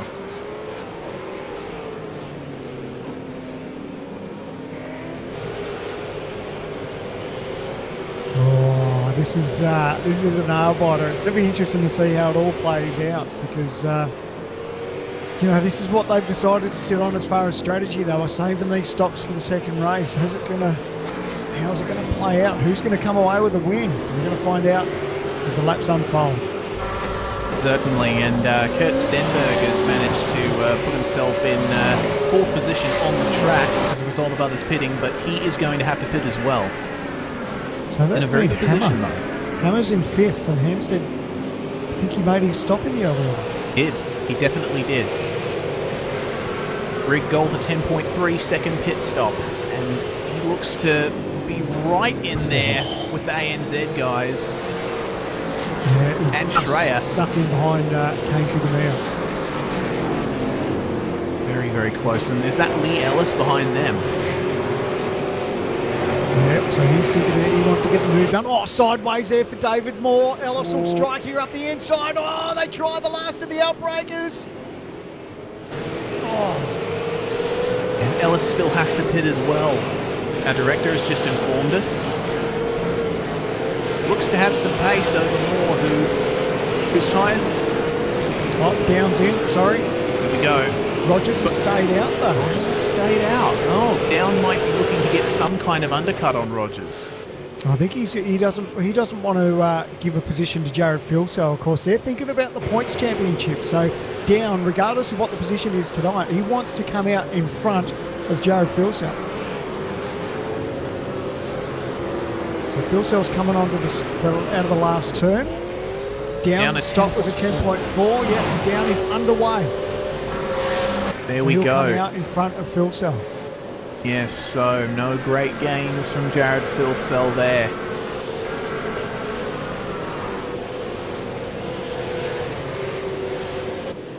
So, just looking at it, Sean Kelly, I think he made his stop in the first race. Am I right? Not too sure. He must have. Maybe. Maybe not. Okay, so Hampstead we think will be our race leader once these pit stops play out. Then you've got Sean Kelly who's behind him who may have to make his stop. Then it's Madison Down. So Down may be looking at P2 here at the moment. Yeah, very, very interesting. Now Rogers is in. Yep. Rogers is fired in. Down to Filsell, it's a 5-second gap. Or thereabouts. It's all going to play out. How's Rogers' stop? Rogers wants to come out in front of Down. So this will effectively give, Kirk Stenberg is still out there, so he's in front of Hampstead. There we go. Rogers is stationary. Let's see how long. Oh, Down's coming out of the last turn. He's on the front straight. Rogers is just getting underway. 10.9 for Rogers. Race. Oh, he's going to come out in front of Down. Now, what? Down has got warmer tyres, so he needs to strike them. Yeah, here we go. A little bit of a wiggle there from Madison Down. Rogers will be fighting cold tyres. Yeah, Down's tyres are a lap or two older. This is where the temperature comes into it. You can see, look how quick he is through the S's. And the track temperature is 28 degrees Celsius in this race. It's a degree cooler than it was last race. So, no! Oh, that was just because Rogers was just trying to gather the car up. He got a cut track penalty for that, so he's just slowing down. And Madison did the right thing. He didn't pass him. Madison was cracking the throttle. He knew the only reason that he got that cut track penalty, it was because of the contact between him and Down. So good sportsmanship there from Down, from feathering the throttle and not passing him. yeah, definitely very good stuff. These guys, even though they do get together from time to time, they still race hard and fair. But this battle is indeed on. Roof cam with, I believe, Madison Down. That was actually good sportsmanship there from Down. But it was just tricky because Rogers was just trying to fight the car to get these tyres up to pressure. And of course, it just caught Madison off guard there. Just caught him so quickly through those S's. But Josh Rogers now, he knows he can. He's got the position. And now those pressures will start coming up just to work in his favour. It's lap 20. Certainly is. Meanwhile, look at Filsell. He's right behind them. He seems to have closed up massively. Yeah, I think that had a lot to do with Down and Rogers just gathering themselves up from that contact and from that cut track penalty. And well, Rogers' tyres will be starting to get some proper heat into them now, and I don't know, we might see him pull away from Down a little bit. Yeah, Rogers is right now. Is once you get 1 or 2 laps under your belt, that's good. So, Kurt Stenberg is now our race leader, but it's 1.4 seconds between Down and Filsell. We may see Stenberg come in this lap. And these guys have come out having not lost many positions, I have to say. Rogers is currently 4th, Down 5th, Filsell 6th. Yeah, that was. Here we go. Stenberg is in the pit lane. So yeah, that was the key. They wanted to stay out as long as they could, just to open up a bit of a margin over the rest of the field. So they've done well. So Richard Hampstead will now take the lead. lap 21. Sean Kelly will now be in P2. There we go, some real gainers out of this. Stenny is now stationary. We'll have to wait and see where he comes out. Rogers down and Phil Self already passed him. Hobson too. Kugamia.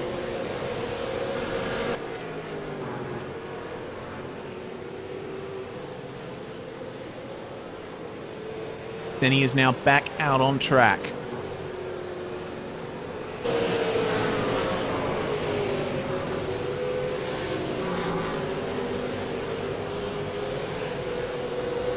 So laps ticking away, lap 21 of 24 for this race. Your effective race leader will be Richard Hampstead.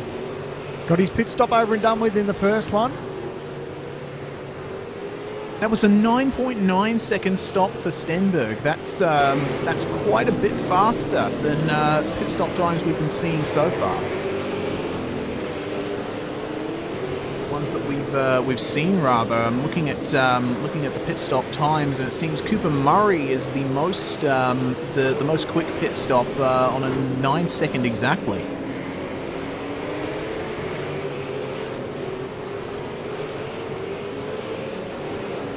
There we go.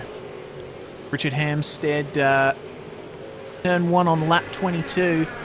At this point, it looks that he's guaranteed the race win. Sean Kelly guaranteed a second place.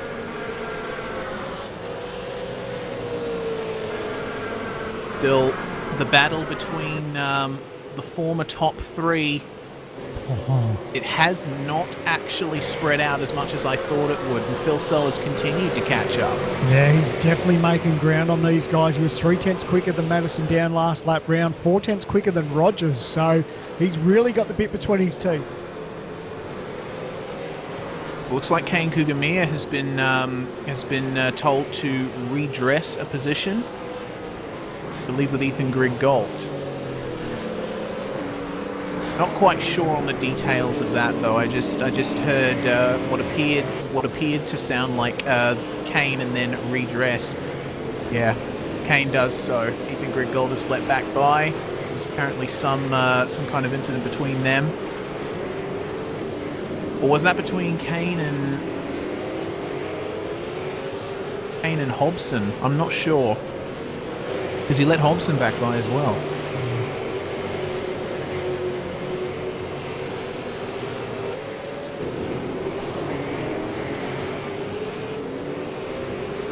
Meanwhile, Schreier and Ellis still going at it.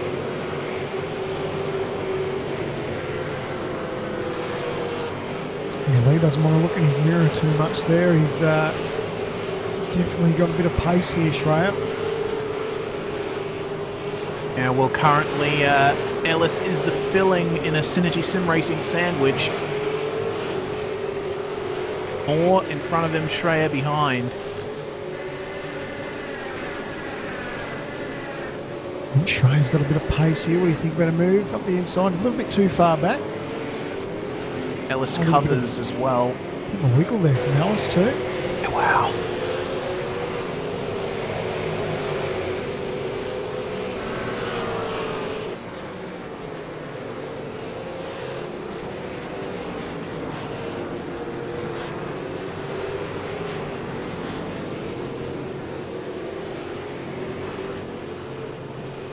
Oh, I love seeing these cars just up through there. It's fantastic, isn't it? Oh, Schreier! Oh. Very, very close. Being a battle just ahead of them. Like Sielak and Hobson are getting together a little bit. Very nice battling going on in the late stages of this race. Yeah, well, this is what Kugamia 7th, Hobson 8th, Sielak 9th.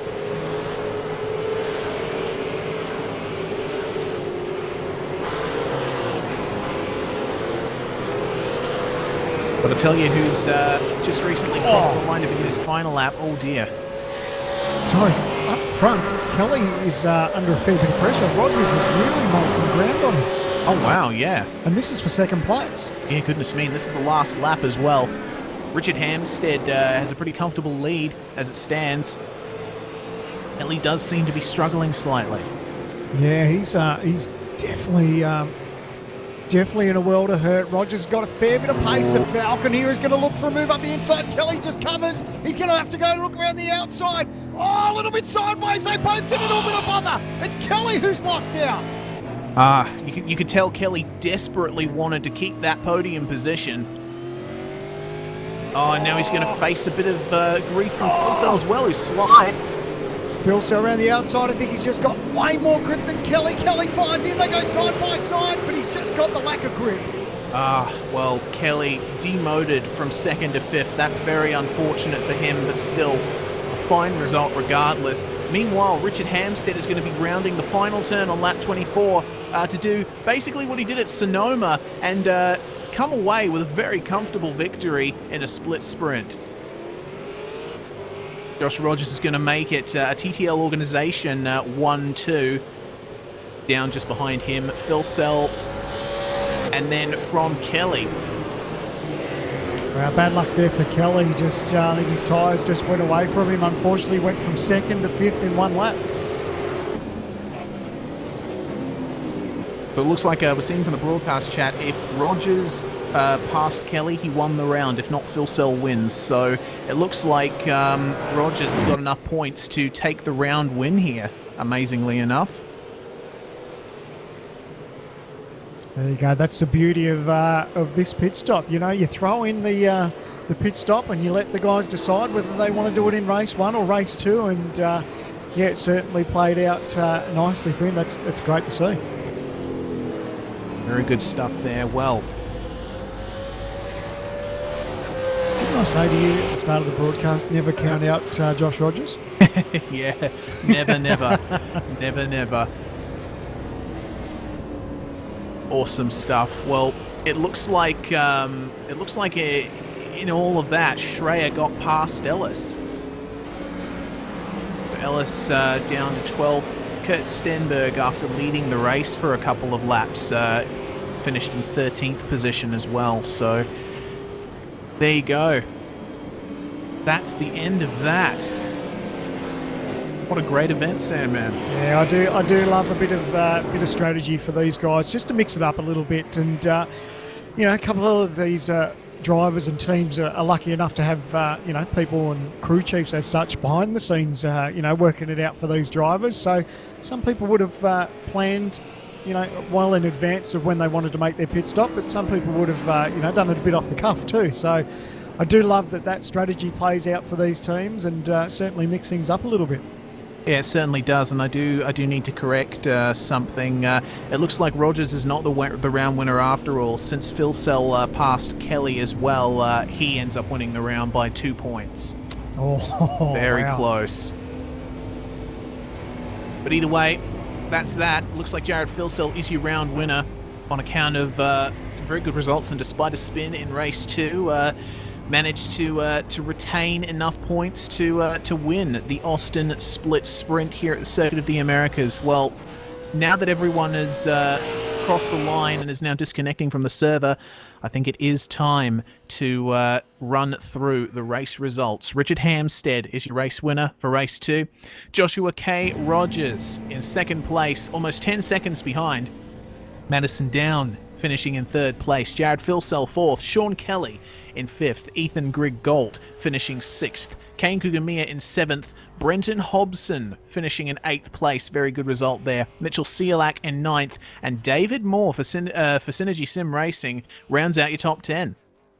11th place, we have Michael Schreier. Lee Ellis in 12th. Kirk Stenberg in 13th place. Todd Parks in 14th. Cooper Murray in 15th place. Michael Ford in 16th. Fawzan El Nabi in 17th. In 18th, we see Tony Kloosterman. Joe Burkett in 19th. And rounding out your 20 is Richard Arwood. Ryan Shelton recently signed for Performance Motorsports. Congratulations for that. One of our resident internationals, finishing in 21st position. Jason Dixon, 22nd. Will Dodd, last car on the lead lap in 23rd position. Corey Preston, 24th, a lap down. Then Joshua Burden in 25th position. Simon Black finishes 26th. John Latham in 27th. Tyson Williams in 28th, 29th, Bobby Jovanovic. And Jake Burton, after a race to forget for him, rounds out your top 30. In 31st, we have Jake Maloney, Michael Cracknell in 32nd. 33rd is Daniel Upland. In 34th is Anthony Kernich. Sam Sutton in 35th. And your last place finisher, 36th place, Wayne Burke. Well, there we go. That is the end of that. The Austin Split Sprint is done and dusted, and I'm just interested to see what this does for the championship. We don't have any access to the current standings as of yet, but I'm sure if there hasn't been a shift in positions, it's definitely tightened up.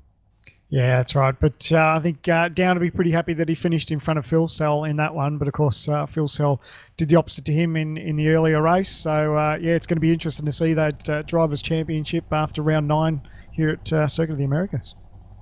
Yeah, most definitely. Well, I think it's time to start the first round of interviews, and we're going to interview first. We believe to be the round winner, Jared Filsell. Jared, absolutely dominant victory in race 1, and although you had a mistake in race 2, you still managed to come home with a very good result. Yeah, race 1 was pretty standard. Just drive away and negotiate the traffic, but yeah, race 2, I'm not sure what happened there. I'm completely lost for words how that happened. I don't know how you can just loop it on the spot there. That was strange. I didn't catch a curb or anything, and it just went around on me. So, yeah, not good, but yeah, round win apparently. So that's still a half decent result. Yeah, good points day, mate. You had great pace too throughout the weekend, especially leading up to the event, and then of course that carried through in race 1. Was the plan always to make you stop in race 2, or did you sort of play it on the fly a little bit? A bit on the fly. We just monitored the gaps back to the field, whether we could stretch it in or not, or whether we would drop too far back and just get caught up in unnecessary crashes and whatnot. So we opted to stay out and just try and push as hard as we can in the second one, and obviously pushing a bit too hard and lost all that time. I honestly thought Madison and Rogers might have duked it out a little bit. That brought me back to him, but unfortunately nothing to be of it, and finishing in 4th, I think it was. Well, you did come out of it with the round win by only 2 points, so I guess you must be very happy with that. Yeah, still happy, but kind of disappointed that you don't really maximise on genuine car speed and get the maximum points you can get. But well, chipping away at Madison's championship lead. So yeah, hopefully come Enduros, someone else will be up the top. Anything can happen. Yeah, most definitely. Well, the next round is going to be on the 21st of August. We've got quite a bit of a wait until the next round, but back once again to the 250-kilometer race format, and then in September, we're really getting into the endurance part of the season, the GD Omega Endurance Cup. So, looking forward, I suppose, what do you think your prospects are for the upcoming endurance races? Yeah, I think me and Kane will be pretty good there. Similar driving styles. We run basically identical setups, so we don't have to really tune for one. It's just for both of us. Just a matter of staying out of trouble, really. They're long races. Anything can happen. Alrighty then. Well, I guess that comes to the end of it then. We're going to let you go, Jared. Congratulations on the round win once again, and we'll see you at Monza in August. Cheers, mate. Jared Filsell.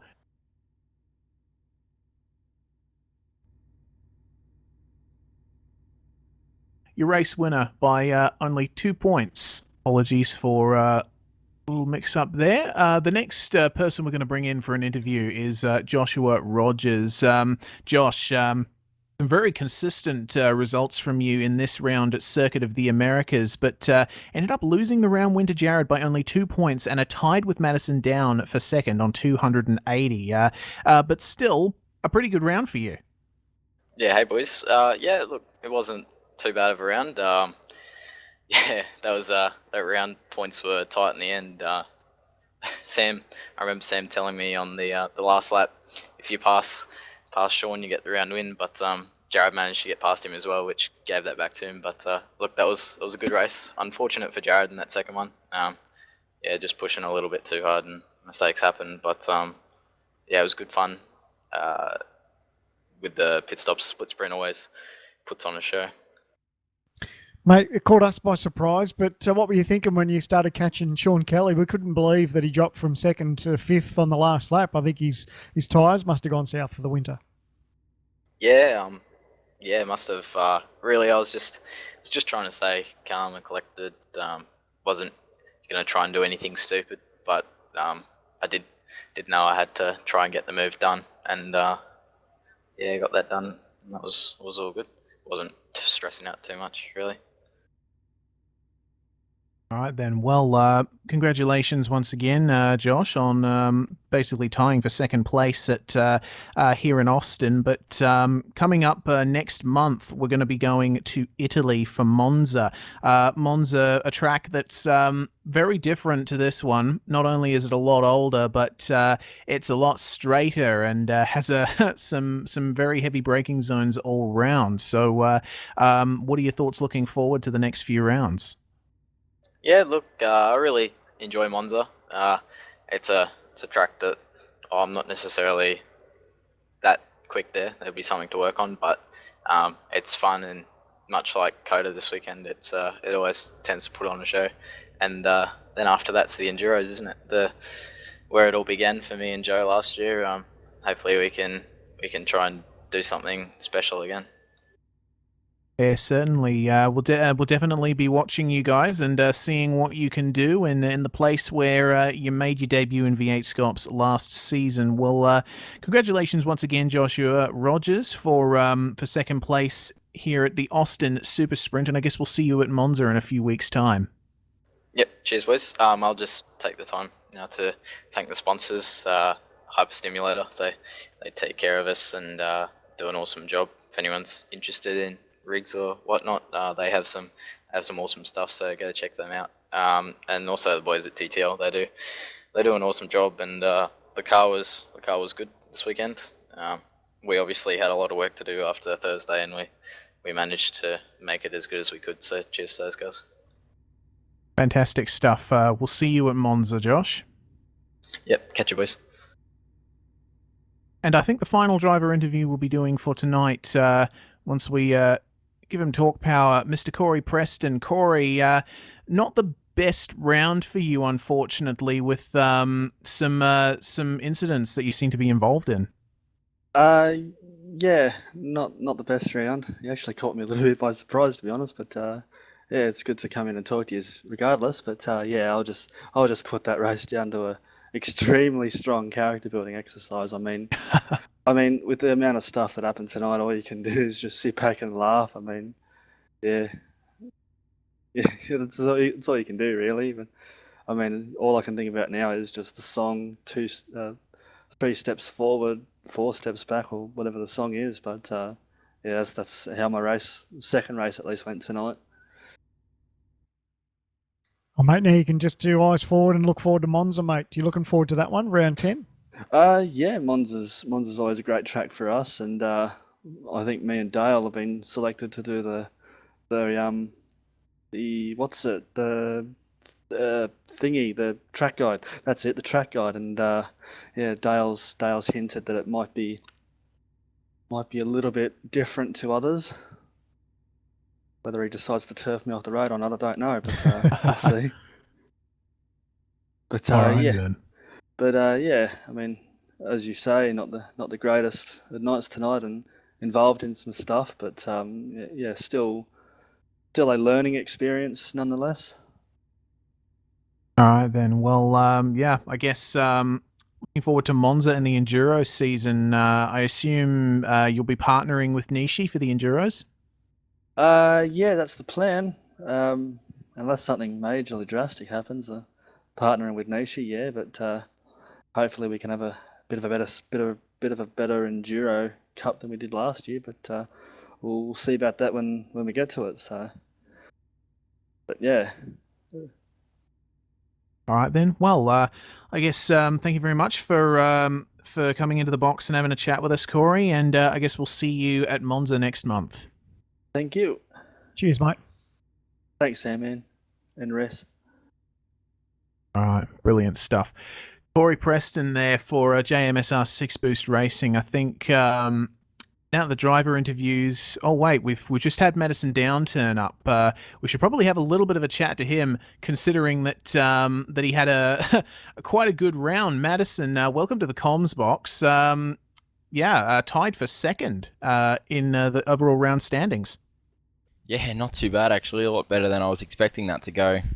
Really battled for speed all the way through pre-qual, and then totally wasn't expecting to get second on the grid and then run up the front there, and had reasonable pace. So that was quite good. A little bit fortunate that Jared threw it off the road by himself in the second race there, but no, it was really, really good. I just drove fairly consistently, picked up points. It was more of a round of damage limitation, I guess you could say. So yeah, just consolidated points, and well done to Jared and Josh as well. Those guys drove really well, and it was definitely a good fight between us. Also, actually, very, very lucky I didn't throw Josh into the fence in race 2. Gave him a massive hit. He caught me out massively on cold tyres there. So, sorry for that.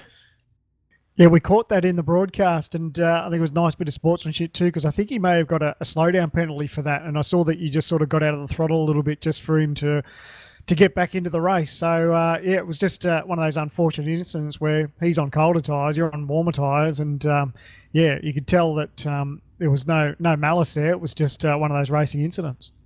Yeah, he jumped on the brakes a lot earlier than I expected. I knew he was going to try and back me up in the mid corner there, so I couldn't get the run on him down to the next corner. But I didn't expect him to brake quite as early as he did, so it completely caught me out. And he was actually very, very lucky to not hit the wall. I had a look back at that, and it was about a centimetre away from the wall. So he's lucky, and I'm lucky, because I'd say I would have copped a penalty for that, and rightly so. So I could see that he was on the brakes on the straight and would have had a slowdown for that, and so no point passing him, and not the right thing to do anyway when you serve someone up like that and they get turned around. So just sat back and tried to do it a bit later, but unfortunately that pretty much blew my opportunity by the point. By the time we got to the next corner, his tyres were pretty warm after that. So it was definitely good driving by him to defend. I don't know if you've had a chance to talk to your teammate Sean Kelly, because he dropped like a sinker in the last lap. He went from second to fifth. I don't know if his tyres went south or what, but have you had a chance to talk to him just yet? Yeah, I was actually talking to him while it was all happening, and he actually made a mistake on the penultimate lap into the last corner. Ran wide, had a big sideways moment, dropped about a second, and that really cost him in the end, because it put Josh all over him and then myself as well. So he probably would have been able to maintain second, although obviously his tyres are pretty trash by the end of the race, having not pitted, but he probably would have held on to second if he didn't make that mistake on the penultimate lap. So he tried his best. He tried his best to hold Rogers back, and I think his shifter double downshifted into the corner. So he had a big lock up and got sideways, and it was a bit of an awkward moment there with Josh. But that explains why it was so unstable for him. But unfortunate for him to go from second to fifth. It was a bit unlucky. Well, in spite of all of that, Madison, you've still done enough to continue to maintain the championship lead. How do you feel about that? Yeah, very surprising, given I've only won one race all year. So goes to show consistency pays off. I'm just looking at the standings myself now, and with 13 races counted, I've had 11 races in the top 5. So definitely consistency pays off, and just banking those points. So when you look at it, Jared and Josh have actually won five races apiece, but they're both behind me. So yeah, it'll be interesting to see how it pans out with drop rounds and all that at the end of the season. But definitely need to start winning more races and coring some points back on Jared. That's for sure. You think you'll be able to do that at Monza? Monza wasn't really a great track for me last year, so and that was quite another strong Jared track. So I don't think I'll do it at Monza. Hopefully, we have an okay enduro season and then decent end to the year. But I think Monza will be a struggle, if I'm honest. All right then. Well, regardless, I guess you must be hoping that you can maintain that championship lead as you've continued to do this season, and maybe by the end of the season have one of those snazzy new trophies that we have lined up in your hands by the end of the year. Yeah, they look fantastic. I saw the photo of those on Facebook, and yeah, great job by V8sonline and the series itself, and Scott Fountain, who's done a lot of work behind the scenes for the series as well. So yeah, those trophies look fantastic, and certainly something we haven't seen in sim racing much at all. I know a few leagues have done it, but nothing quite to that scale. So yeah, hopefully we can get the first place trophy, but we'll have to see what happens. All right, well, best get preparing for that very soon, Madison. We will see you at Monza in about 3 weeks' time. Thanks, guys. Have a good one. Cheers, mate. So there we go. That was Madison Down, tied for second place in the round, and your championship leader as of the penalties not being applied yet. Well, those trophies, that's definitely something more for the drivers to fight for, and yeah, they do look absolutely fantastic. We have to thank Fonty for investing in prizes like that for the drivers. Absolutely fantastic to see. Well, you're not wrong, mate.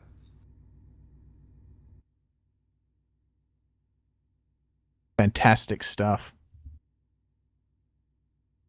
Makes me feel a little bit jealous. We're up in the comms box and we can't take one of those babies home. They're pretty impressive looking bits of kit. Yeah, most definitely. But of course, these are some of the best sim races in Australia, and the effort that they are putting in to be able to compete at this level, they definitely deserve something for all the work they put in, and that's definitely a good prize to have. Well, I think for a final word, we may just jump in for a little bit of a chat with Simon Black from OSR. Simon, you got out there on the track tonight, but yeah, how'd you find it? Hello, boys. How are you? Yes, I did get out there on track tonight, courtesy of the guys all stepping up to be in admin for me. So special thanks to Marty and Henry and Brooksy and Jay and Matt. All helped out in admin tonight, so thank you guys. I enjoyed myself out there. I thought I had a pretty good race in the first one. I went from in the mid-30s somewhere to about 25th, and then with 2 laps to go I was in a bit of an incident and I damaged the car pretty bad. I think I finished 28th, but I'd done my pit stop.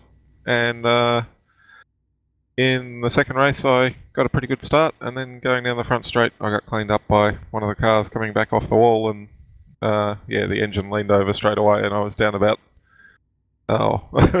20 kilometres an hour going down the front straight. I was losing a second down the front straight every time. What? So yeah, she was pretty well cooked, but I kept trucking on. I think I was in 22nd or 23rd, and the engine let go with a lap and a half to go. Oh, bugger. Well, I must say, Simon, that that livery on that car, that Sim Speed TV livery, looks pretty sharp, mate, so thanks for doing that. Pretty sexy, isn't she, Fonty? Thank you to Mr. King for doing that one. Nice job. Yeah, no, well done. And yeah, thank you very much to you guys as well for your job tonight and everyone in commentary. Excellent stuff. I caught a little bit of it on the side when I was prepping the second server there. Awesome. It was good fun, mate. I quite enjoy the West layout here at Cota for the V8. So I reckon that layout actually suits these cars pretty good. I think I said it a couple of times in the broadcast. That I don't know if they'd be quite as enjoyable on the full Grand Prix layout, but for this West circuit, I reckon it's a fair bit of fun. Yeah, I think so too. I actually think that little shortcut section sort of suits this car in the way that you sort of flow it, because you've already been doing the left-right combinations as you're coming down the hill there. So it yeah, sort of adds to it a little bit. It's quite fun. Yeah, definitely a very good track for V8 SCOPS. Well, Looking forward to Monza, I suppose, Simon. We're really getting into the final stages of the season with only one more regular quote unquote race until the GT Omega Endurance Cup. So a 500 kilometer, a 1,000 kilometer, and a 500 kilometer race, one after the other. It's definitely looking like an interesting part of the season. Oh, indeed, I think so, and I think because the competition, especially in the top split there, is so fierce that. Yeah, it should be a pretty interesting season when some of those drivers team up. Definitely should make it interesting for the endurance races, and I think VIR will be a pretty interesting start to that as well, where we have the qualifying done in 2 separate races, one by each driver, so it should make it interesting. And yep, then we'll be on to top 10 shootouts as well, so it should be fun. I love going to be top 10 broadcasting shootout. those too. Most definitely. Top 10 shootouts are always a really, really good thing to watch when it comes to races like that. It's all going to be on iRacing Live and Facebook. Got to mention, we're also streaming to V8sonline's Twitch channel as well. We really hope that you, the viewers, join us for that, because it's going to be an absolutely fantastic part of the season, and really the action's going to really ramp up, and it's going to do a lot for the championship, for the team standings. And you also got to think, someone's going to win the GT Omega Endurance Cup as well, for which, once again, we do have trophies for that now. So it's something extra for the drivers to fight for. And we do hope that you all join us for that, because, it's getting really exciting as we come to the end of the year.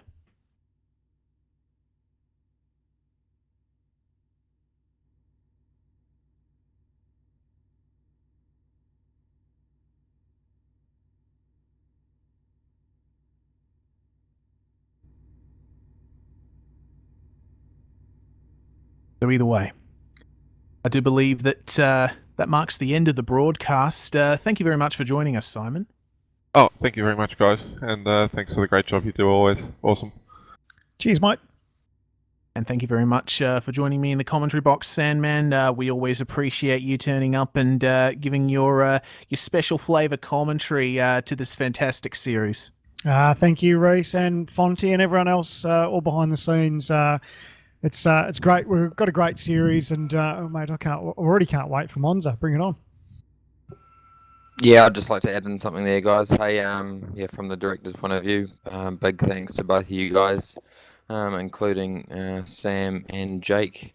The effort you guys put in every round is really, really good. So, yeah, thank you very much.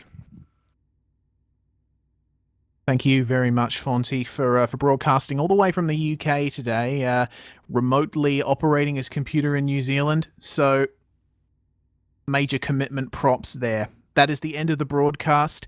We do hope you enjoyed it.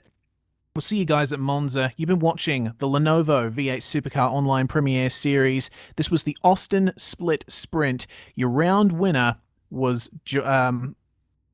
it was Jared Filsell. Yes. One last mistake. Jared Filsell was your race winner. We'll see you guys at Monza.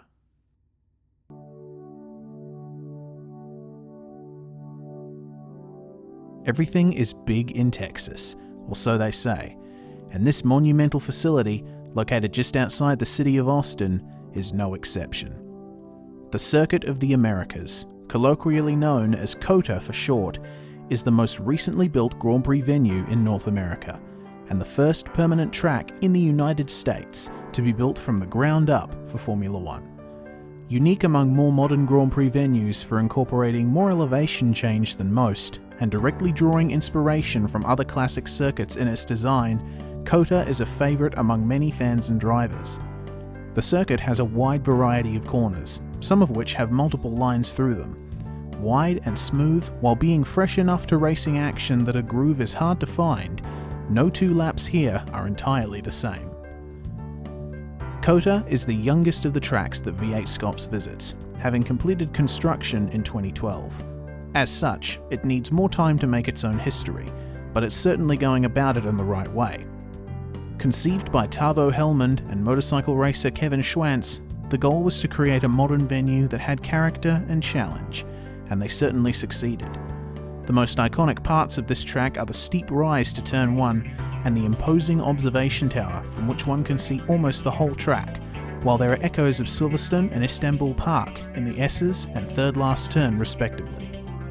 The circuit's status was cemented by hosting a raft of high-profile series, Formula 1, naturally, as well as America's own United Sports Car Championship and Pirelli World Challenge, and the FIA World Endurance Championship comes here too for the Lone Star Le Mans. And for a brief period, the circuit hosted V8 supercars. We are using the layout that they used, the west layout of the facility, for this weekend. It cuts off the eastern half of the facility, but we gain a tricky little section that will keep the drivers on their toes. It's very easy to get an off-track incident here, which will invalidate your lap in qualifying. Also keep an eye on these anti-cut curbs in the S's. Take a bit too much curb, and your car will be sent up on 2 wheels, and you might get suspension damage, or worse. The Austin Split Sprint, Round 9 of the 2016 Lenovo V8 Supercar Online Premiere Series.